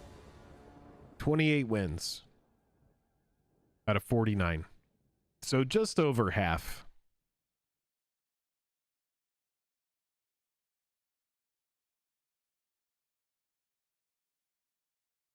So 57% win rate, I guess. It's all right. It's okay. I'm liking Deep Muck Desperado less and less. It's just so slow. I'm going to keep this because Surgical can take the opponent off the combo. I'm going to lead with Brainstorm. Hopefully there's no turn 1 Thoughtseize. Don't show me black mana. Okay, it's a combo deck. It's natural order. So we just have to find the natural order. We need to glimpse the unthinkable on turn 2, get the natural order, and we should win this thing.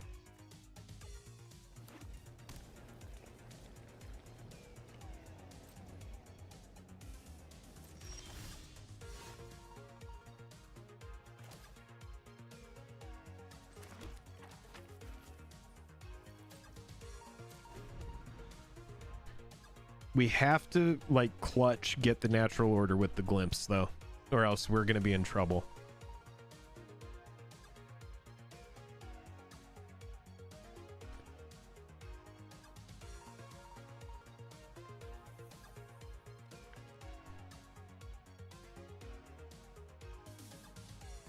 Right now, they're thinking it could be Spell Pierce.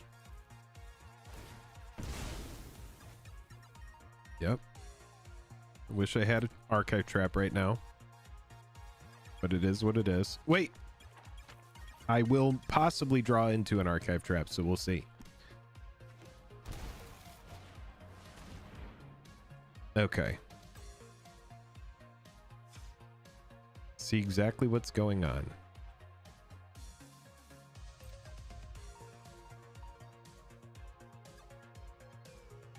It's another fucking combo deck. Here we go. We have the surgical, so we should be able to beat it, but we have to hit well off the brainstorm and the glimpse. But we should be in good standing here to actually disrupt it. Okay. Since I know it's a combo deck, we'll just get our Watery Grave. We'll pay 2 life. We'll brainstorm. No Archive Trap. Boo. We'll put this and the swamp on top.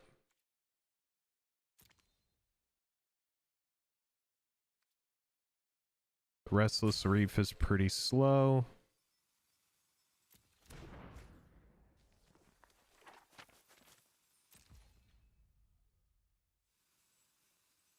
All right, we have to hit well with the glimpse. The glimpse, the unthinkable, has to just hit for us. Let's Pluto Delta to thin out the deck. I don't want to draw that Restless Reef. That'll drive me crazy. Let's just grab an island. Let's glimpse. Come on, baby. Hit. Hit. Yes! Yes!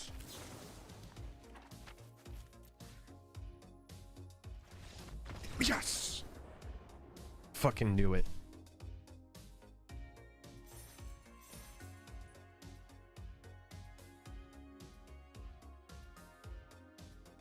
Spin the wheel. Love to see it.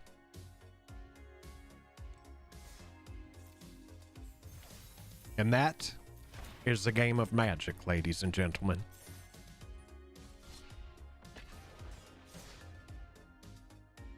Surgical, man. That is a 4 of card. If you're playing this deck, you have to have it. It is how to win the game.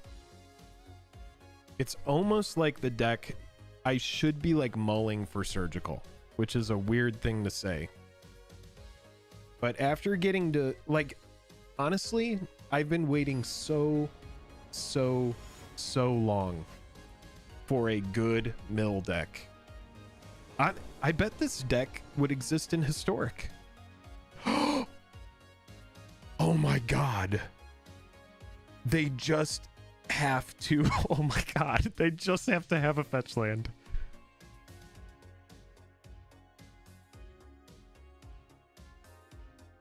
Oh yeah, I mean, we want 1,000,000% keep this just for the memes. We have triple Archive Trap. Oh my god. Okay, okay. Triple Archive Trap on a Multi 6. Oh my god. Okay. Flooded, and I don't want to, like... Honestly, I don't want to draw any more lands, so we're just gonna... Layer the Hydra. Oh god. It's natural order.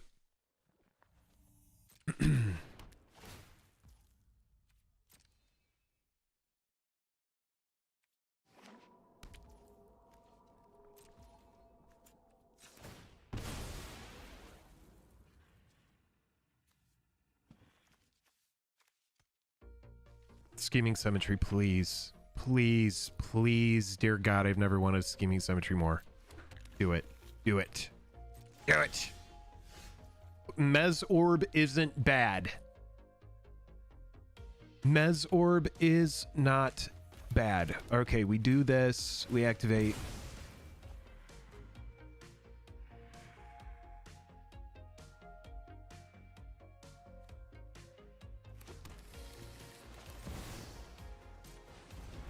I can surgical off of Mezorb.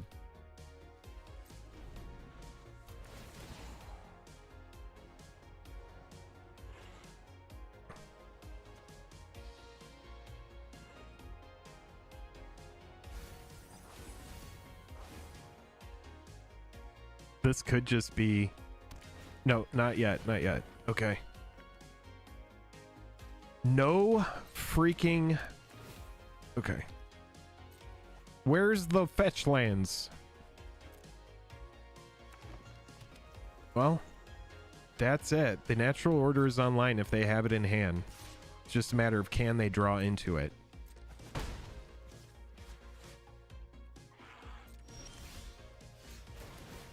Give me a scheming. Scheming. Fatal Push is actually good for us. They need to materialize a creature.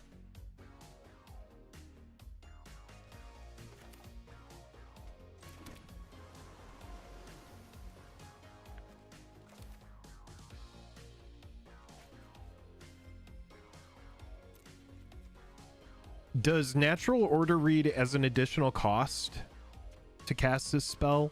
Or is it when you cast this, sacrifice a creature? I bet it's as an additional cost. So I think we just main phase Fatal Push this.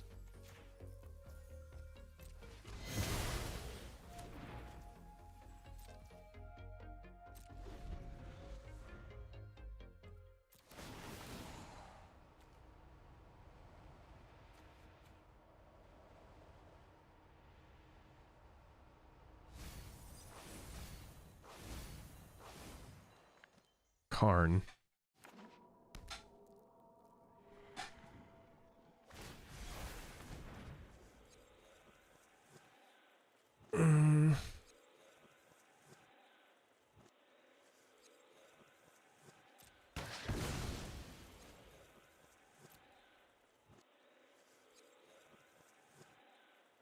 I need to be running one.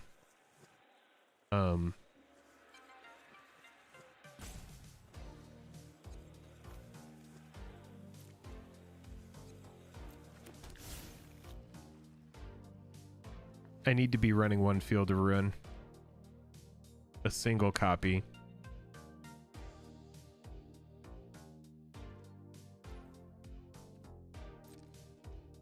I mean, I almost want them to, like, play it prime time.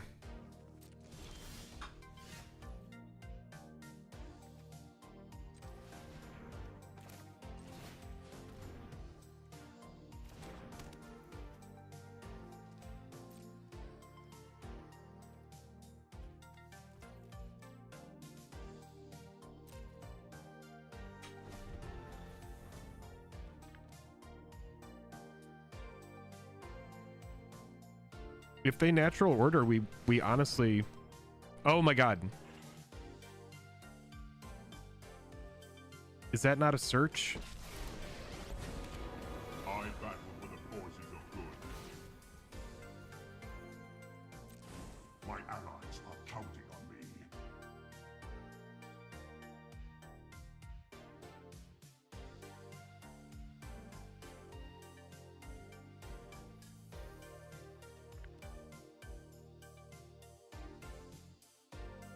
Yeah, Field of Ruin would be ideal. Yeah.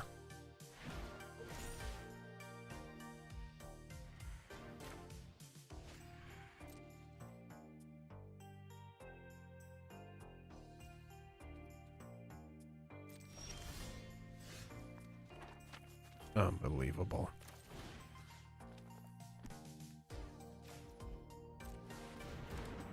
This is a weird game here.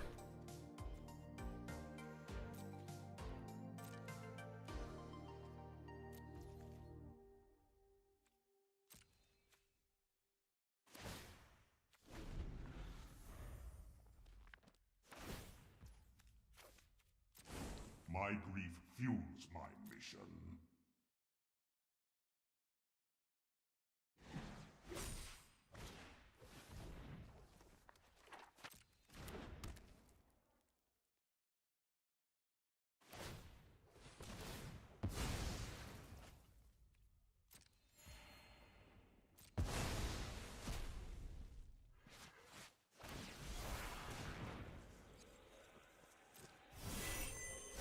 this seriously like some budget no fetch land shit? Oh my god.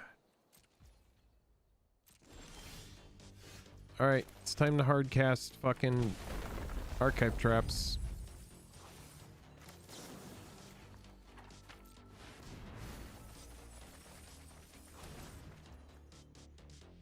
What is the card? There it fucking is. Alright.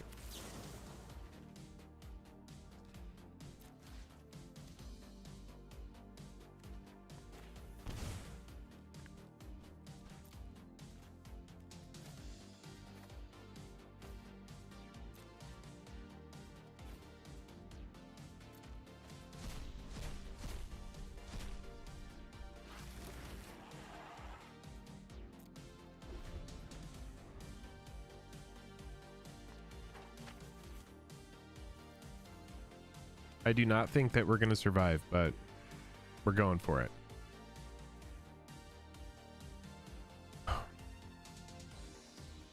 If they play prime time, they go get lands, we win.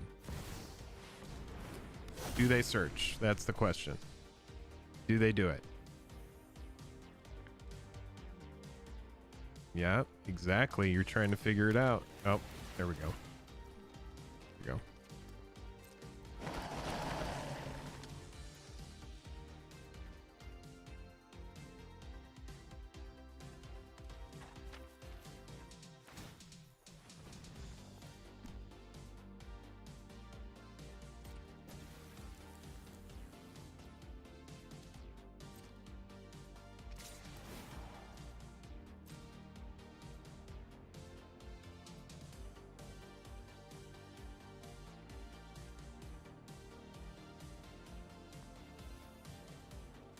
Got him. Yep.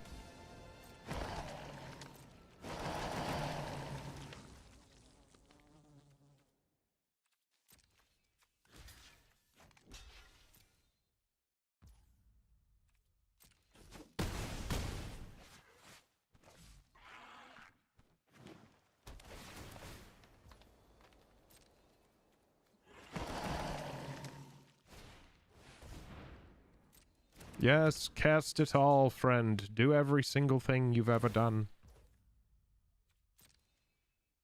Okay. They're like, I have other things to do. Just wait. Just wait, I'm taking stuff. Awaken. They're like, I have stuff.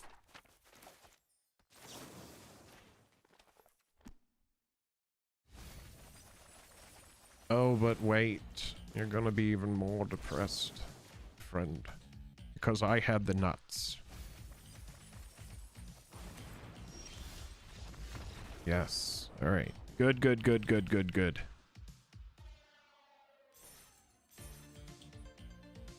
Win versus, what was that? Natural Order / Karn? Toolbox? All right, give me just a second. I need to use the restroom really fast.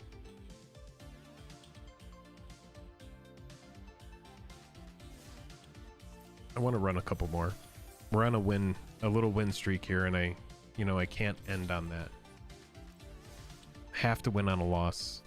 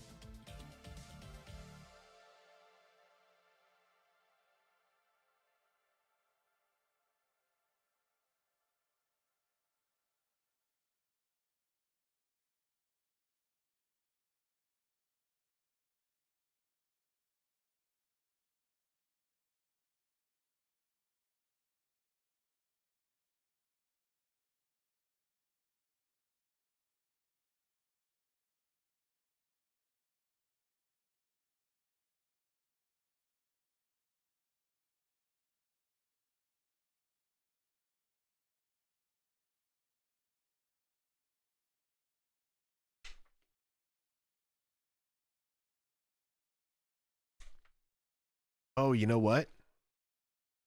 Yeah, we should talk about this. Did music stop? No, it didn't. Okay. So I'm thinking that maybe we bring in a field over one of these IPNU rivulets. You know what I never use is this Restless Reef, and it enters the battlefield tapped. I want one Field of Ruin.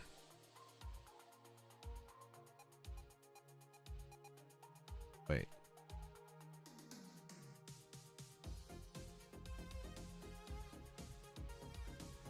Yeah, I think Field here ends up being very good.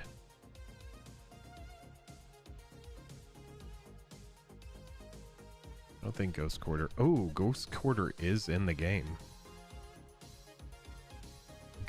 Do we like Ghost Quarter or Field of Ruin more? Field of Ruin. Wait, what is that one? What is it? Road to Ruin? Something Ruin. What's that card called, chat? Not Buried Ruin.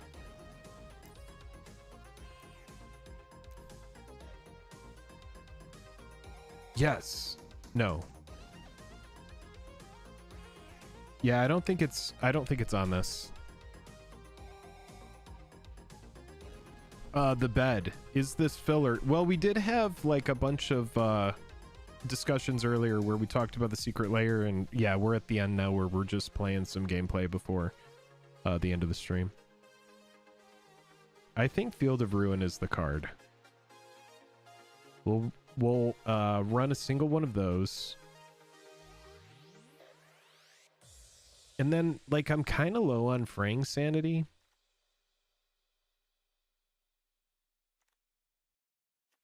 I think I want to cut the fraying sanity. We haven't really needed it, and it seems very slow. And I think I want to just come back up a copy of Drown in the Loch.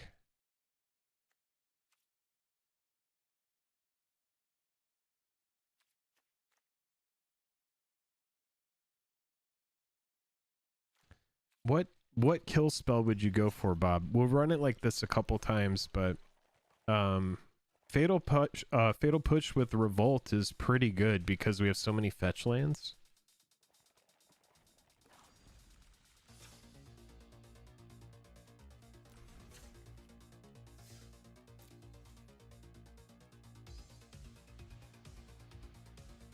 Oh, it's Demolition Field?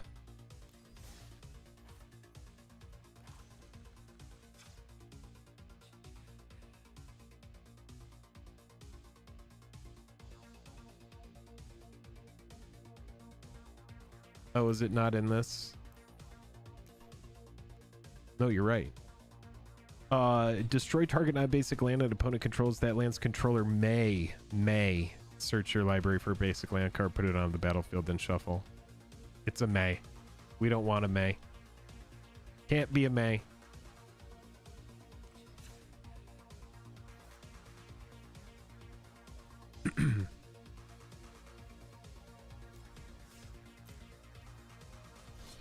Let's run it.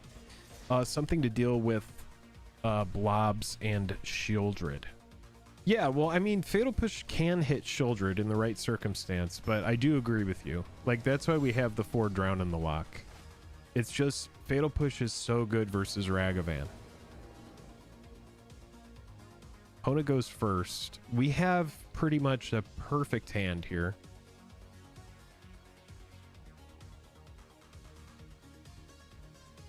Yeah, Ghost Quarter is a less expensive cost to use. I can just simply tap it, and I don't get a land. So where Field of Ruin is, if I have a crab on the field, for example, I'd be able to get a land and net milling 3, and they have to search. It's tough. I probably should have one Undercity Sewers, but I'm out of wild cards right now currently. But I do agree. And then I've also considered the Discover land. Like, if I can hit an Archive Trap off of, or not an Archive Trap, but a Tasha's or any of my mill spells off of the blue or black Discover land, that might be worth it as well.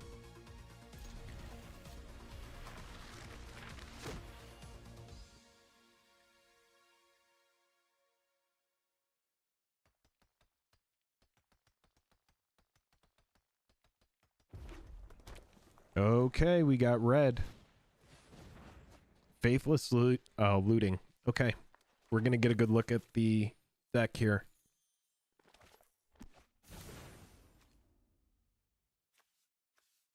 Two faithless looting in the yard, huh?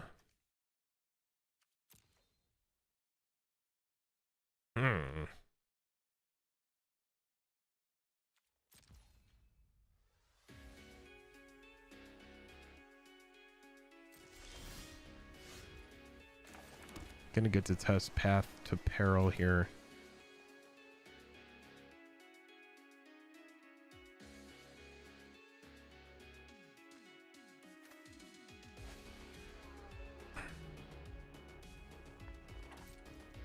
This is gonna be a weird choice, but I want to protect the crab and I want to net some mill off of the crab. We don't have anything else to do on turn 2. We know that they're in red. Possibly. Oh yeah, red-black, obviously.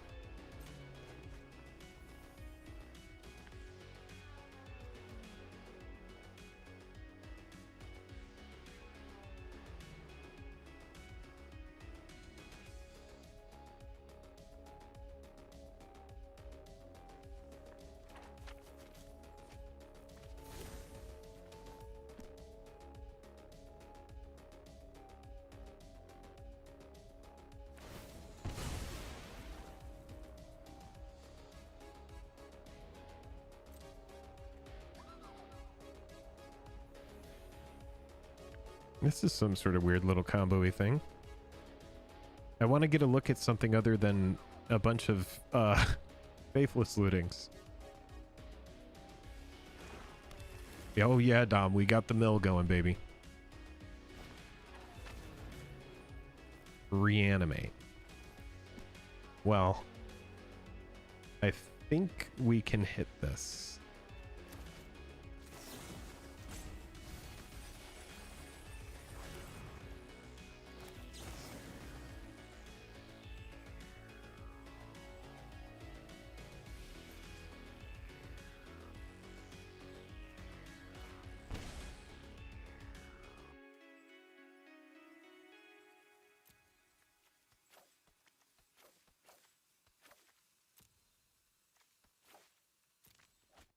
Sorry, bud.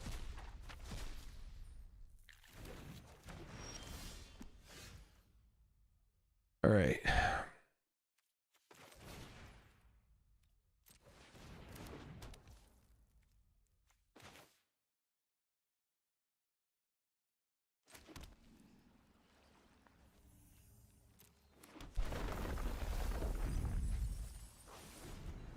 Okay, unburial rights. But unburial rights into what? Vein Ripper? Yeah, that seems pretty good. Vona? Yeah. Fuck. Oh wait, no. Unburial rights is just... Wait, unburial rights is that. No, but it does cost 4. Okay, it costs 4. Faithless looting. Okay. I need a land. A land would do it. A land. A land.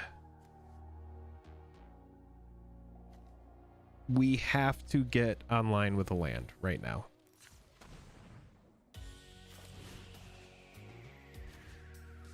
Now is the time.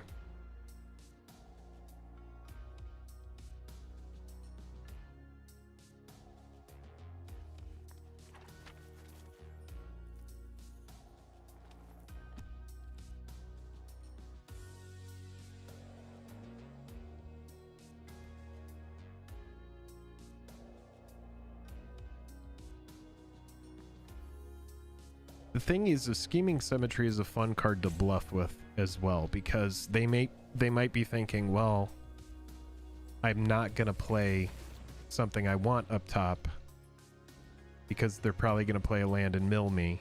However,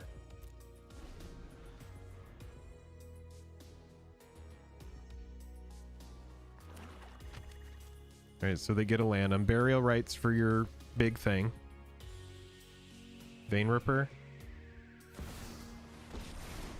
Sorin to do what? 3 damage. Feature card from hand to battlefield. Okay.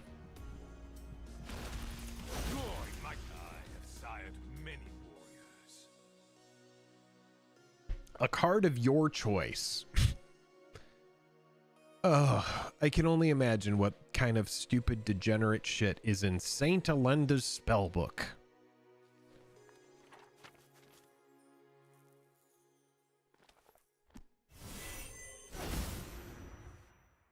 What is it? What was your card from Saint Alenda? Okay. This is pretty reasonable. Does Saint Alenda have stuff that lets you play for free? Jesus. Got it.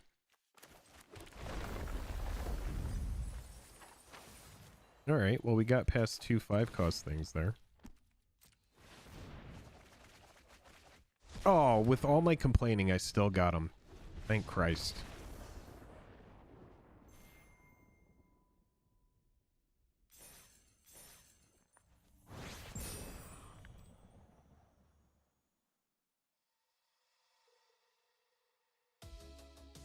Tasha's Hideous Laughter. That card is fantastic.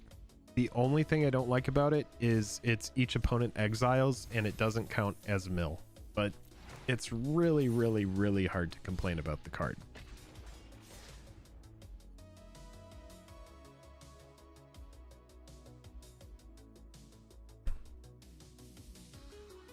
Everybody, thank you for hanging out. The fact that we have already like finished the stream, but we're just doing gameplay. We've got 63 people watching. Stream's been going for 4 hours and 13 minutes. What the shiz? Oh, no. Nope. Better.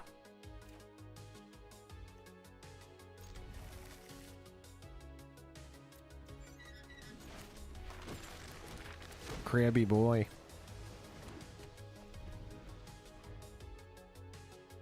You need to draw well. The hand is weak. Oh, don't play a crap. Mill v mill.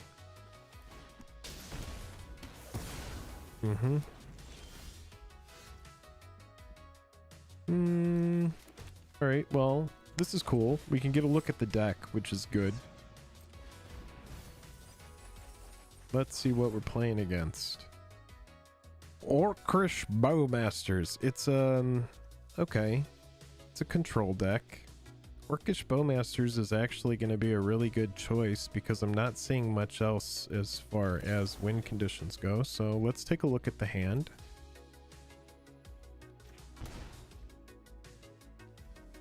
No Bowmasters. Oh god. Oh dear god. Oh. Gross. That's super gross. Double Shieldred, a Midnight Clock. Okay. The Midnight Clock is going to be an issue, and then obviously the Double Shieldred. But it's kind of slow. We might have a chance. Again, we have to draw very well. We could use a black mana.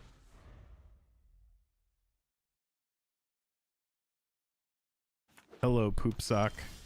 Good to have you.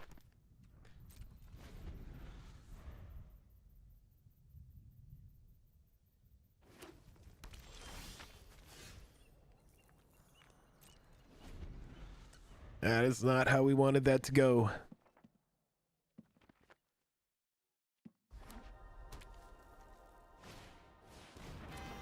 Interesting. Oh, they were baiting it. That makes sense.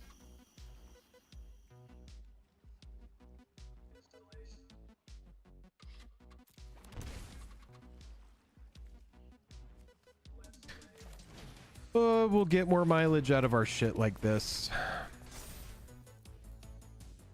Pending this survives. Yeah. Of course.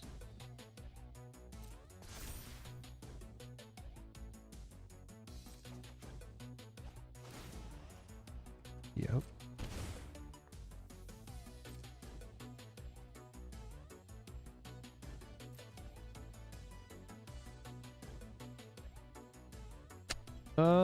Well, these are extremely mana inefficient, so gross.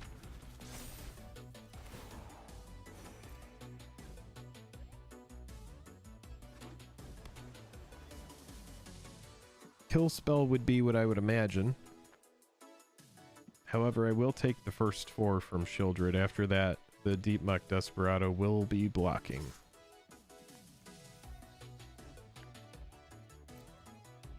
Take this first 4. Next turn I'll block and then Fatal Push. Hopefully we draw black mana.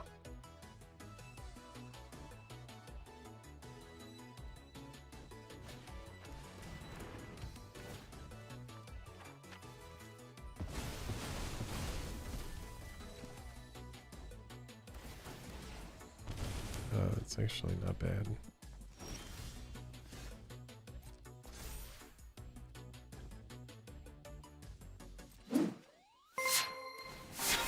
It's not bad, actually. It's terrible.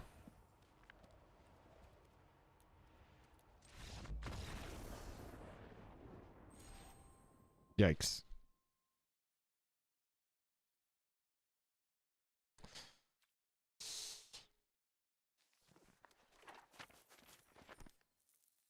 Yeah, I had fun.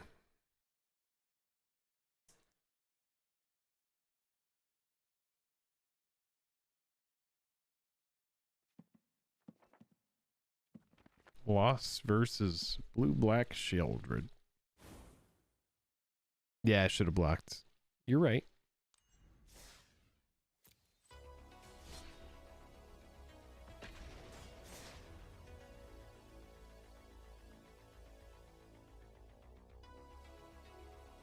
My PC is screaming at me right now.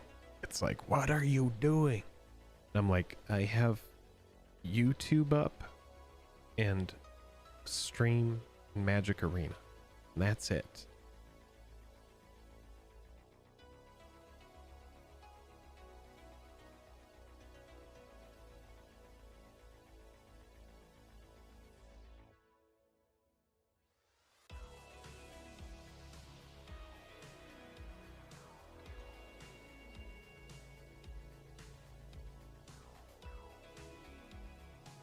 Currently still have 60 people watching here. Stream is going on 4 hours and 20 minutes.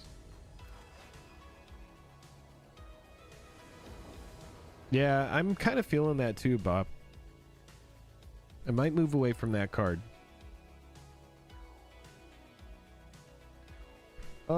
I think we actually turn 1 scheming for...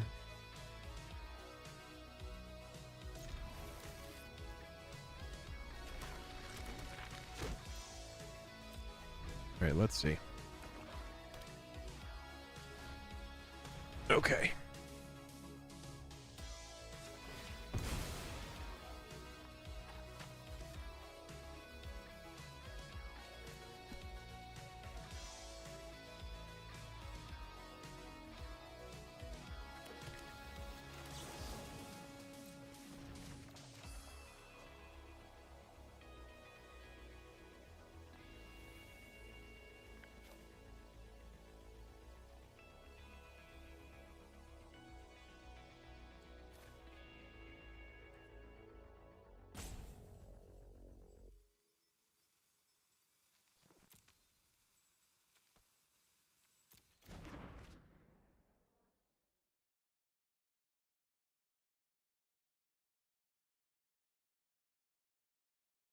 They're really eyeing that scheming.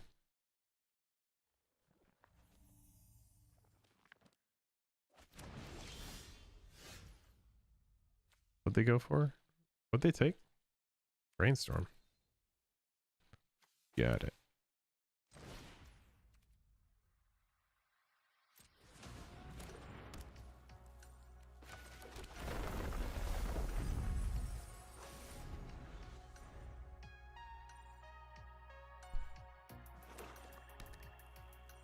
Pending no more hand disruption.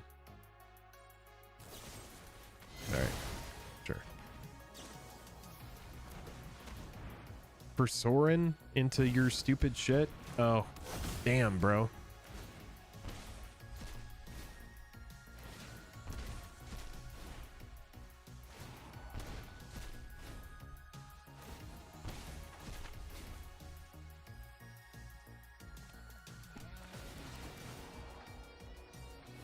The reason I didn't pollute it is because Archive Trap is on top. I want to draw the Archive Trap. I really think we need a Scheming Symmetry.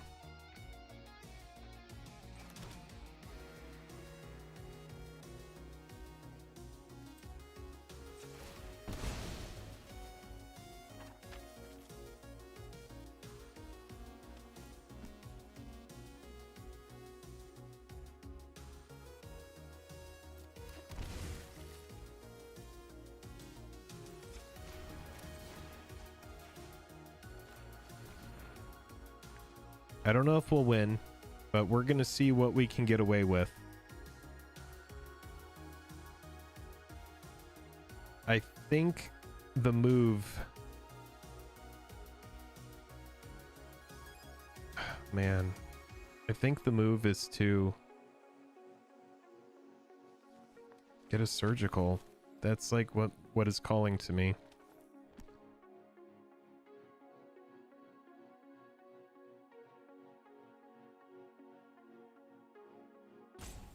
I think the surgical is the move.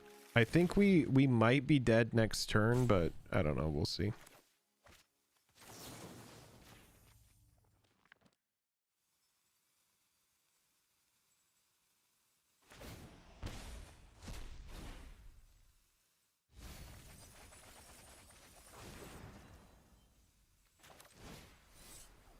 Trying to figure out what this deck...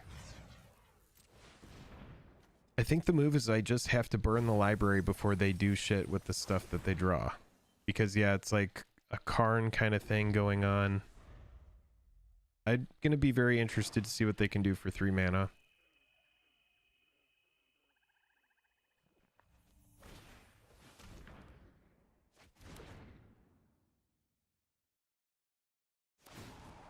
That is not good.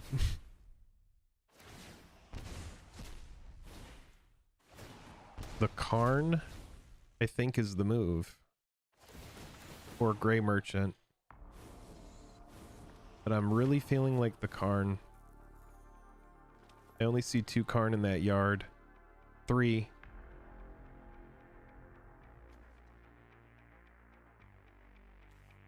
Maybe the Gray Merchant. How does it win? What does it do? The Karn, right?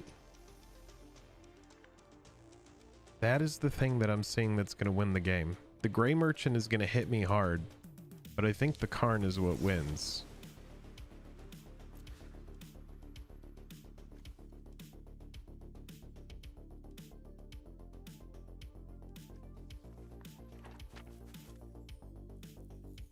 Maybe Invoke Despair?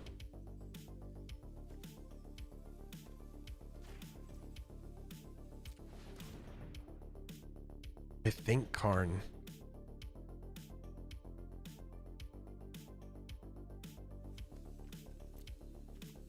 Alright, so they have a Karn in the library. That's it. That looks like the win con. Unless they like Mastermind's Acquisition. It's either that or like somehow they win with Invoke Despair.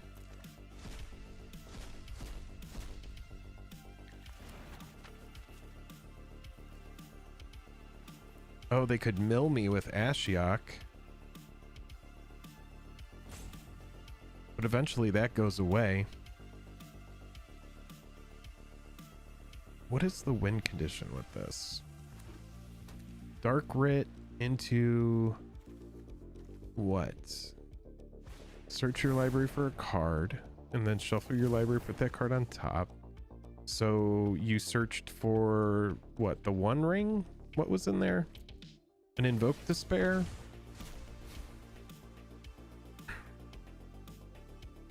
Merchant? Yeah, Merchant. Gray Merchant. Yeah, Gray Merchant is what's left. That's right. Geez, Deep Muck Desperado, and I might be able to get there with damage.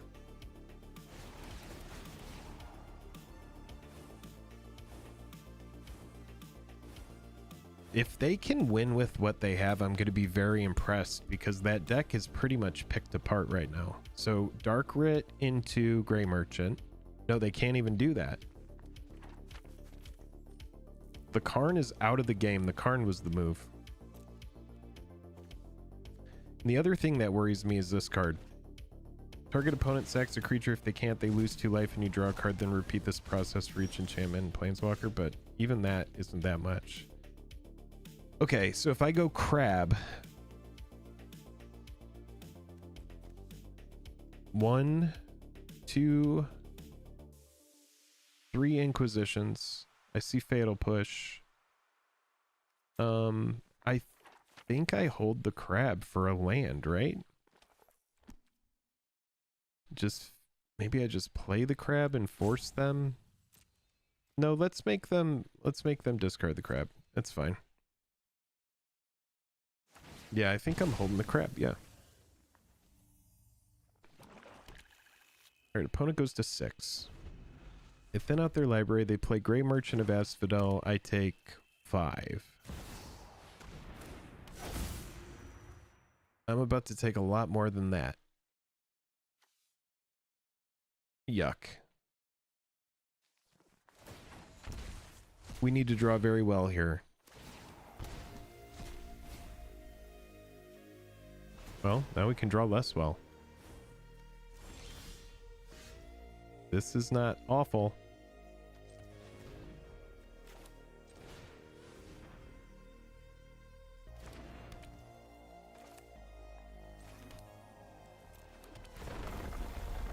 All right, we have a blocker. 1 ring goes away. They're going to try to play 2 Gary.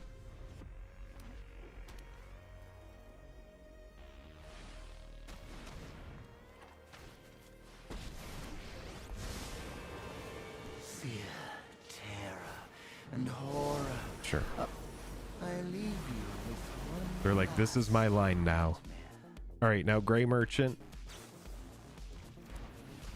Here it comes. Oh god, it's gonna hit for so much. Oh god, fuck off. All right. Oh my god. A land.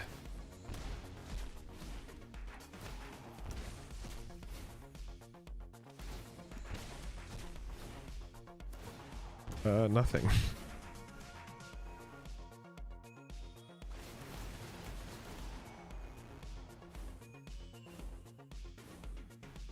What can they do at instant speed? I know they can Dark Red.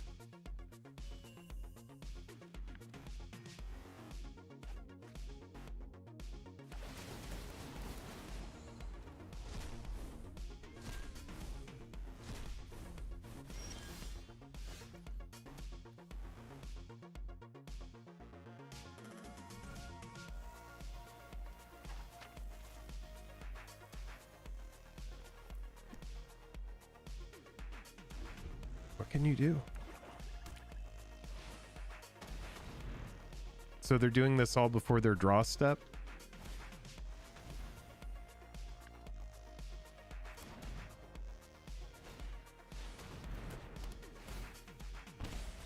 Can someone please explain? Why does he not have to draw? Oh, yeah. Got it. Noted. Thank you, Bob. That's right.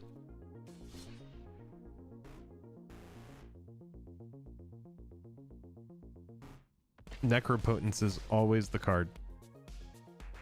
Necro's always the card to get there.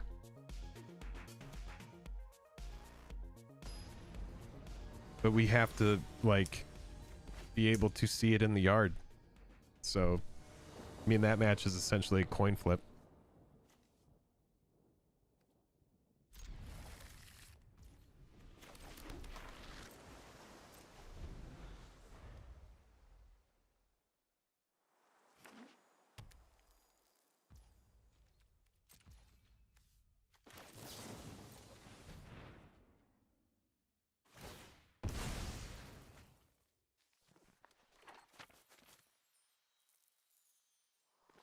I got you, child. Oh, wait.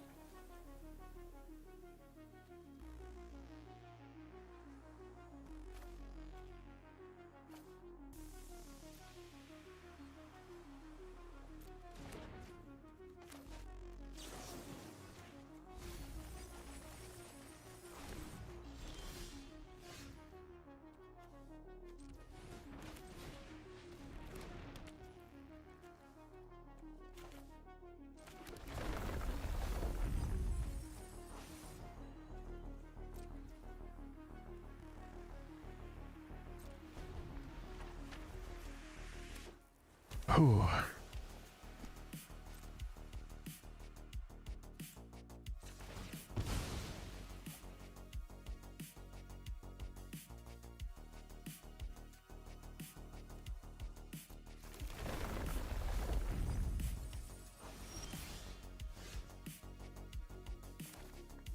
I bait him with the mesmeric orb.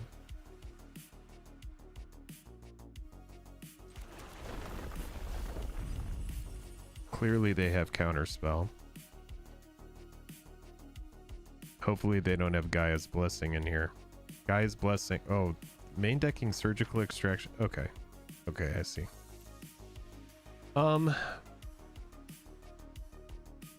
No, we don't go for it. This, we have to play this like a control kind of thing.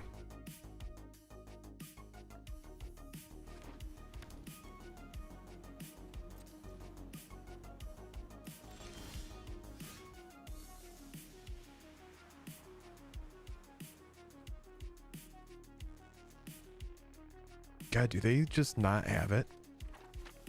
We're going for it.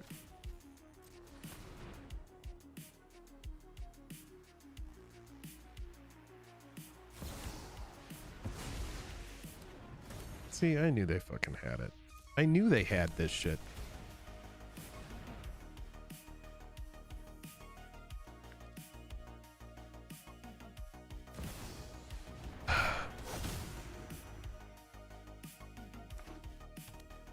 Yeah, you may draw a card, bud.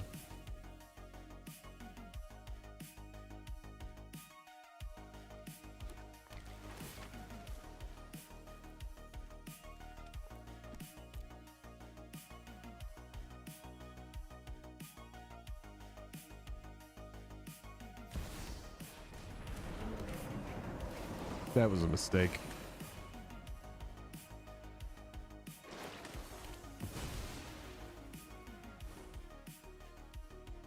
Is this shit running Spell Pierce? Not that I can see.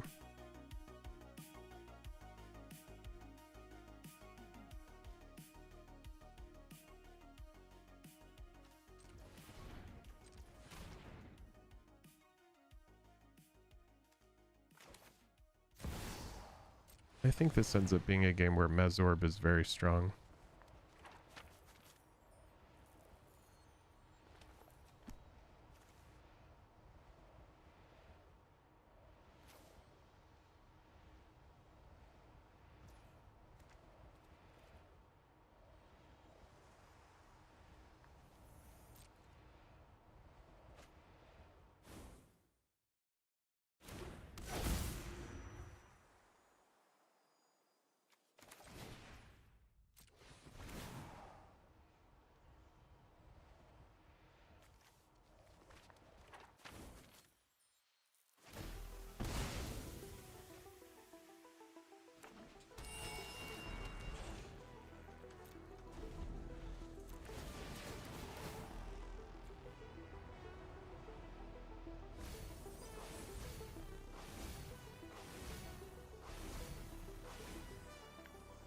Alright, opponent at 18.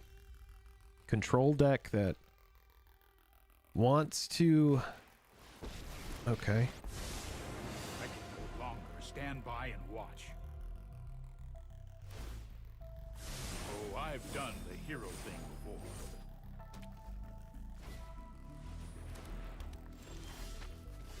Look at this guy, just wants to play commander.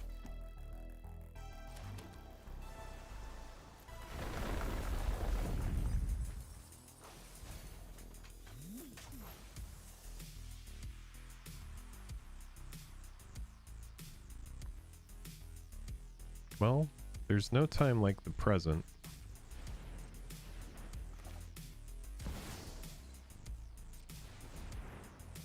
Mana drain. Oh, you're drawing cards.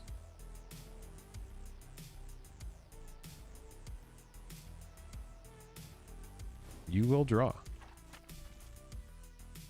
You may draw. Mana drain.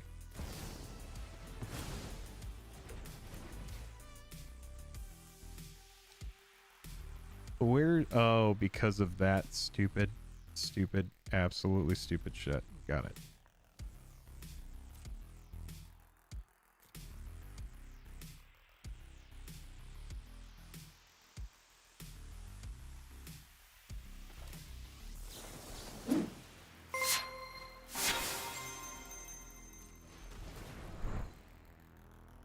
Probably should have kept the Esper Sentinel, but you know, whatever. Actually, I should have held that for Uro. Seems like the way.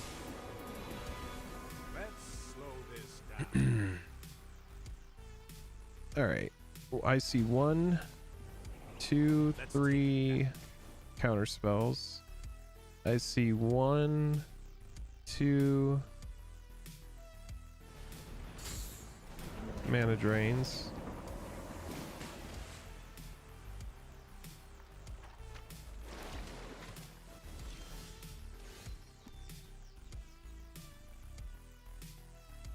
I think we win though.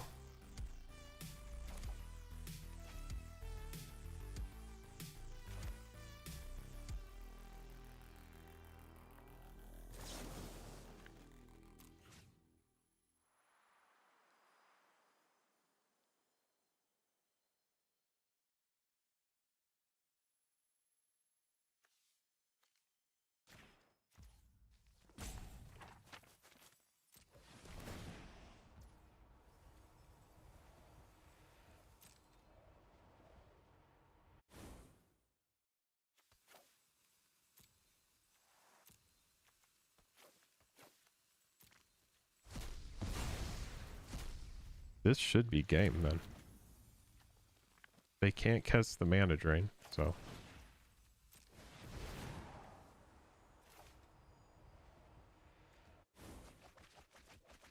Okay. Ooh, that was scary. All right.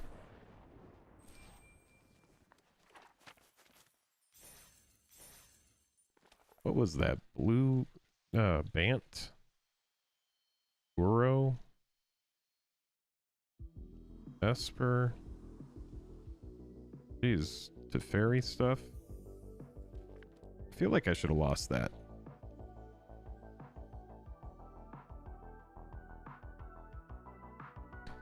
Yeah, I have to agree with you, Dom.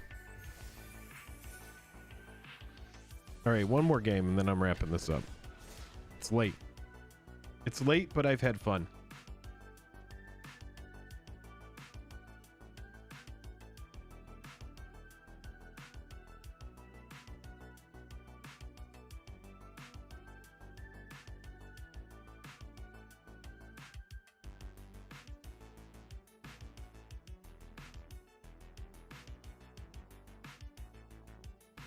Not bad. Tonight we are currently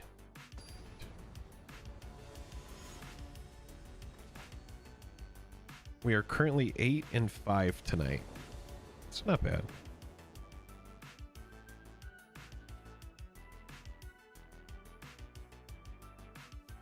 Opponent goes first.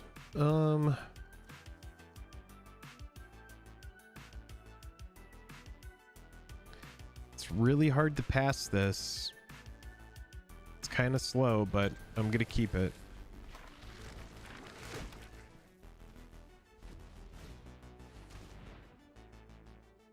God, people love that freaking... They love that Thoughtseize spell. Jake, you are fun. I appreciate it. You are fun.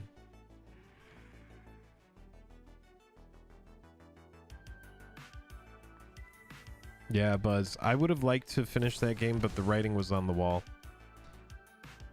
Oh, Oh, they went for my one of. Okay, I'll play it out. I'll play this thing out. You went for my one of, bub. He's like, what? Who the fuck plays one Mazorb? Well, you don't know how my brain works, guy.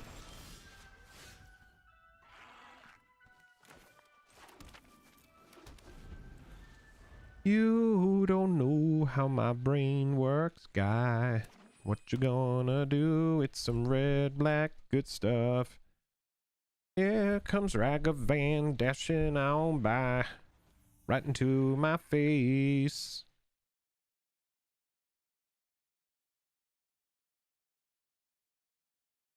Myth. What's going on? I'm playing against red-black right now, currently. Opponent is doing things, however, they are not really materializing a board state at the moment. I reckon it will change soon. Okay. Here we go. Ragavan. Do it. There it is. Took you so gosh darn long, buddy. Great. Play my crap. Yeah. Imagine. Sure. Oh, fucking dick. Oh. I got lucky.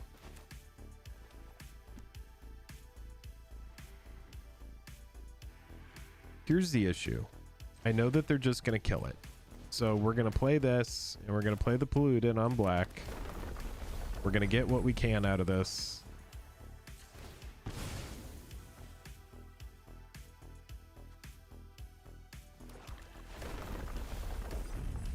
And then, you know, next turn the goal is to glimpse the unthinkable. What's nice about this is the opponent is going to be on 3 mana here. So they have to answer the Ruin Crab, and it sets them back. So if they don't have red now, they don't play Ragavan. Exactamundo. Alright, so what's even better here now is we can set up... I think we win with 2 Tashas versus this deck. So what we're going to do is we are going to set up for it. No, I want to get the Ragavan out of the game.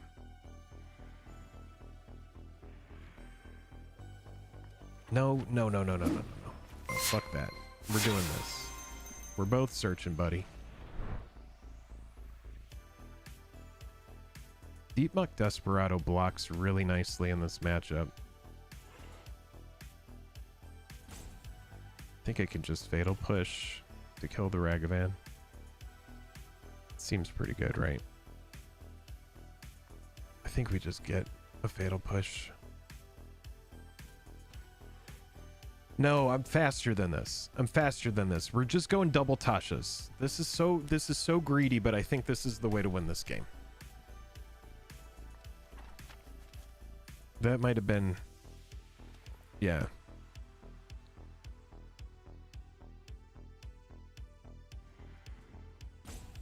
Opponent hopefully looking for like a land. But what we'll do is we'll go like this. And we'll glimpse.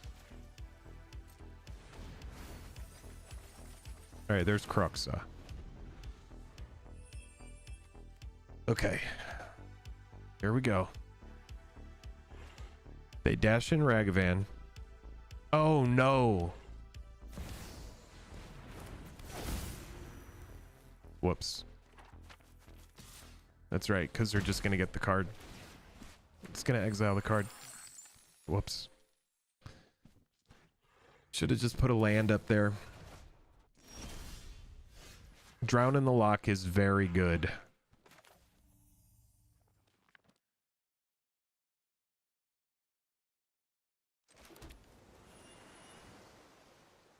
Drown in the Lock, and I can just counter the Ragavan.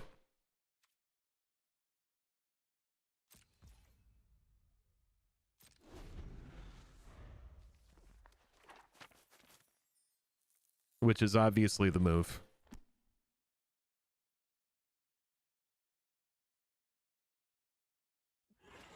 So you have to play slowly.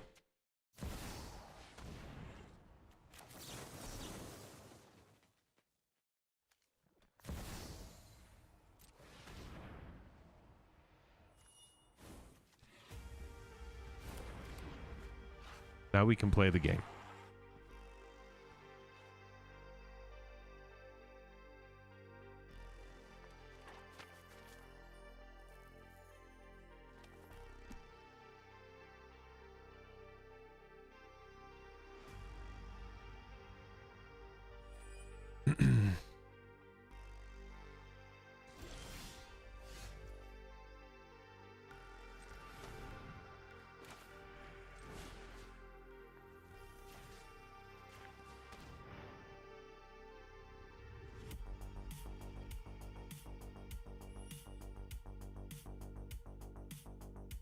I have to hope they don't draw a land, because I am going to put something up there that I want. But if they draw the land, then we'll just mill it. It is what it is.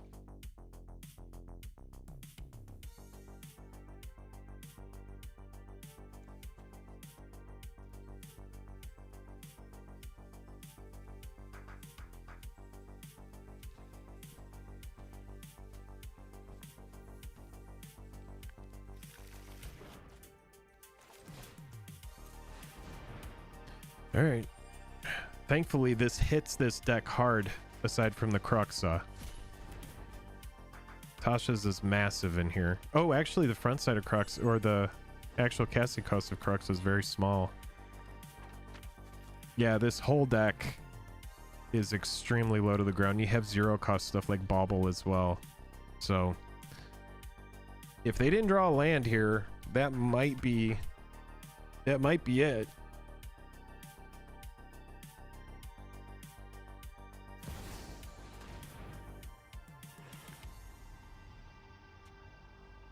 Okay, so you search for a card, put that card in your hand. I imagine it's a land. We get milled. And then we still got a game going. It's just a matter of if they go for a land, or do they go for like a Ragavan and just cast it off the treasure.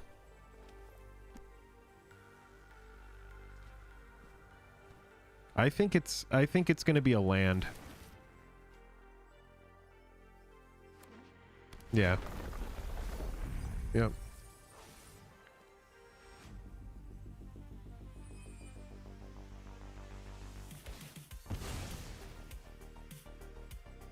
My own fucking crab fucking me up over there, dude. My own crab is fucking me up.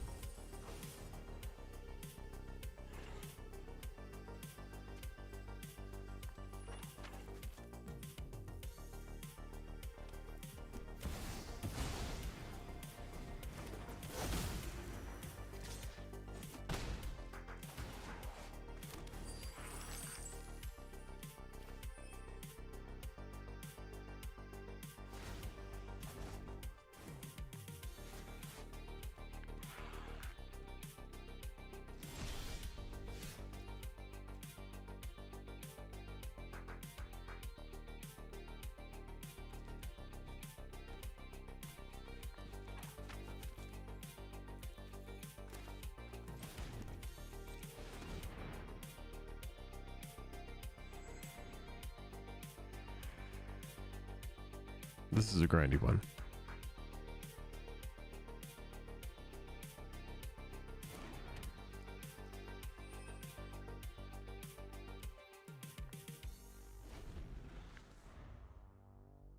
This is definitely a grindy one.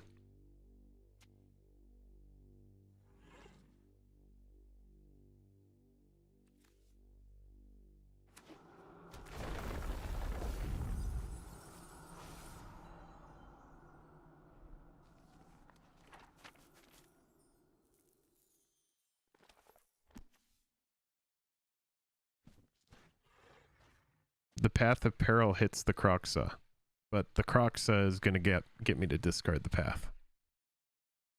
This is going to come down to is if I can just draw.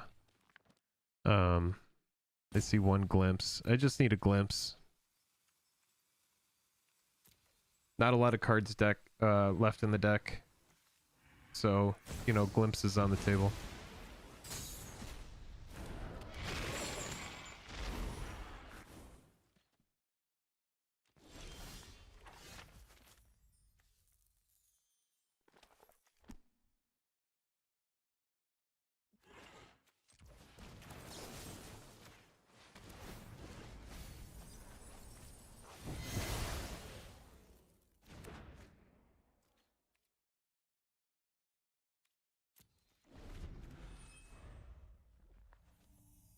Every little bit helps. Every little bit. Yeah, get those fucking lands out of here. That's what's up.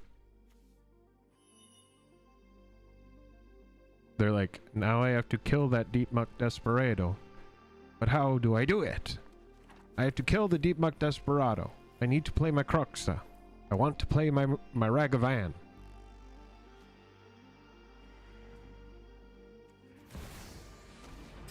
I will play my Cruxa again. I will play unlimited Cruxas.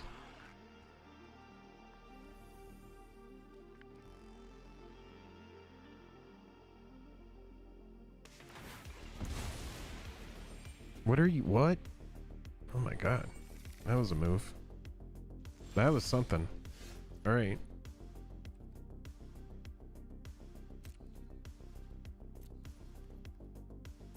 This is not good, chat. This is not good now. This is finally, we're gonna get to end on a loss. This is all I've wanted. There we go. Yeah, get that land. Get that land, boy.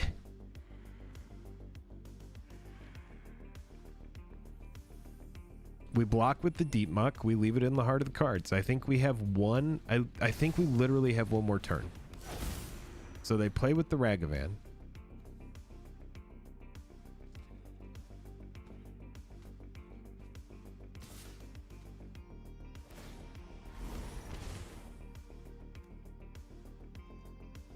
Yes. Heart of the cards. Here we go. Here we go.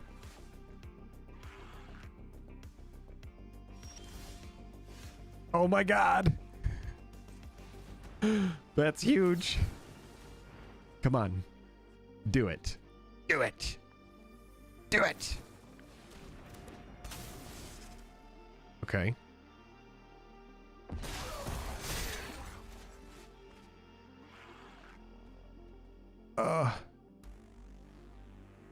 No.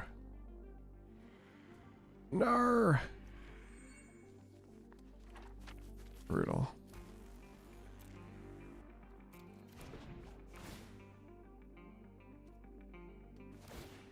Okay.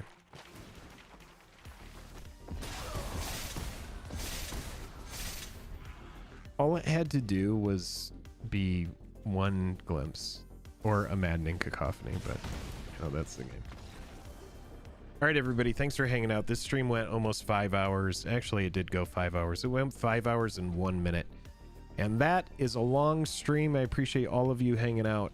Special thank you to Sp3c again, and thanks to all of our sponsors that allow us to do this channel full time, and to all of our patrons that support the channel through Patreon. We appreciate all of you so much. Hope you have a good rest of your night.